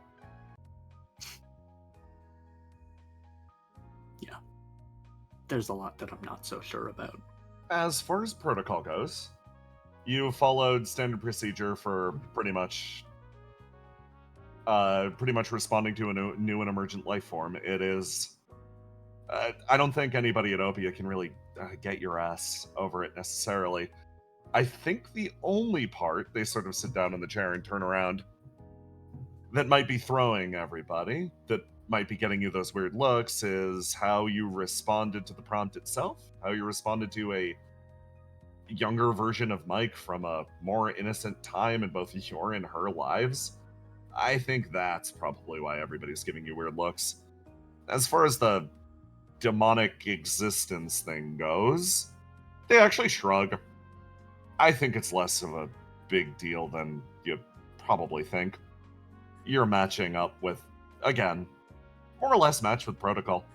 But yeah, if you'd gone and made Mike an executor condemning her to the Coda, I think everybody here would probably be throttling you instead.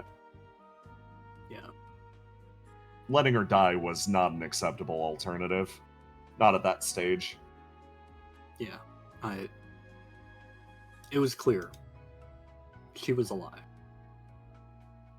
I don't regret fighting for giving her a chance to continue existing. It's just Yeah, that's the There's part a- that I don't think anybody's going to give you flack for. It's the rest of it. They sort of angle their head a little bit. Yeah. Yeah, that's the stuff I really need Mike's input to really understand. Okay. Well, good luck. She's up and about. Yeah.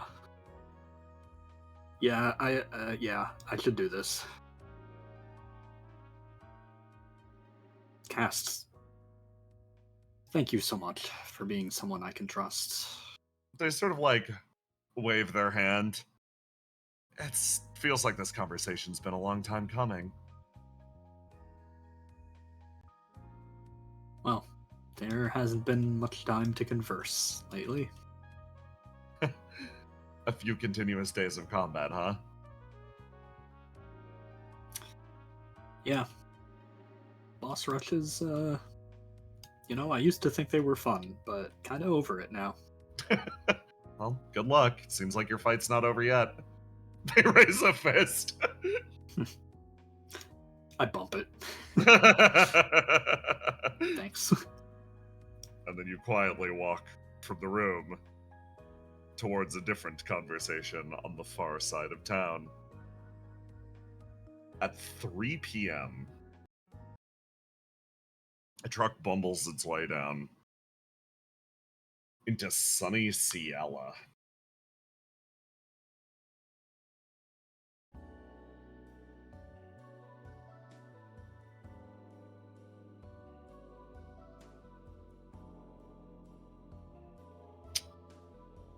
Thad, you aren't the one here! Get out of here, Willow! This one. Thanks for coming, you two. Cam with a truck. Cam, get the fuck out of here.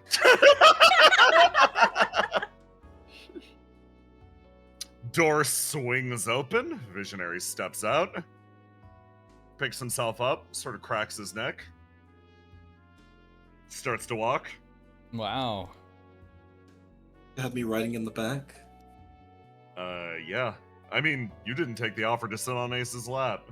And I called shotgun, so snooze you lose. Unless you don't honor those kind of rules. Fine. Look, I'm happy that you guys came along with me. You're not the only people I called. And, Are we really the only ones who answered?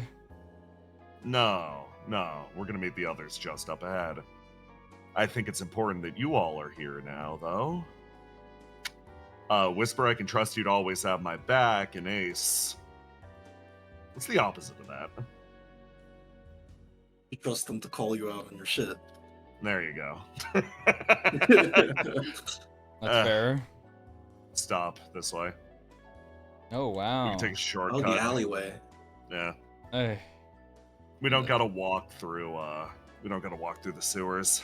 Hey, the old man sort of nods. Visionary makes his way over here and knocks a few times on a door, and then you hear the grinding of stone.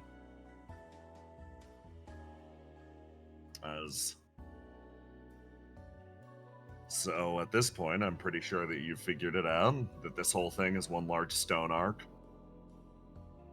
I mean, Yes. yeah. This learning this for the first time. It's kind of interesting watching airlocks function that were functionally built in whatever age this was. He sort of like squints looking around. I mean, God of Humanity had some pretty good knowledge that could have helped a lot of the rest of the world, but it's not what he cared about. No, never was. He opens up another door as he sort of continues walking. So, tell me, how long have you been a Lafadel spy? He turns over and looks. And then, sort of thinks. If you're talking about the time since I took the trials, been about 5 years at this point. Only 5 years? Yeah, You're old as shit. Like I a- expected it to be longer. what the hell? I'm 40. 40's young. Ugh.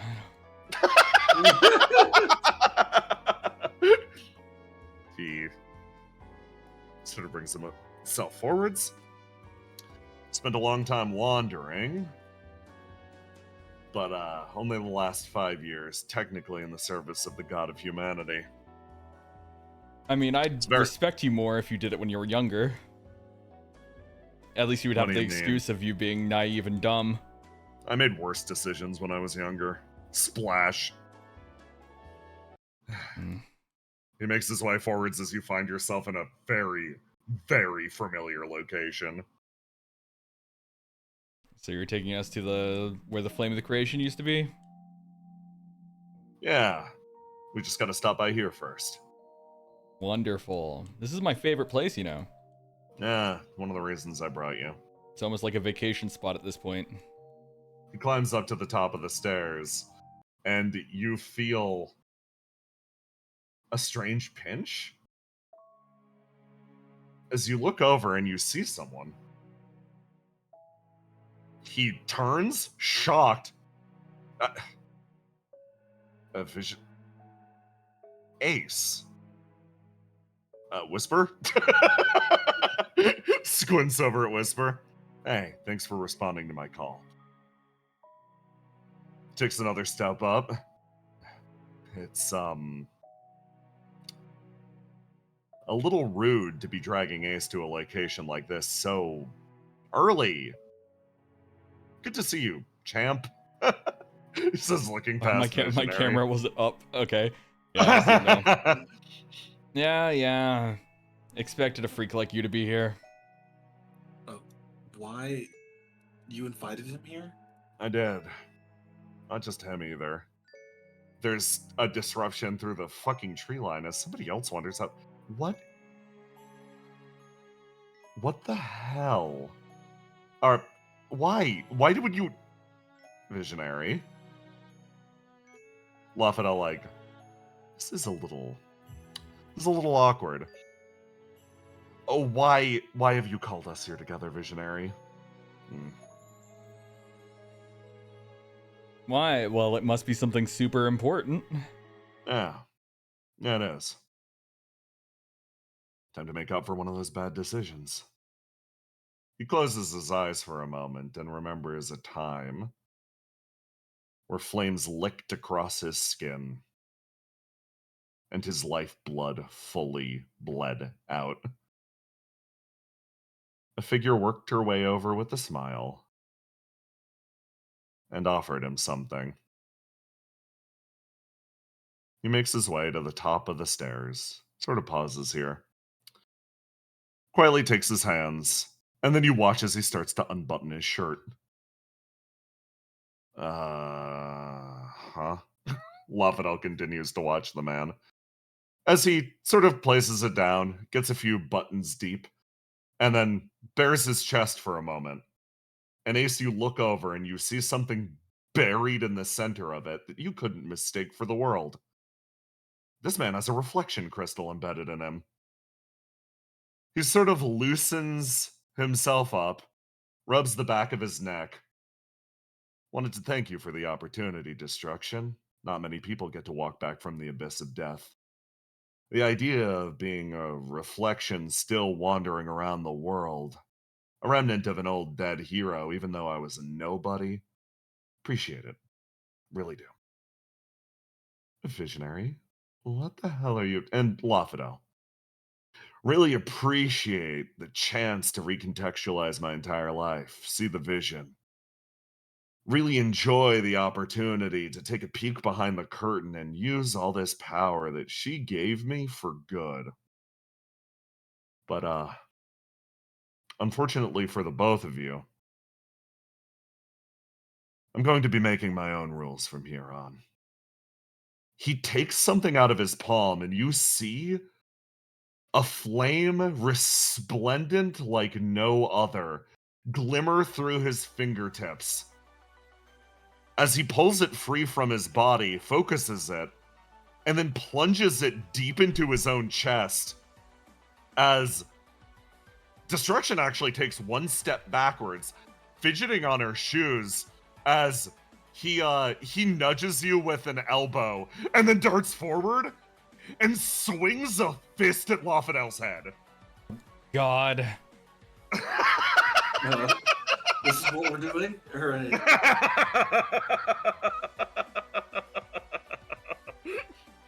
He leaps forwards, crosses the distance, and my roll 20 isn't working. I hit the button. He leaps forward, crosses the distance, carries Lafadel to the ground, drags his body backwards, hits him once, and disperses the body. Ace. Mm-hmm. Oh, my move? Uh-huh. Ace just kind of sits there for a moment. If this was the Ace of many, I guess before Horizon, he would instantly make a move. But right now, he just looks at Visionary. So what's your goal right now? His eyebrow picks up. Whisper?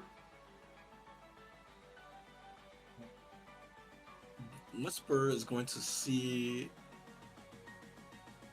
what Visionary wants him to do, or her to do. My roll to die isn't showing up. It naturally isn't, no. Mhm. Toss me three. You can just do the 3d6. There you go. Okay, that's Forgotten Hero. Okay, the green. She's gonna roll to see what Visionary wants her to do. Okay. Give me a roll to do. Alright. Let me just remember how my green is. 24. He expects you. He expects you more than anything else to walk alongside him while he makes the next move. This is the same read that you get, Ace. Alright, I'm going to lock out a dice and set a Fate Weaver tripwire. If Visionary is attacked, I'll pull him towards me. Visionary pulls his glasses down, and he starts to walk slowly, stepping towards Destruction.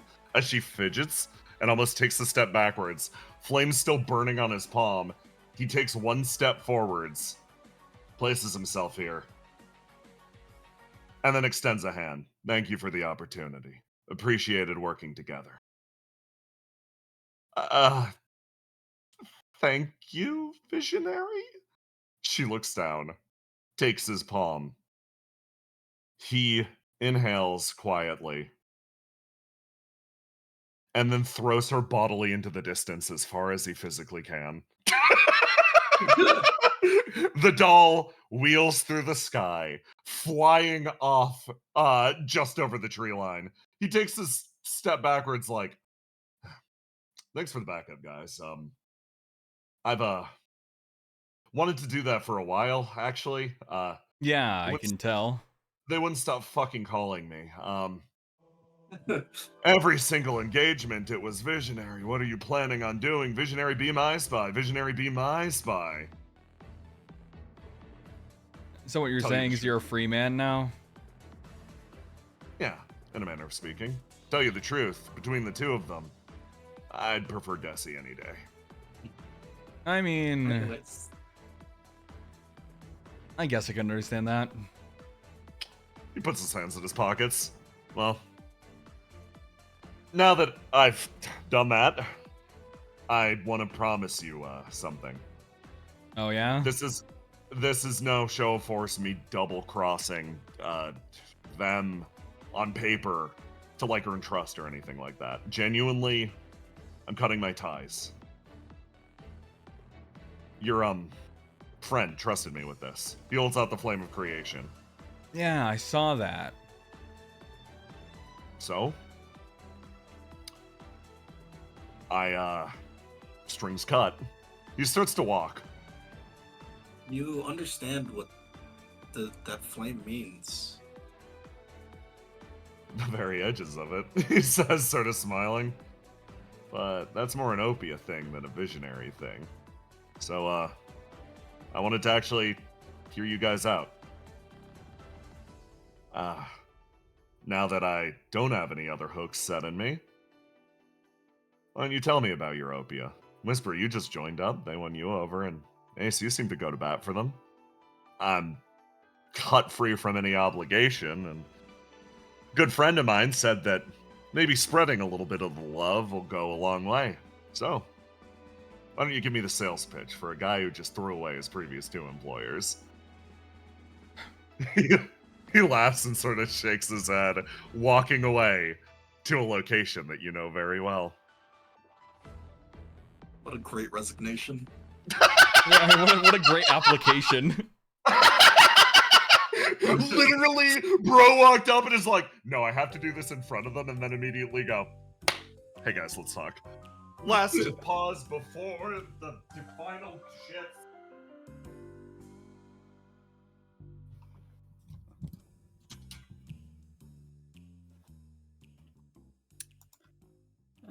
What's a question for the YouTube? Hi, chat. I've been left unattended. How would you? I'm watching over you. Always someone preventing crimes. How's a man supposed to do crime around here? You could bribe me.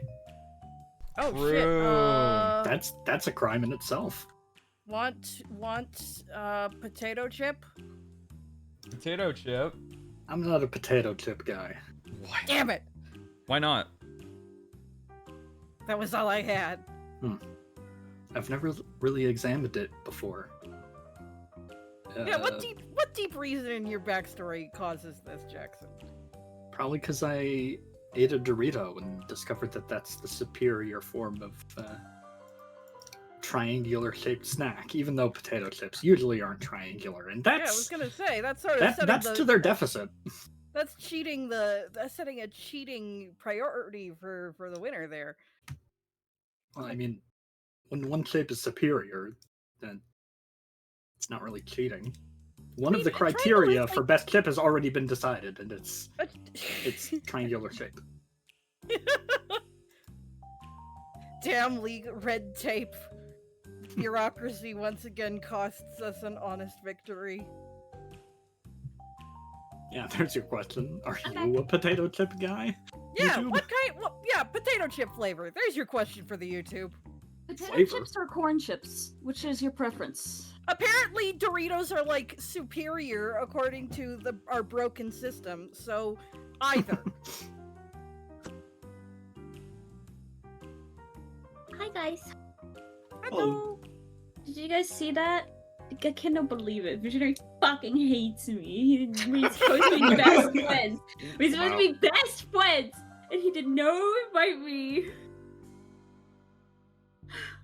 He invited his new favorite best friend, who isn't me, who gets to have his hat, gets to do all the fun things with him, because he doesn't love me anymore. Damn. One's been replaced. He's gonna give his hat out again. He's gonna get a new hat, and he's gonna give it to someone else. Give it to Whisper again. I need at least one W or our rivalry's completely one-sided. Oh my god. Getting bodied, kinda, to be honest. Yeah, what the hell? We're supposed to be best friends. You didn't even take me to kill off an old Jesse with you. So, best friends according to who? According to the fact that we have best friend necklaces. We have matching Circuit is best friend 2 heart inches necklaces. tall. We literally have matching best friend heart necklaces that fit into each other. And he took the one I gave him. And he got Where really is it now? upset. He said he wore it. Gotta confirm these things. Every time you see each other, you gotta do your secret best friend handshake and link the necklaces. Maybe that's my problem. Maybe it's because I didn't make it. I need to. Visionary, come home. We need to make a secret best friend handshake. Yeah, right maybe now. you should come on stronger.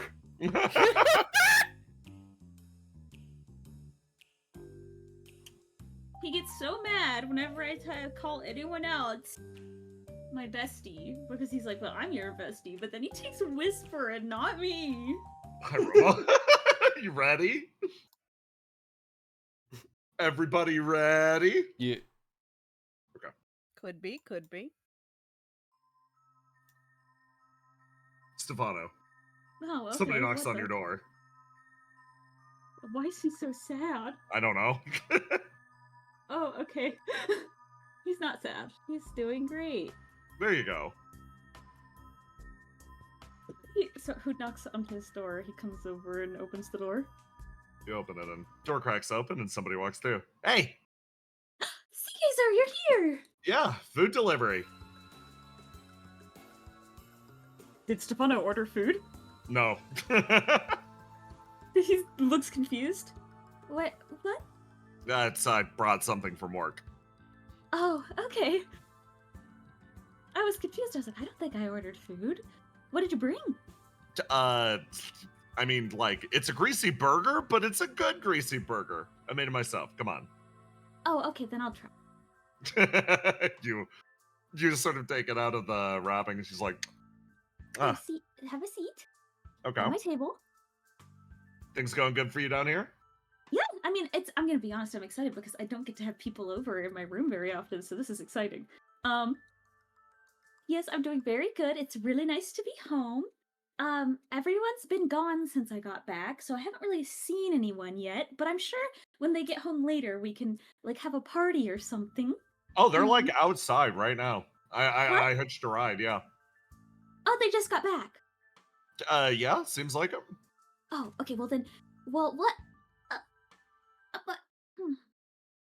Well, we can go out there in a minute. Stephanos, who's like, wants to talk to Seagazer on one side, but also wants to see everybody on the other side, like, I And mean, he's like, Theo brought that cool big ass robot.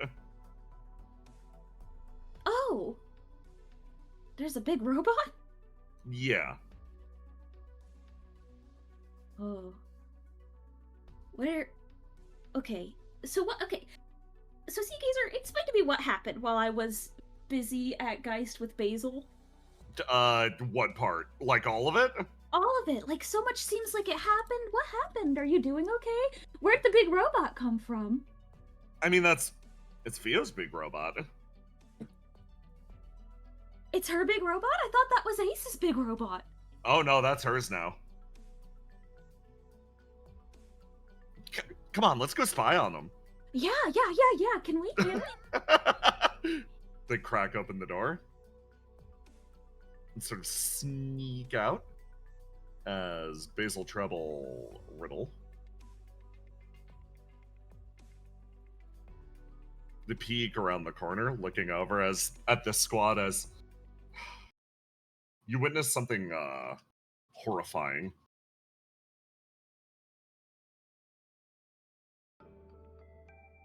Let me swap it over. Oh my god, Nectar! It's been so long! Nectar like, hey, back off, creature! Be gone! She sort of slithers herself away. Oh my god, my beautiful daughter, she's grown up so strong and cool! I'm not... The person the demon that made a composite part of me is not the person that I am necessarily. You aren't my mom anymore. I'm a stranger now. Thank you very much. I'm a demon of paradise, not a demon of the Golden City. My rebirth has fundamentally changed me. Oh my God. I love the glasses so much. You always did struggle with eyesight a little bit. Guys, she's glimmering. She's glowing. This is Nectar. Yeah, we know Nectar. We know that. We know. Well, she's very good at, we know her skill set too, We know. also. Known her for longer than I know you. Well, my daughter has gotten up to some really incredible things down here, I'm sure. Again, not She got a necessarily. divorce from you.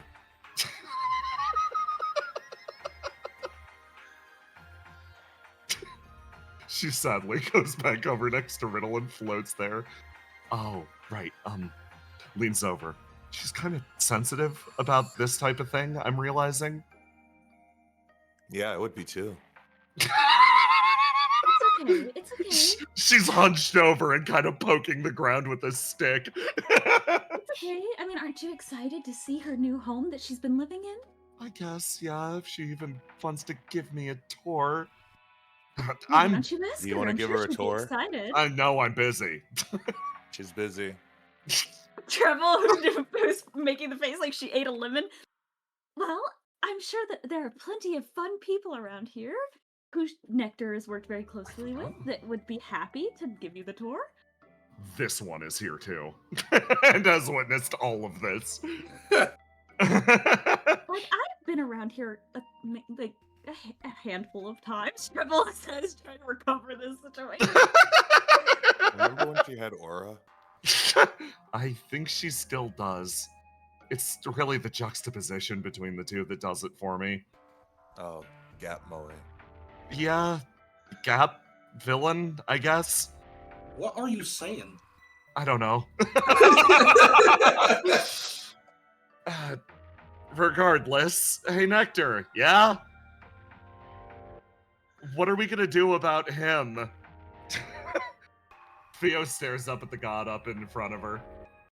Okay, so we're just gonna take our time, and the second we know his true location, we move. Okay, well, I can do diagnostics here and now if you want. Basil, you sort of see these two scramble Seagazer waves to you. And she's- Stefano is like Guys, oh, frozen like a statue, speaking. and Seagazer is carrying him under her arm.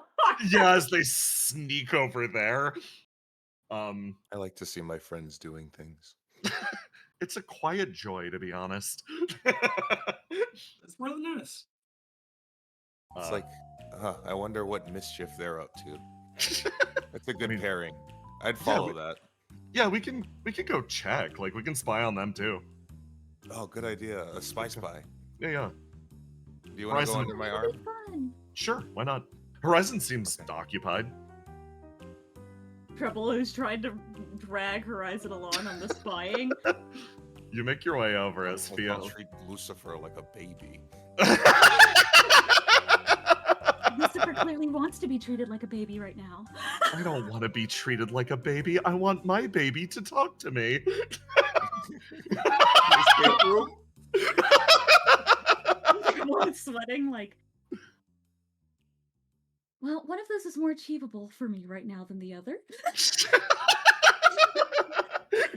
Up here, feel like Flame's looking around. I see. So this is the old world. It's nice. This is nice. His gaze like twitches back and forth. I see that this place too has been ravaged by flame. Was this one of my predecessors? No, it wasn't. You don't need to worry about that. Hey, big guy. Same routine as always. Let me slither on in there. She throws herself over the side and makes her way in. Wonderful. I have to say, none of my care would have been up to quality without you, Nectar. Uh-huh, yeah. She really, yeah, see? She's like a pilot. Really It's like getting a it. cool robot pilot. Psst. Theo! Theo! Yes? Hi, Stefano, yes? What's up? Why is Seagazer holding you? Well, okay, well, a lot of things just happened. Okay. Okay, so I got home a little while ago and everyone was gone.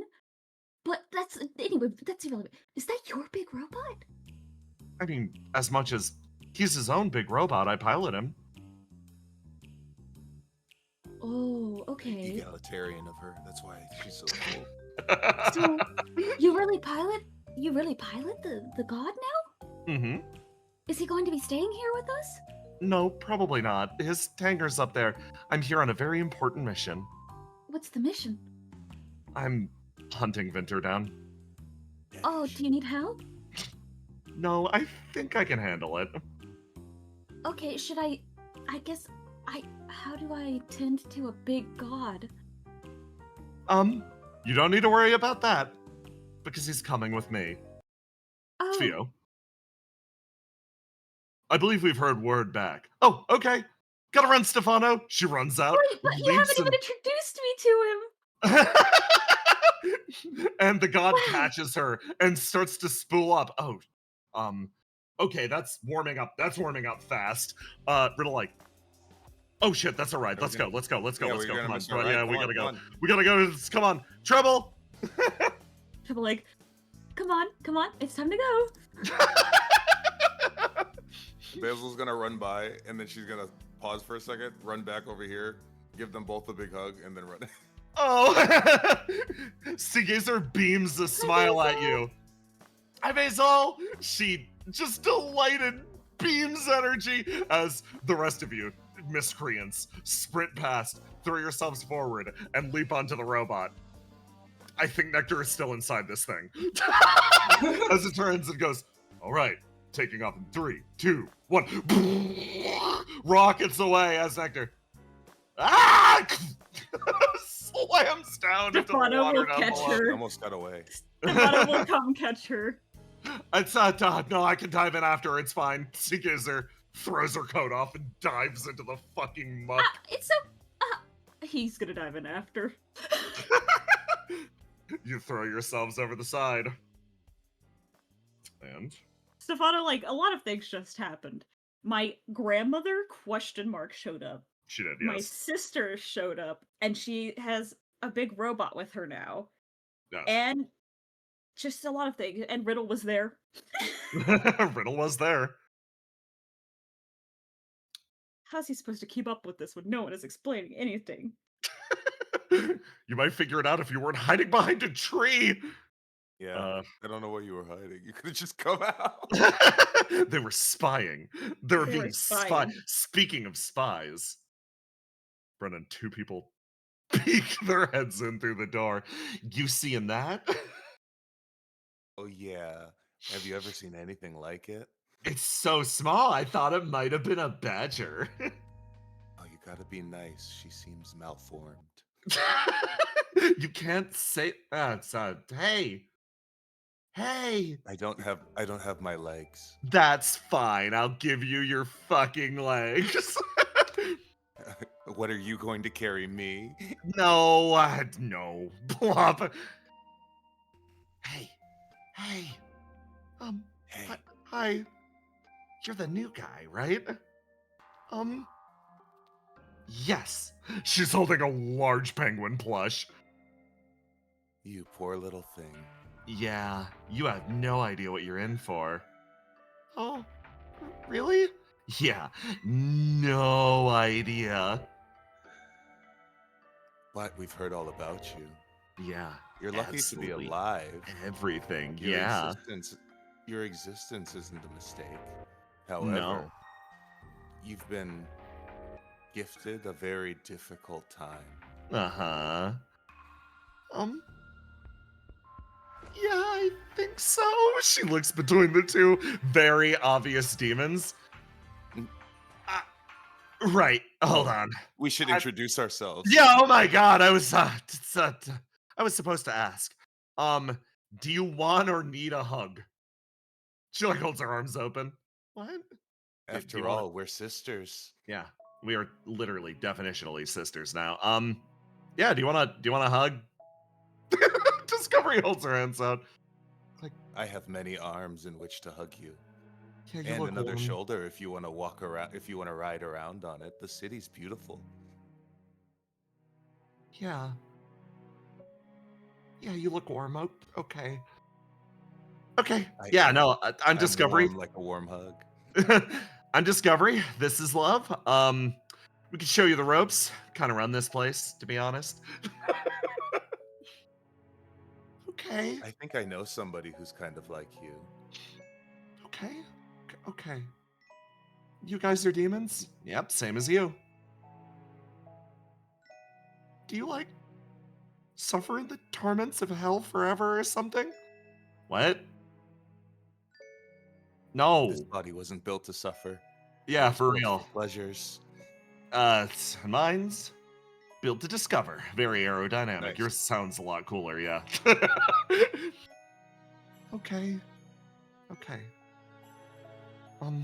I guess that brings up the question.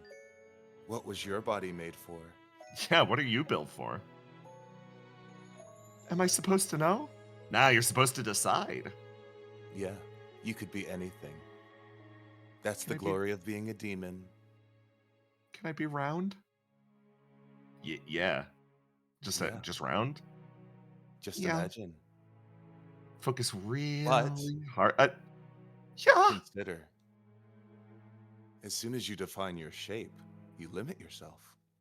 And you, and right now in this moment, are limitless. And that is beautiful. So I can decide how much of me is Mike and how much of me is whatever you want. You hold the Sky memory, is the don't limit. you? I do. I was brought into the burning world by a girl who also had memories that weren't her own. Yeah. It's very difficult. Big Sis actually knows the deal with this. However, what she found was you find what resonates with you. Which of those memories bring you joy? And you take those and you make them a part of yourself because they're yours to do with what you please. Exactly. You don't owe anyone anything. Decide for yourself. Walk away with it. Be greedy. We're the demons of the Golden City. We live to luxuriate, to enjoy ourselves. So if it doesn't bring you joy, you don't have to engage with it. So what brings you joy, little sister? She thinks hard on all of her time, all of the parts of Mike, and she feels that body of hers start to shift. And then a call goes out through the city. Oh, crap. Hey, little sis. Yeah. Ruminate on Yeah? that Oh. question. We got some work to do. Work to do? I want to come. I want to come with you guys. Oh. If that brings you joy, who are we to say no? Yeah, I guess so. Okay, yeah, Don't just worry, she won't get in the way. If she does, then that we'll stuff is her in her a pocket. that I mean, that is her prerogative. her exactly. prerogative, and it's your prerogative to put her in a pocket. Yeah, sounds good. Okay, just fall in line, be careful, keep an eye out. Stuff like this happens sometimes, but if you keep your head down, your big sisters will protect you. Outside, a resonant call does travel through the Golden City. A garbled roar from beyond as Horizon steps her way up to the edge of the platform.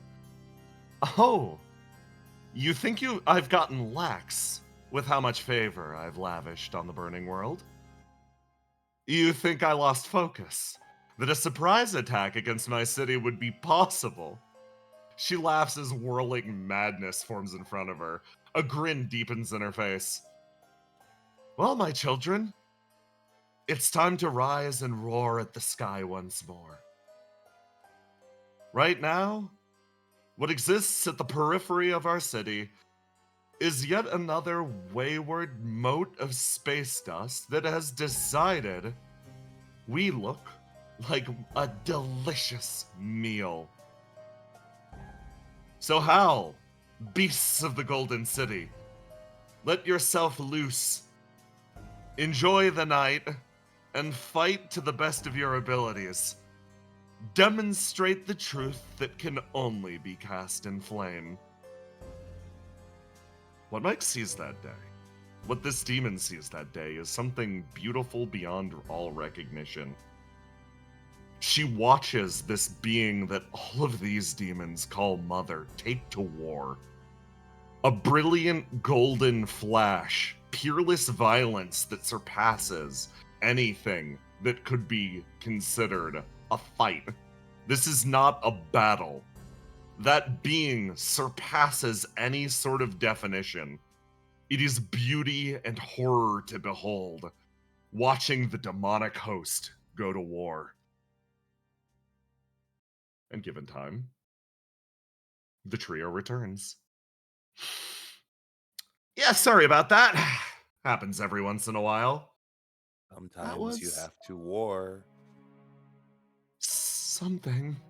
It was really something. Yeah. Did you see yourself in what we just did? I saw something amazing. You guys are incredible. You've been fighting off stuff like that for how long? As long as we can remember. I've lost count. But it's fine. You don't gotta fight if you don't want to. There are lots of folks If around the that's not Golden your City. shape. Exactly. They hang back. They don't do anything. She looks back and forth. She's Horizon. She's a real monster? Yeah. To be here. There's actually somebody down in the burning world that managed to scratch her once. That type of something is really unprecedented. I don't think I've ever seen her bleed. No, I certainly haven't.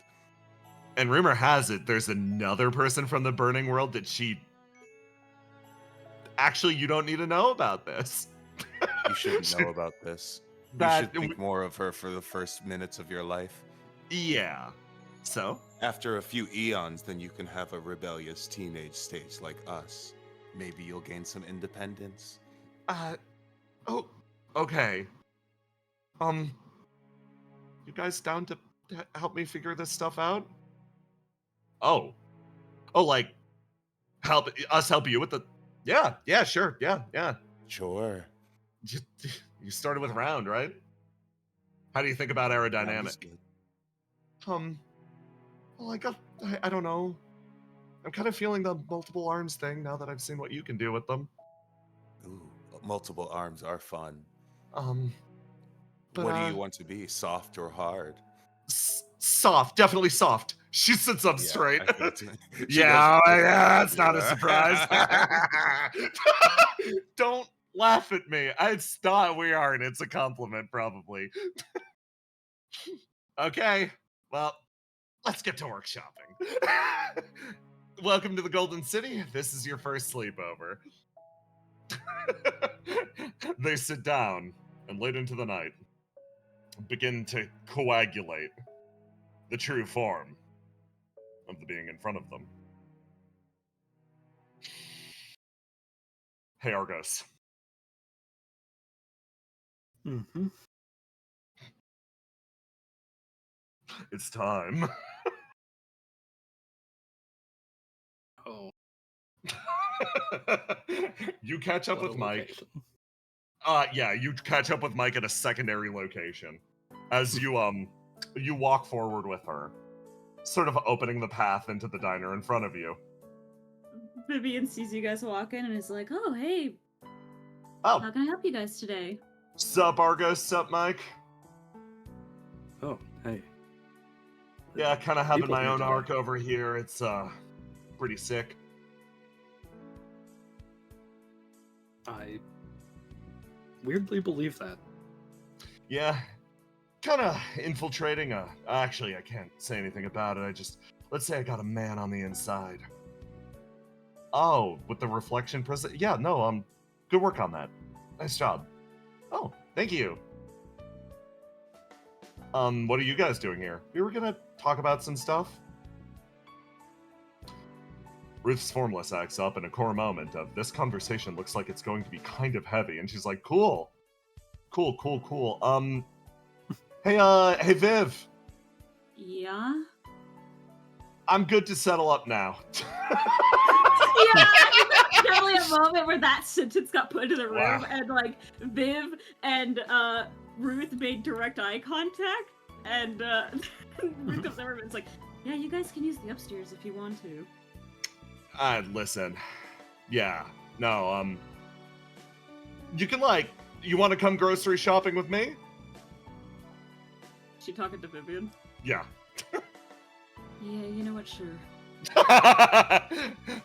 Listen, I live my whole life avoiding difficult conversations. I know how to pick one out from a lineup. Viv is like torn between. I want to be here for Argo-san. I think me being here will make this worse for Argo. So she's gonna make herself scarce. Ruth and fucking Vivian leave. Argos nods in appreciation at them as they go. Okay, well, I guess we can't get food now. Oh, Argos, you better know how to use something. it. Yeah. Yeah, I was gonna say, Want you've been anything? living here. I've Sure, had yeah. work stuff before. Yeah, no problem. So, what's up? What would you like? First of all, Egg. egg. I can. Let's Egg. find the eggs. So, Mike, thanks for coming out to talk. Yeah, literally any time. Like, at the party, we promised to be more honest with each other. Yeah, and that's what I'm going to do.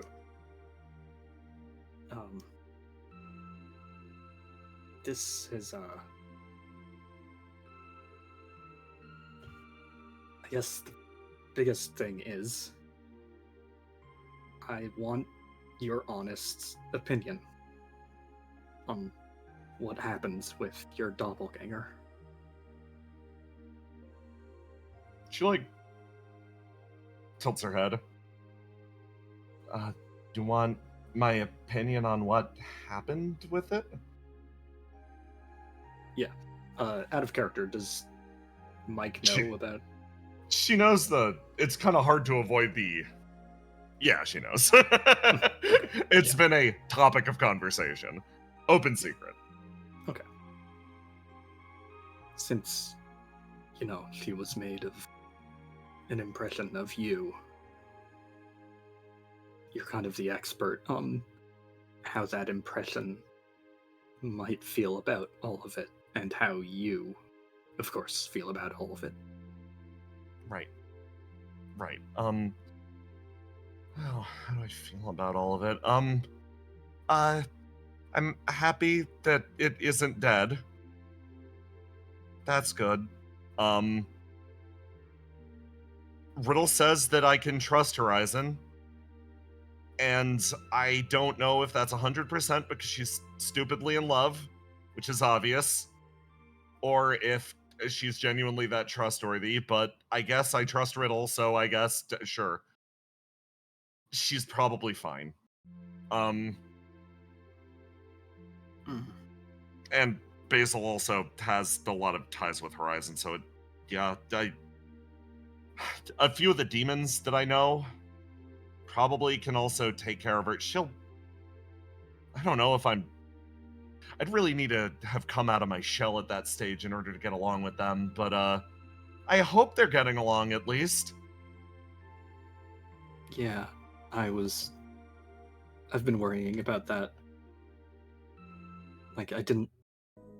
There wasn't really a lot of choices at the time, but I promised not to see her again, so I wouldn't influence her while she's, Yeah. defining Defining herself, yeah. Yeah, But I think I would have been really mad at you if you'd shown up with another copy of me. Or I don't know, I wouldn't have known what to do.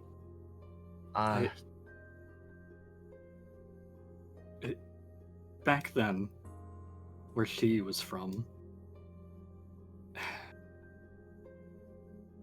how would you feel? How would you deal with being in that situation, but with no one? No one. No one you knew, at least. You see her brow sort of crease. How would I deal with it?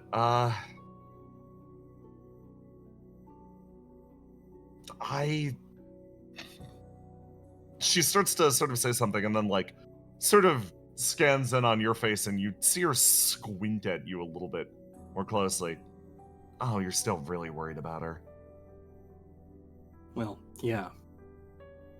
To her, I mean, she believes that she's Mike, and I mean, we could debate on the philosophy and of if that's true, but to her, I was her partner who just abandoned her in a new place with no one she knows. Do you think that's really how I would see it?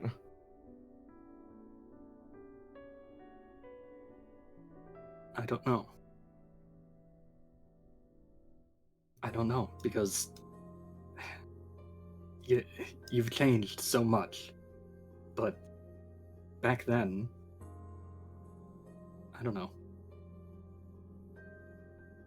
There was a part of each of us, I hope I'm not speaking out of turn, that needed each other, needed the support.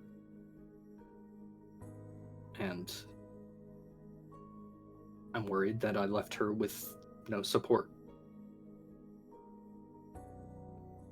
Micah's doing, like, mental math in her head. With no support back then. Do you not... Is that not the case anymore? Is that... Do you not think that... Do you not think that I... hold on, what? She, like, tilts her head a little bit. What do you mean? Do you not think that I need you right now? What do you mean? You've grown so much and become such an amazing person. You always were, but your stat growth curve is insane. And so, you know, it was there from the beginning. But the road we traveled to get here was difficult, and at this point, you know, you can handle so much more stuff without a partner. That's true. And I like being there for you, but She back then especially, not necessarily from me, but that as your partner, that was and is my role. You've got plenty of other people in your life too, but I'm the guy who had a say in the matter, and I said, I'm leaving. You see her mouth sort of draw into a line, and she's like, I think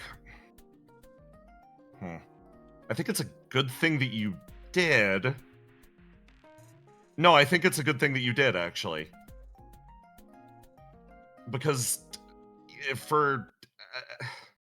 like you said, we've walked a long road to get here. It just, I don't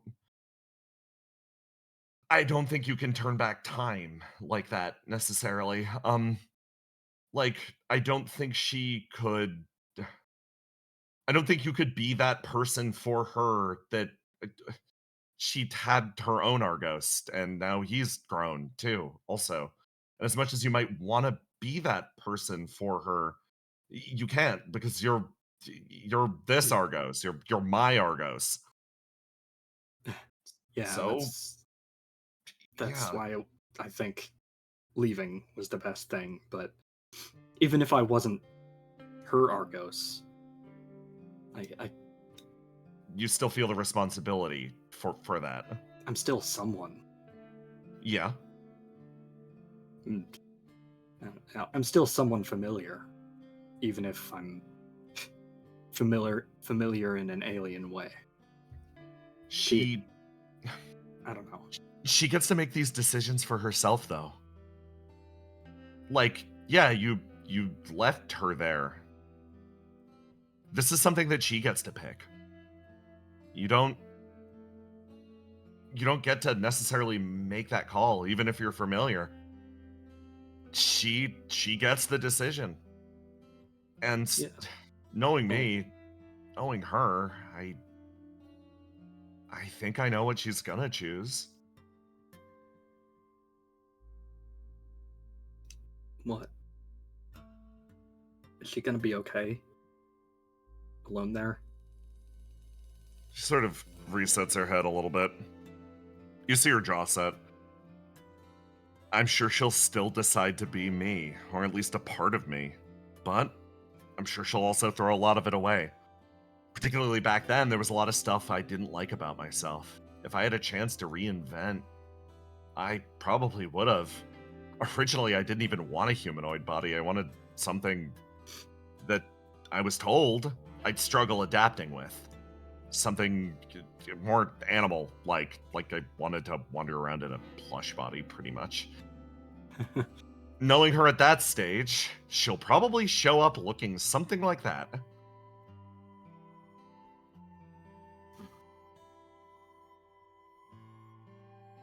Well, that's one upside.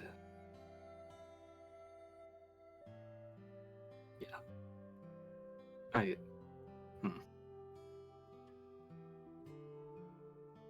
Yeah, it's not my job to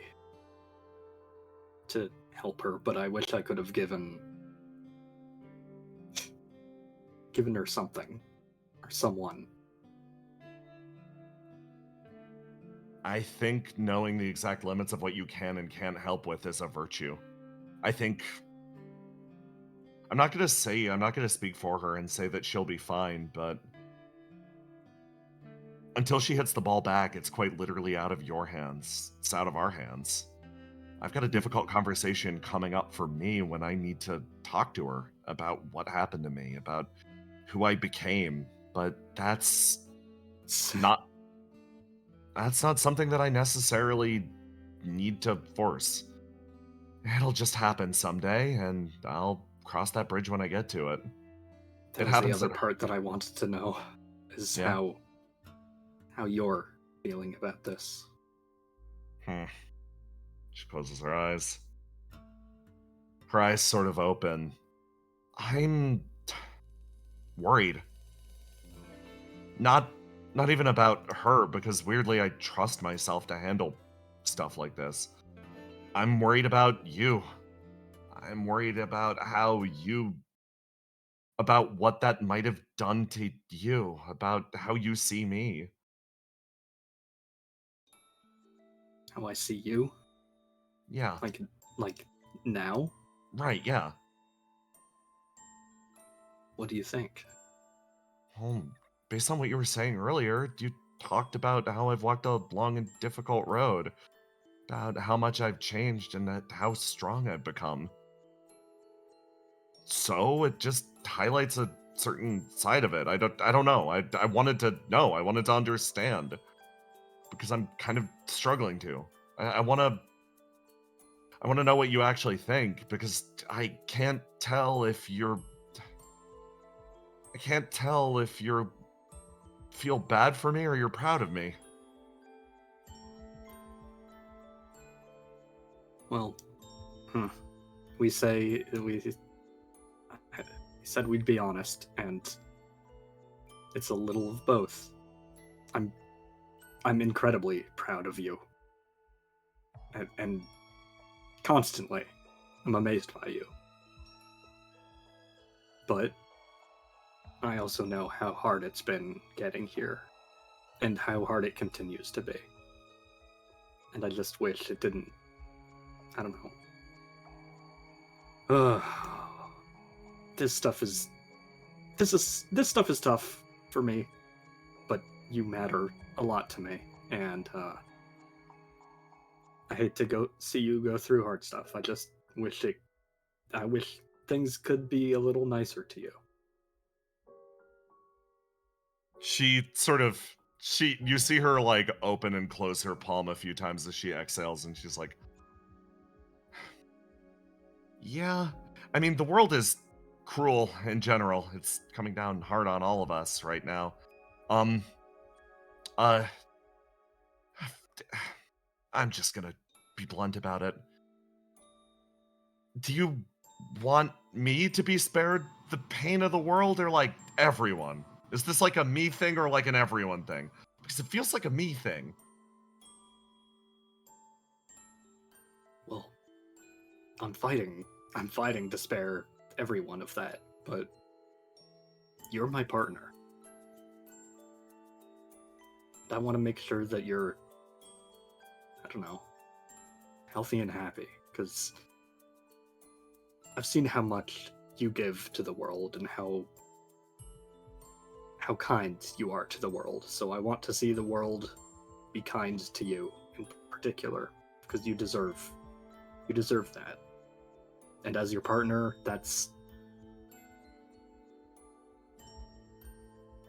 you're the priority there. She sort of like opens her eyes, stares at you. I'm the priority. You see her eyes twitching back and forth. There's just a certain part of this where this is unavoidable. Like, you can't protect me from all of the ways that the world hurts. It's not something that I want to see you blaming yourself for, or I don't want you to look at me and feel pain. I've been through a lot, yeah, and like shit sucks, and like it sucked a lot, but at the same time, I'm holding on. I'm keeping up.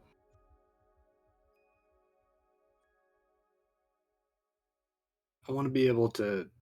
I know I can't protect you from stuff, really, let alone everything. And I wouldn't want to, because I know that would be rough on you. But I do want to be a good support for when things get tough, that you can rely on. And I know. Do you not think you've been doing that?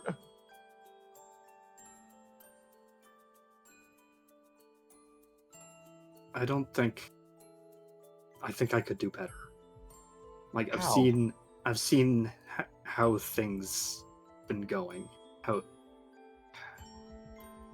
how much has been put on your shoulders that you've taken on, and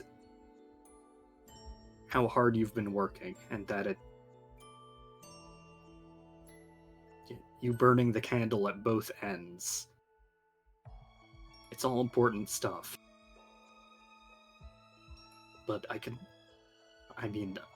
do you agree that it's been difficult?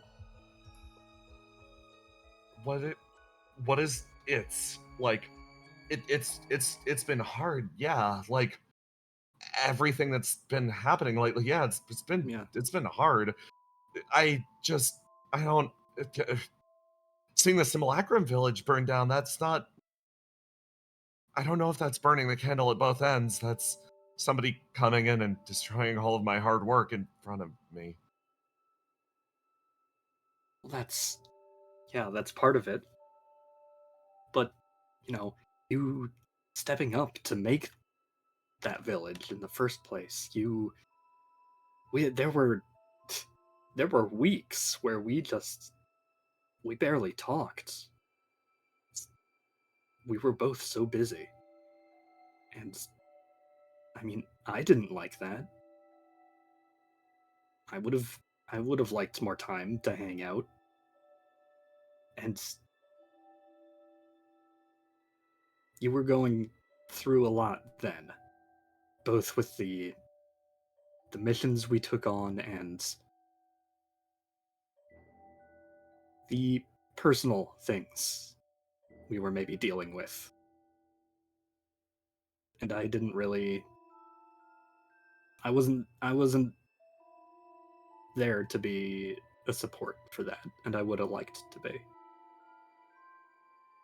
She's like doing mental math in her head as she runs it through, and you see her like tilt her head a little bit. So what you're saying is you wanted to be around more, and that would have made the difference. It would have... Well, I hope it would have helped. Would it... She nods. Carry on. I can't be... I'm not the savior of your life or anything, but I feel like as your partner and someone who cares a lot about you, when you're going through a lot of things and times are tough, I should be around if you need me or want me there. Mike just does a sequence of like, you feel her like arranging what you're saying in her head. She breaks it down for herself, sort of clicks it together, and she's like, oh, okay, okay, you said I was burning the candle at both ends, overtaxed between professional and personal stuff, and that's what's driving a rut between us. Maybe. You say that like you have a different view on it. She just shakes her head, and you see the little fucking tassels that she has bounce a single time. She's like,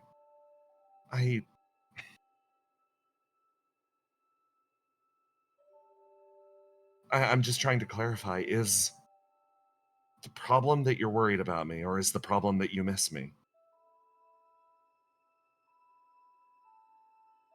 I do miss you, like, a lot.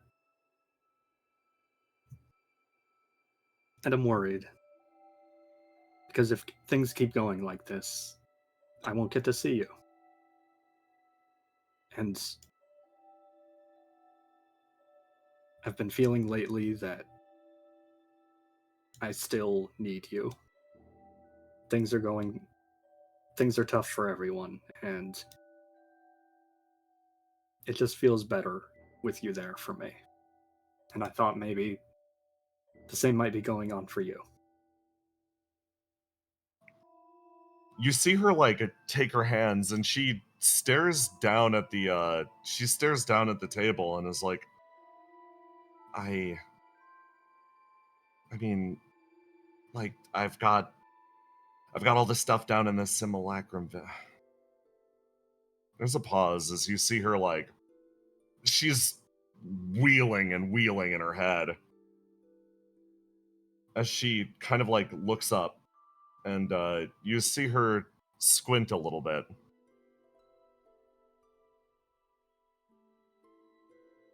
So, are you asking for help?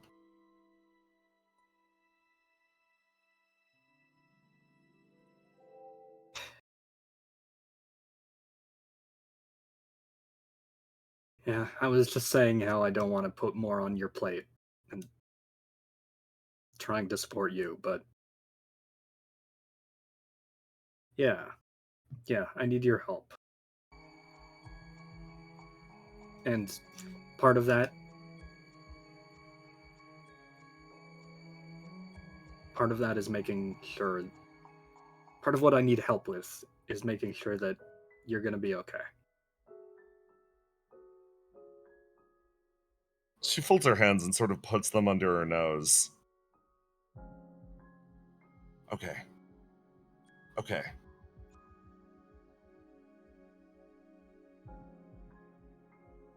She exhales, lets it leave her body, and then she stares up. If you need help, if you're suffering right now, if you're going through a lot, I want to be able to be there for you. But I need to point at something really important.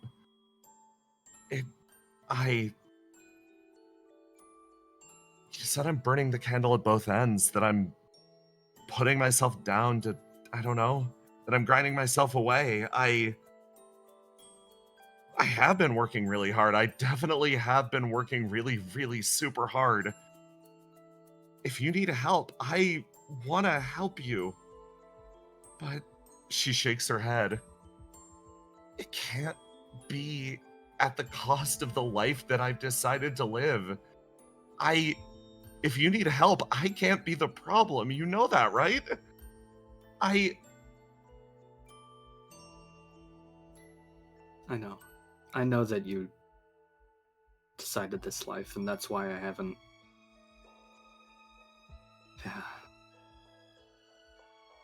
I haven't wanted to stop you from doing it. It's not even... A lot of the stuff I decided for myself, a lot of the stuff is incidental. It just... It boils down to my...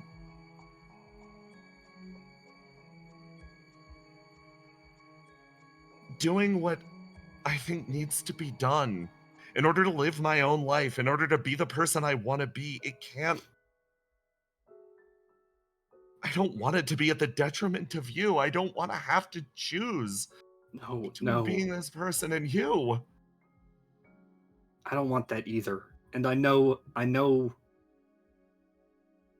believe it or not, I know what you're talking about. I'm having the same thing.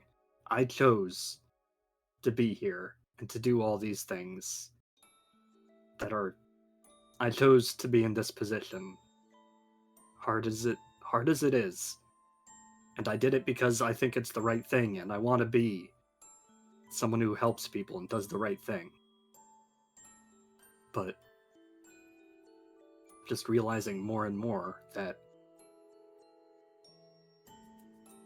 that's eventually it's gonna grind me into dust. And I'll continue to choose to be there, being ground into dust. I need something outside of myself to pull me back and stop me from being there, just so I can survive and I don't lose out on the person who has things he enjoys outside of being a hero saving the world. And do you want me to be the answer to that, or do you believe that the same thing is happening to me? I can't say for sure that the same thing is happening to you. You're not the answer to my woes. But I know that if there's good to be done, you want to do it. And if it's tough, you'll face it anyway. And you'll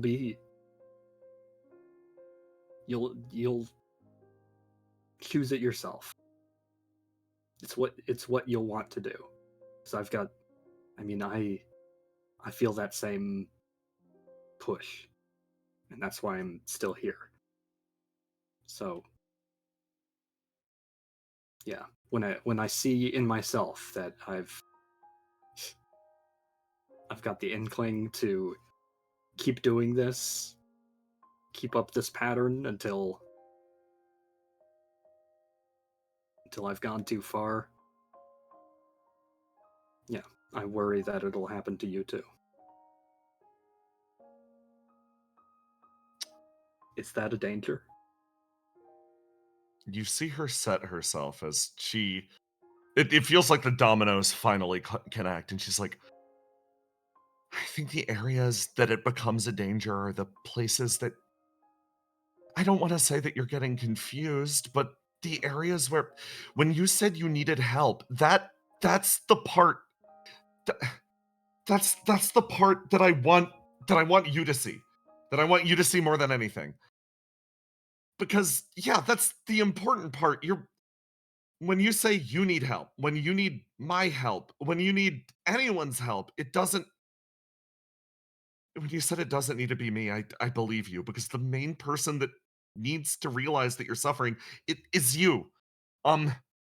You said I'm gonna throw myself into every good thing that could possibly happen, that I'll grind myself down to dust.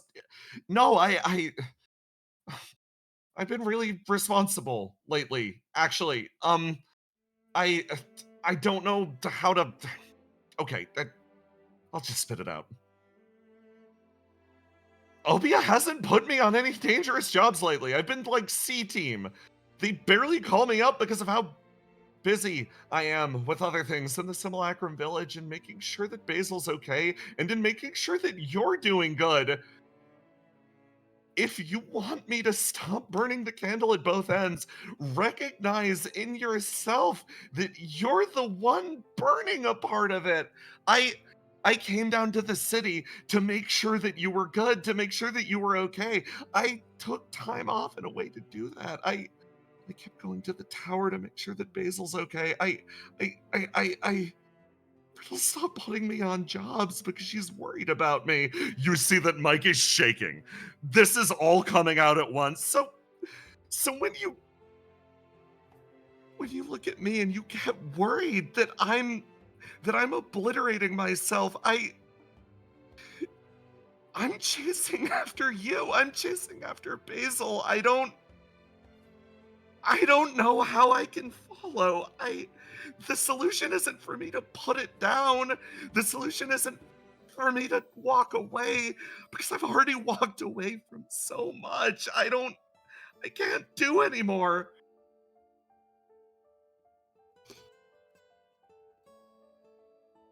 Mike, I'm really sorry. I didn't realize that You're I was dying? Then you're dying. she literally like reaches across and she's like, and I don't know what to do about it, and I can't think about, I can't do anymore. I can't. You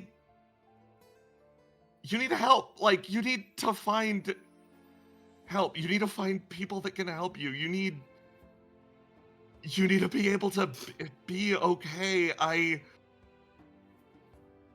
Mike, when I found you in the city, you were half out of your mind. After this, you were again half out of your mind. When I found Basil, she was a fucking head.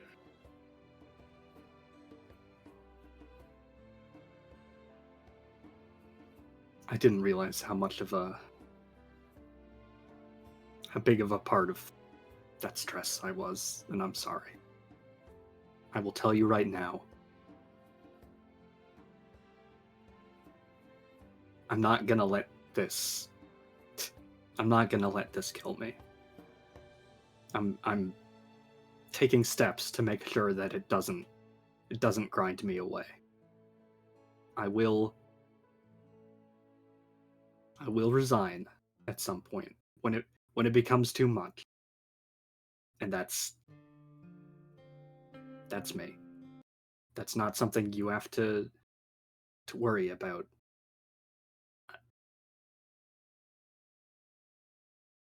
You see her cheeks puff up a little bit.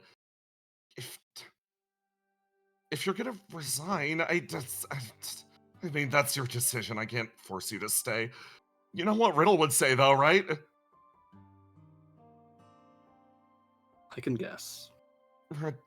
Being able to act like it isn't your problem is privilege. Yep. Okay. You know what? There are plenty of people who act like it isn't their problem. Plenty of people who act like it is their problem to a point. And then there are people who will act like it's always their problem and always will be their problem. And I'm afraid that I'm gonna be like that. And one day I'm gonna keep stepping up until one day I'll have stepped off a cliff. You know who the one chasing you is at that point, right? Yeah. Yeah. I don't want us to go over that cliff.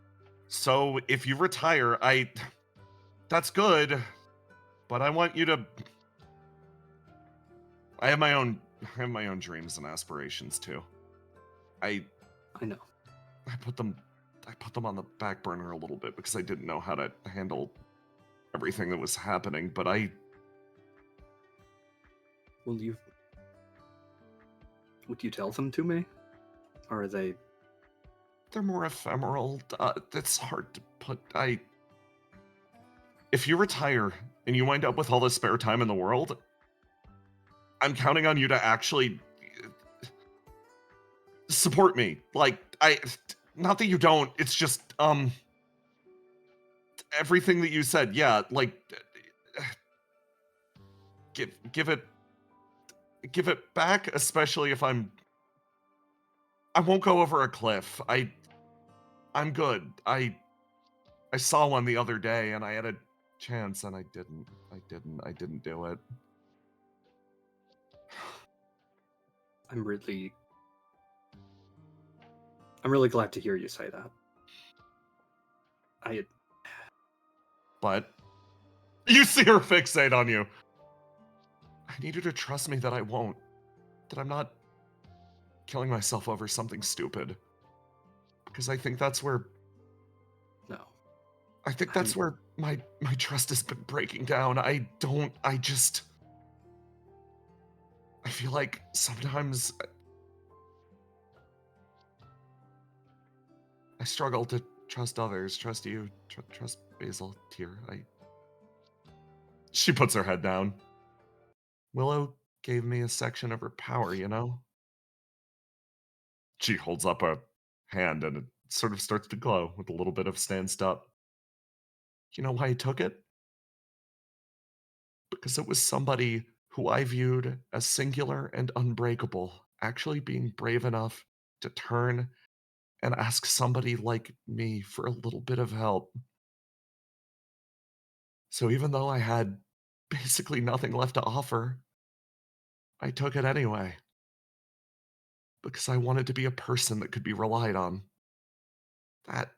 That's my dream. That's it. I want to do her proud. I want to do you proud. I want to do Basil proud. I want to do everybody in Opia proud because they're my family. You see her head peek down.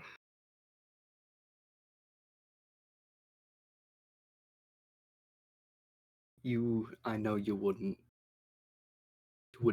be ground down to death for a stupid reason. I've been afraid that it would happen for a very, very good reason. But you're right. I can trust you. No. She shakes her head. You want to know why it won't happen? Because I actually have enough people around me that'll point and call me out, make me accountable, that'll put me in perspective with my own emotions and will actually be able to help me wrap my head around things when I get overwhelmed. I've got a lot of people to support me now. So, even if I get a little bit reckless, even if I'm rushing towards that cliff, I'm sure Even somebody like Riddle will turn to me and say, don't go over. Don't take another step.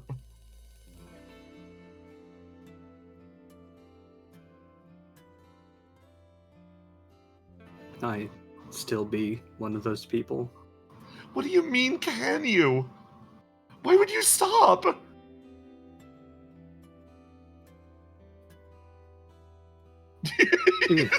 She has such a look of betrayal on her face. It's a significantly lighter expression than before. I think because for a little bit, I've lost faith in myself of being able to do that for you. But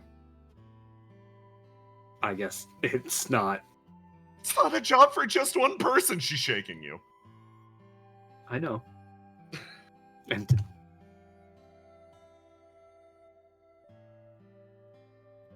yeah, I still want to be a part of it. And yeah, I know I'm not I'm not your one and only lifeline. And I wouldn't be able to handle that, but She's just staring up at you nonstop.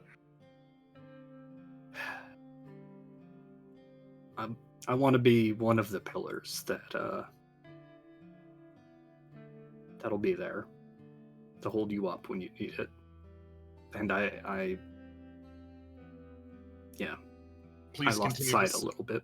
Please continue to support me. Her eyes are fixed on you, piercing through. I promised. I'm always gonna support you. We're partners. I take that very seriously. You see her, like, inhale. Okay. I need you to be one of my pillars, too. Yeah. No, that's what... Yeah. I just want to make sure we're both around to do that. You know, we can get by with other pillars, but you see her sort I of want relax my friends back. to be okay. She sort of exhales. It's like,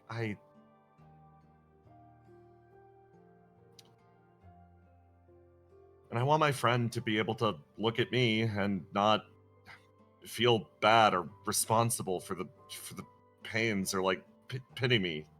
Okay? What was the part that really got under my skin with the doppelganger? It's like you looked at her and you just... I felt how bad you felt for me. And you don't need to feel bad for me. She folds her arms. I've been carrying your ass. You have. Also, Yeah. like, for what it's worth, I know what Basil said got under your skin. You don't have that harem. You have a group of women that are deeply concerned about you because you got problems.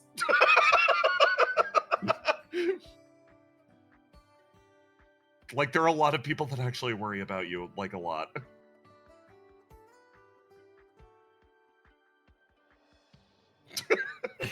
Mike's eyes remain locked on you. That's starting to sink in. I think I need not just you, but I need to give you another responsibility, is to when I lose perspective like that, I need you to talk some sense into me. Relieved. Deal. That's something I can do. Good. Her eyes split open with a smile. Okay. Well, in that case, I think that egg is burnt to shit and back. Yeah, well, I That's didn't a really fire. know how to cook it very well in the first place, so. That's a fire hazard, and Viv is gonna kill us.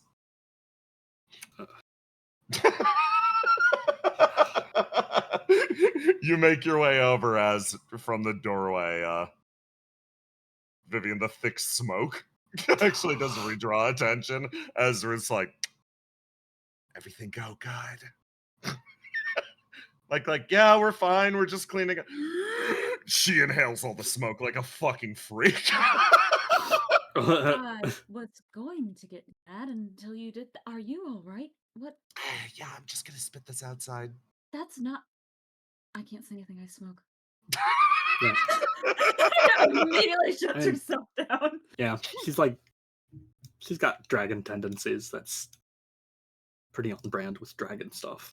She comes around the corner and looks at the burnt charcoal on the top of her pan and is like,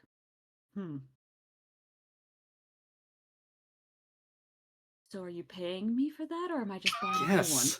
Yes, I said I'd rather pay you than like have to do this stuff, but you never accepted that.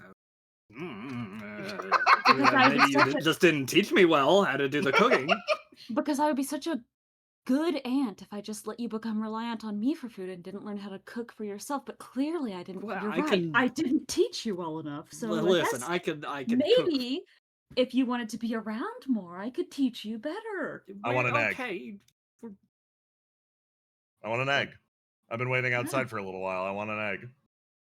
She leans against the counter here, and I'll make sure you don't burn it this time. Okay, one egg while not having a difficult conversation. Should be easy. No problem.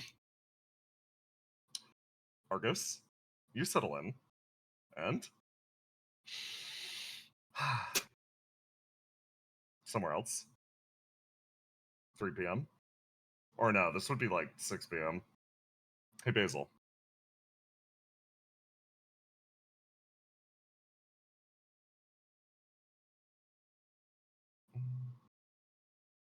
Grab you. And the squad.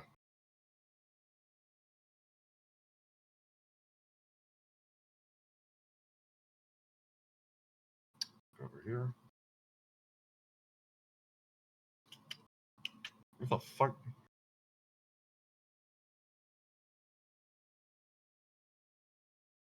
Okay.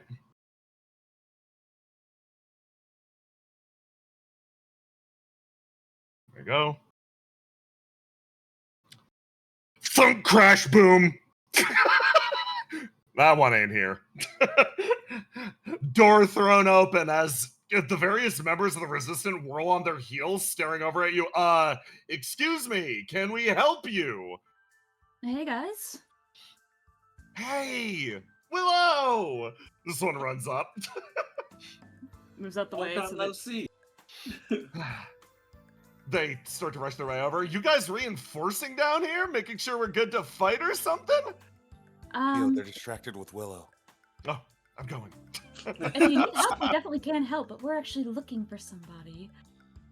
Theo stumbles their way forwards and stares directly at Vinter. Vinter pauses in place. Ah, I see. Oh, that's our man. We're just gonna... Oh, yeah, you go on. Brings you over Everybody, as... please clear out. This is a hazard area. Yes, it is. What? You don't have to listen. A girl's listen to me. gonna have feelings all over this place. You No, don't need to let's go for it. just give everyone some space. Skedaddle.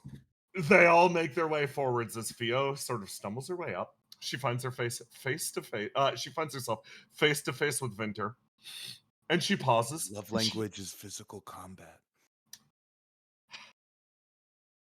She inhales, and something rolls to life behind her. a construction of metal flares into existence as it forges itself immediately at her back. I expected as much from Willow, but Basil, you too? And two, I miss Basil. your soup.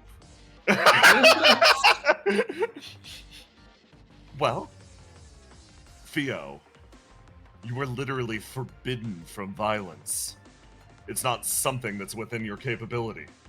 Eternity hard programmed you to not be able to throw a punch. Yes. Well, here's the fun thing. I might not be particularly good at violence, but you're not particularly good at talking.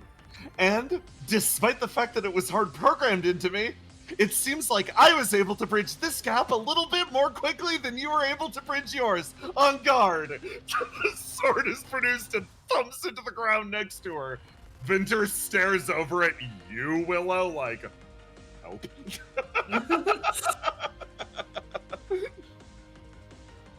I love that he's asking the people who came in this room with Theo for Get help. his ass. She's our ride. Spit in his eye. Everybody else were fine. As There's really only one way out of this situation, Vinter. she takes one step forwards and Vinter's like, this is he looks at Theo, somebody that he thought about training to fight multiple times, but deciding repeatedly, no, this person doesn't need this. She doesn't need this in her life. Theo takes a step in and with a 16 versus a 14, whispers something. Freeze. Vinter assumes a defensive posture and then his leg locks to the ground. He's unable to move, and Theo steps in and just points her blade at his throat. I believe that's a point for me. What? She flips backwards and touches down over here. That was an angelic command. That was authority. Theo, what? After visiting the city, I might have discovered a few things about myself. Are you ready for the second round? You're not going to catch me off guard like that again. This time, Theo performs significantly more quickly. Darting through the air, she manages to cross the distance at a rate that, she moves over. You're right. Had you been in your old body, I actually think you might be able to keep up, but I think in your own words, you've been neglecting your training, Vinter. The blade swings down. Another shot pointed directly at his throat. That's another point for me. Vinter, you have to adapt. You're never going to recover from this. I just grow like shit. The API's broken, Basil. I don't have shit. It's almost like you're thematically wrong here. Victor, you gotta use your special ability. You gotta talk to her. You have to talk to her. It's the only way you're gonna You're win, right. Vinter. I do have to use my special ability. Zero divider it is.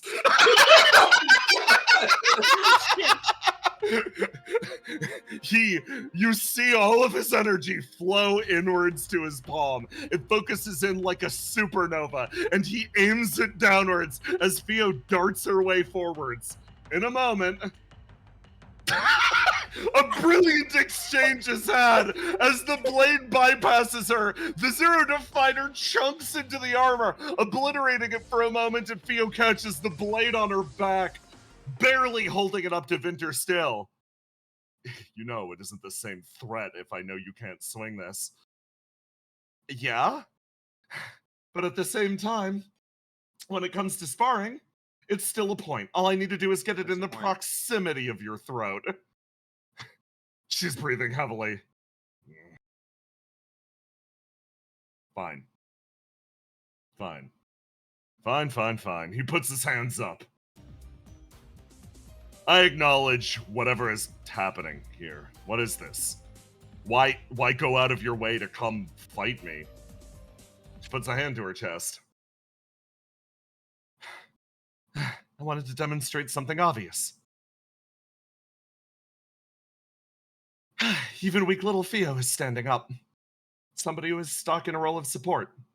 So, I thought that it was important that I came down here and I stopped lying to myself, and I told you to similarly stop lying to yourself.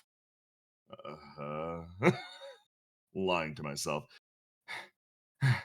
acting like this, acting like you're actually sparing me anything by teaming up with the operator, holding yourself hostage. Like that actually makes a difference to him, to his plans. I was trying to spare the derelict.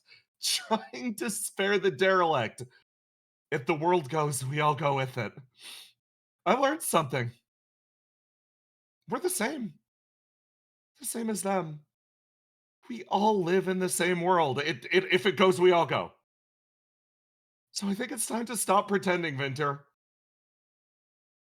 I need you to stop hiding away and deciding that that's the better action instead of actually doing anything. I'm gonna go with Opia. I'm gonna pilot the God of Flames, even though I really don't want to, and the guy who left me with this responsibility is a raging jackass. We could use the help. She sort of takes a few steps backwards. He looks over at you all arranged in front of him. Can't say I expected the recruitment drive today. He So you're stumbles his coming, way right? forwards. I can't. He looks over at Theo as she sort of starts to move away. Well, then I'm staying. What? Yeah, I'm going to stay until you change your mind. She sits on the boxes and folds her legs. You'd really doom her to such misery just because you're so incapable of change, Vinter? I think But it's time for you to start being honest with yourself in that you think that your suffering is going to make things right. And quite frankly, you're not that important. It doesn't matter how much you Hey, suffer. there's no need to put the No, downgrade. I'm talking to him. Nobody's that important. No amount of suffering is going to change anything. All you can do is be happy and be happy with the people that make you happy. And if you're not going to be around Theo, she's not going to be happy.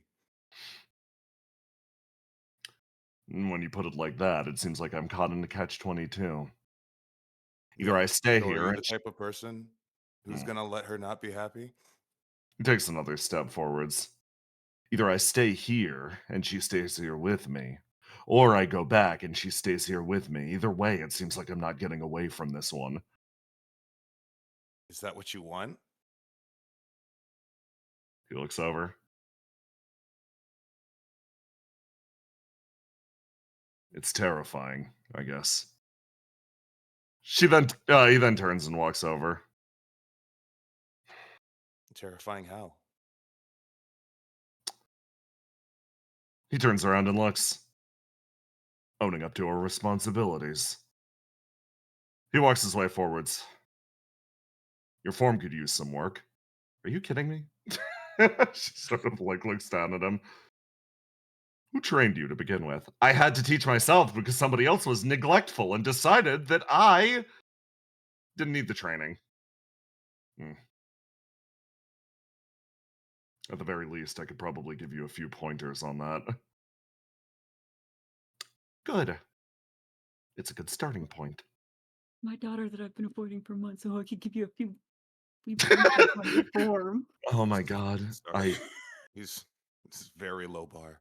I know. I hate martial artists. I just realized this does not include you, Willow. What you do is different. No, I don't know. It's she's kind like of a brawler. similar. It's you just do what you did. That does not include you. Willow, what you do is not an art. It's a science. It's a craft. It's something primal.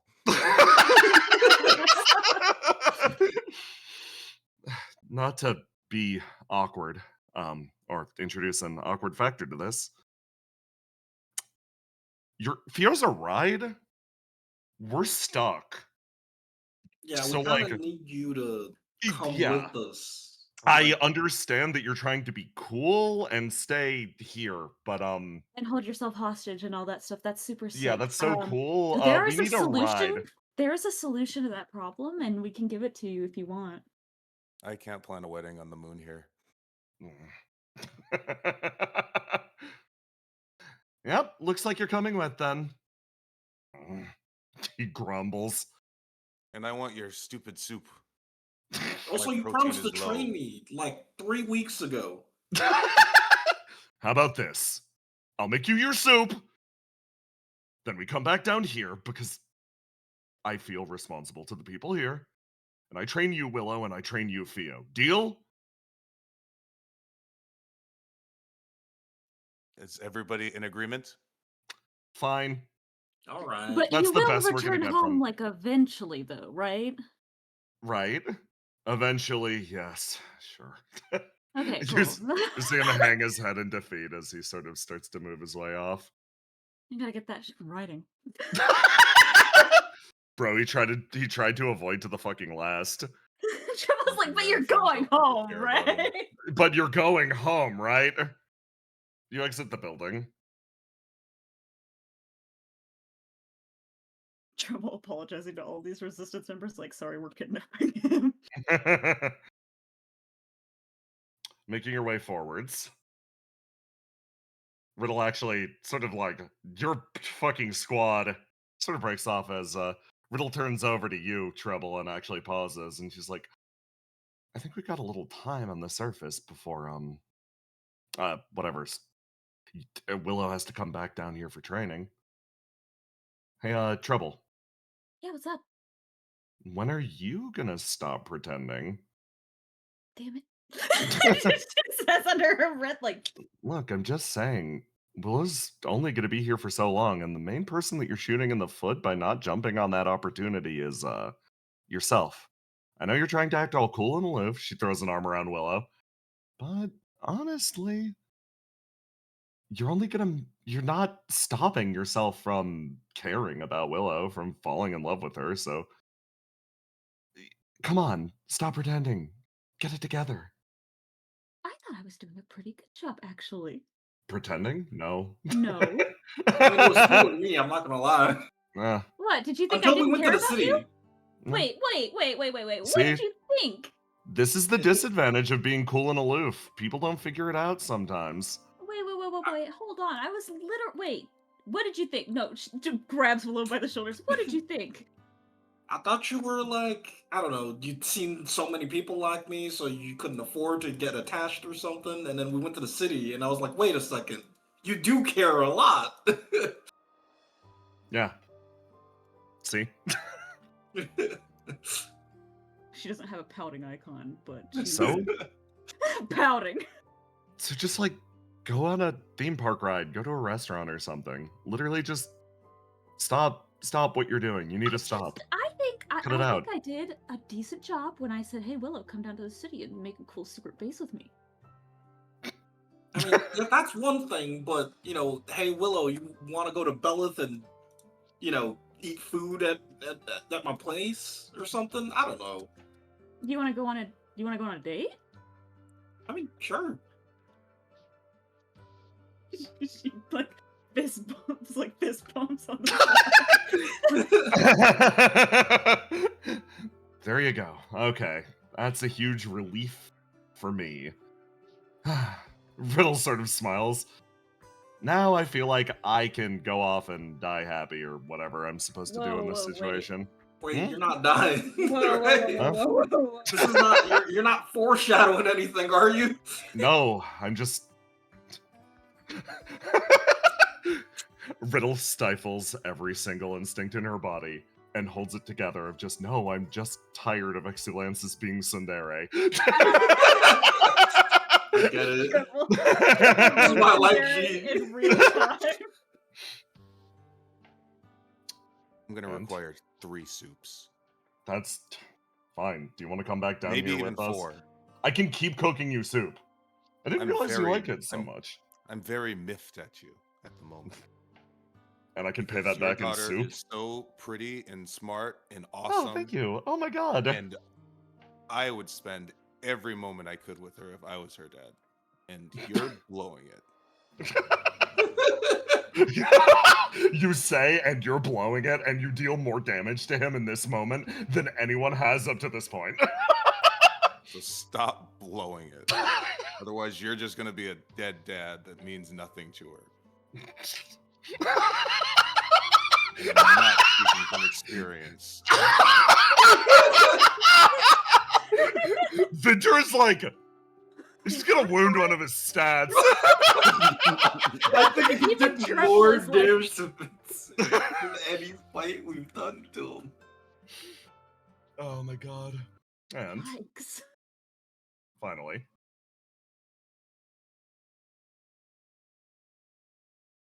so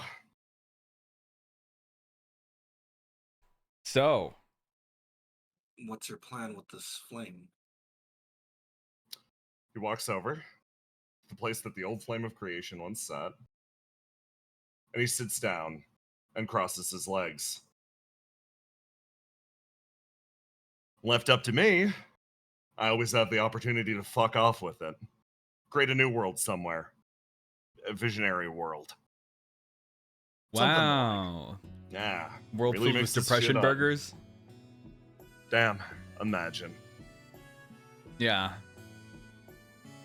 But you wouldn't invite us here if you were going to do that. No. You know what I always said? I'm bad at picking the winning team. I'm not good at fighting alongside with people I agree with. Not a good judge of character. I don't know which way the wind's blowing, not ever. So I'm always caught up in situations like this, so I wanted to hear it from you two. Tell me about this Opie of yours.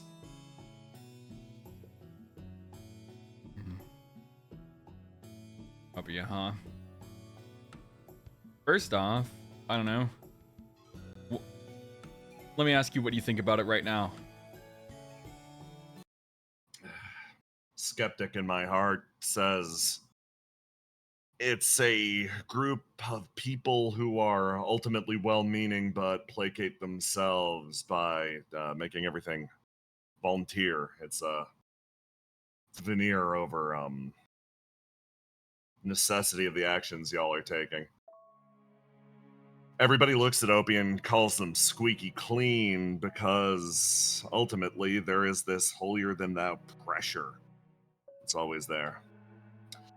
Like, you guys are made to be heroes, knights in shining armor, and that's got problems in itself. Keep fighting and fighting and fighting. And, I don't think I need to tell you. Fighting puts blood on people's hands, particularly well-meaning people. So, I see something like that, and I think to myself, how wretched do I actually want to feel? Yeah. For the most part, that's fine. You seeing Opia as having a squeaky clean image means that someone's doing their job. Can you really call Opia squeaky clean when it has someone like me in it? Someone like Queen of Flames? That's exactly why I wanted to talk to you. No. And you. He looks over at you, Whisper. You chose to join him, too.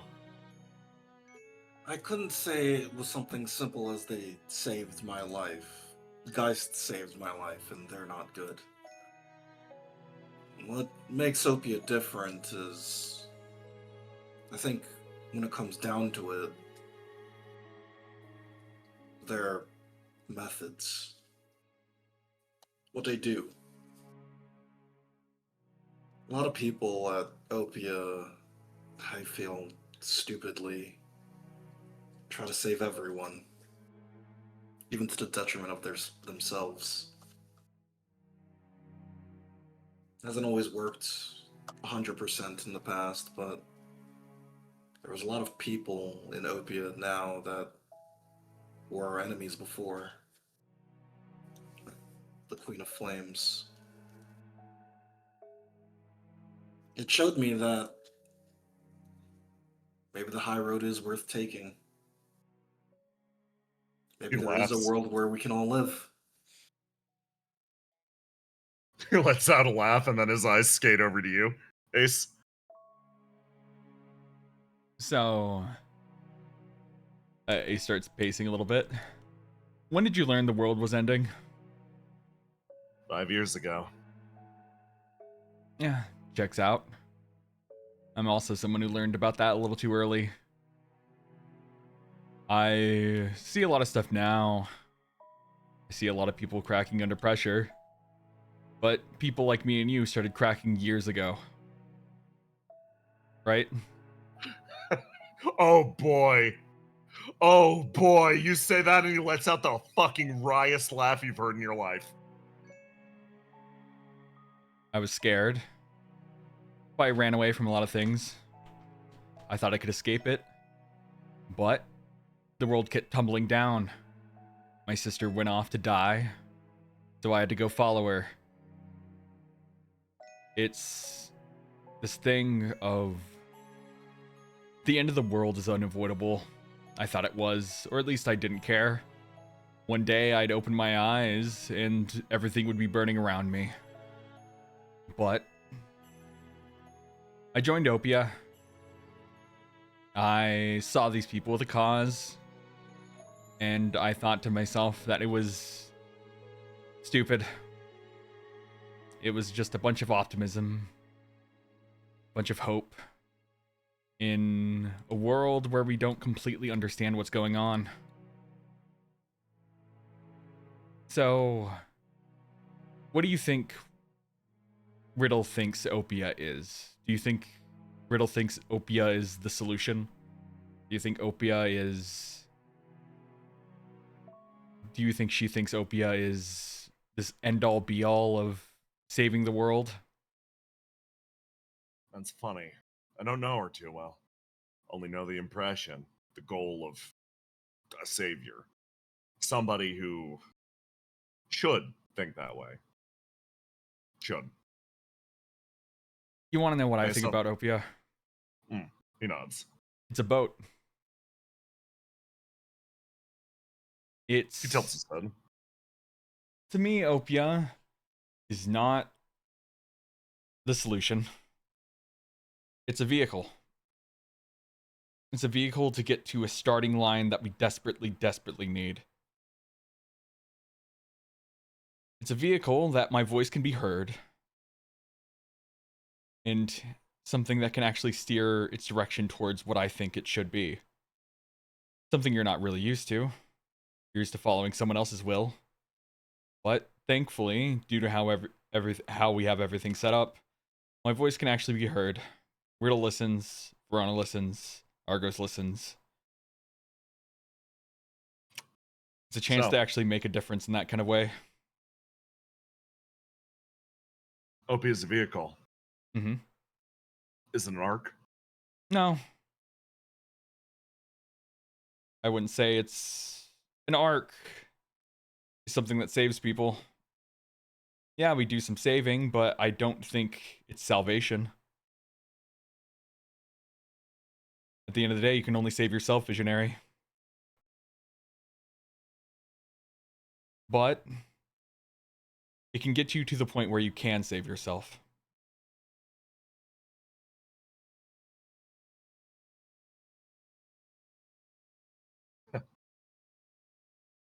He's sitting on the ground.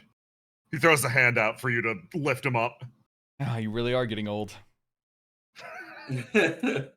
If you told me it was a fucking arc, I would have thrown you over that tree line with destruction. No, don't worry. If I thought it was an arc, I wouldn't be here. He picks himself up, dusts himself off. Hey, Whisper. Yeah, Higher road, huh? it's the one I want to walk. Claps your heart on the shoulder. Fuck. Man. Wonder what code name isn't taken. I was thinking something maybe with a card theme. Joker and Ace are played out. Think they got room for a king or a queen? He looks like it sort of laughs. I'm sure if you started calling yourself king, no one would take you seriously. He walks away, hands in his pockets. Hey guys, thanks. Living situation in that building is everybody's got an apartment, right? I don't know. Looks over at Ace. You, want to help me move a mattress? It's the only thing I own.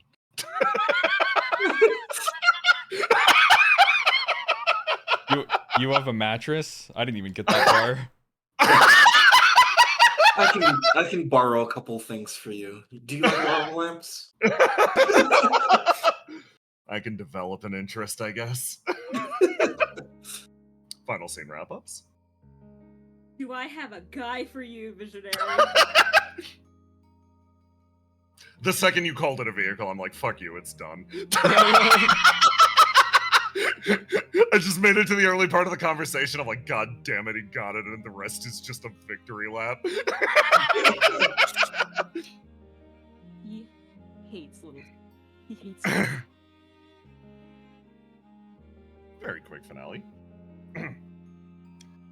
Riddle sits on a bench, sort of staring out, overlooking all of the, like, very few city,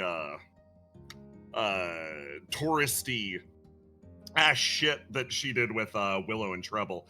The long line of, like, photo booth stickers that she sort of turns over in her hand. Horizon flutters over next to her. That's fun. Did you have fun? Did you enjoy yourself? I did. Happy Treble's being a little more honest. What was all that stuff that you said earlier? About, having no alternative to hope? Sorry if you overheard that. Yeah, it's one of the main reasons I was struggling in our debate. Couldn't exactly get the words out. Had to show you my way of doing things, I guess. Do you feel backed into a corner? Sometimes. Yeah, sometimes. My mentality, specifically, in certain areas, yeah, absolutely. Okay. How do I make you happy, then? Little blinks. Go out with me. Horizon tilts her head. Okay, done deal, but, do you always offer up a chunk of yourself when pressed at all? Is that all you've got, wanting to keep people close? Cutting words that burn down to the bone for her. She blinks a few times. What do you mean? No, I mean, how do I actually make you happy? None of the hope, just good feeling stuff. What actually gives you joy? Is it somebody being close by you? Is that really what it takes, or are you so afraid of losing the people around you that the only thing you can keep of is the only thing that you can think of is keeping them close? They'd been sharing flame. Of course you knew that. Riddle exhales. Okay. In that case, I'll figure out a way to make you happy. Meet me in the Golden City in a little bit. You could bring Treble. Oh, okay. Okay, cool. Puff, disappearing into nothingness. Riddle takes her staff and sort of holds it close to herself, looking down at the bench in front of her.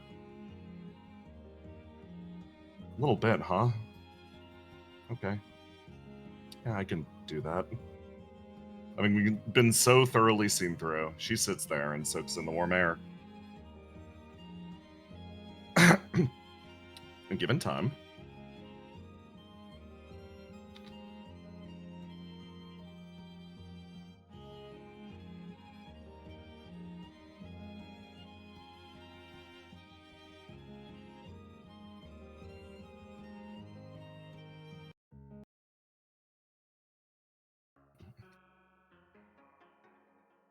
Horizon quietly awaits the others. She sits at the top of the platform. Hold on, very important. Gonna toss out a new one. She's tiny. She sits overlooking her city that so recently went to war. And quietly realizes not only what she's done, but how much she's accomplished. In her silent victory celebration, she's like, I played it off. Was I cool? Was I cool? She turns around and looks at the other two. Hi, you two. Hey, so you said you found a surefire way to make me happy, to pierce past everything. I did. She smiles and floats gently between the two of you. You see that over there? That big metal thing in the distance? That's paradise. Beyond all of the hope, beyond all the happiness, beyond all the joy, I have picked up one thing and one thing alone from you. Curiosity bypasses anything else, right? What do you say we break in there? Oh, wow, you did get a good read on her. Riddle's body sits up. You see a shiver travel through it once, and she stares straight ahead. A smile crosses her face, and there is a slight realization that spreads through her body almost in a moment, silently, before anything else. Oh shit. I think I'm in love with this person. Yeah, let's go. Okay, call all your friends. I'm sure Basil's going to be delighted in seeing the other side of things. Yeah, done. Good deal. Good. Thank you. Riddle bows her head and returns back to Opia. Where? Everybody sits down at lunch to grab a quick bite. So yeah, functionally, says we're breaking into paradise, which is awesome. I don't know why.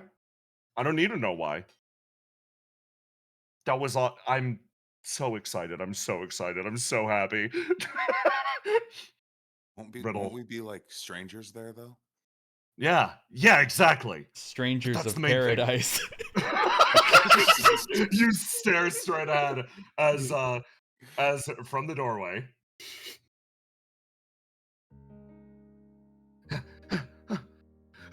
Hi everyone. Hi.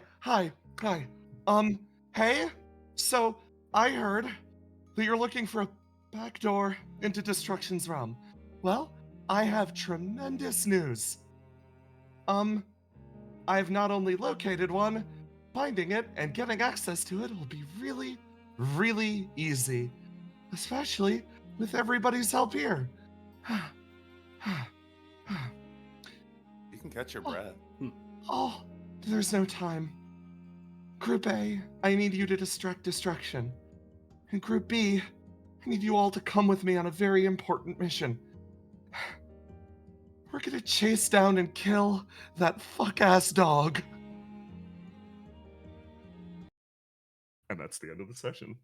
I'm gonna request we skip the ending. And just get to fan art. Yeah, get to fan art straight up, absolutely. Yeah, okay. Clever man. Oh my god. There we go. Okay. Oh my fucking god, I hate this fuck-ass website. Is Zimker giving you more ads? No, it's just fucking, they don't let me use ad blocker anymore. So they're just fucking, it's fucking awful here in this capitalistic hellspace. Yay, thank you for putting another immigrant. First off, we have gingerbread cookies from the news Excellent Submitted Crossbones. Fuck, what am I streaming? Fuck you, watch it live. There we go. And then we have a fucking 8 from Cat. Yes! Yeah. Wait, let me see if I fucking change the, okay, yeah, it's on, okay. Then we have Cal and Seagazer. Yeah. Then we have Mike's Mike. favorite plushie. Yeah. Lizard. Shadow Robot Body. Yep. Then we have Nanda. So we not stealing stuff? And then we have this guy. He doesn't deserve fan art, but this is beautiful. Update my pog yet? Yeah.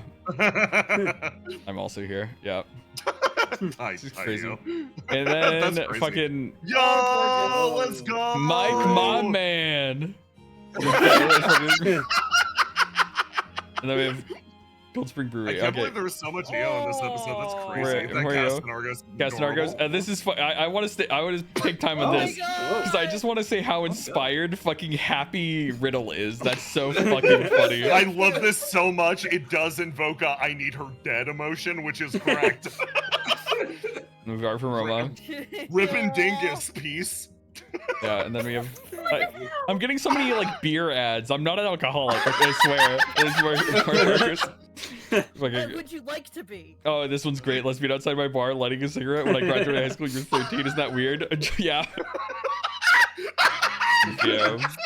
That's them.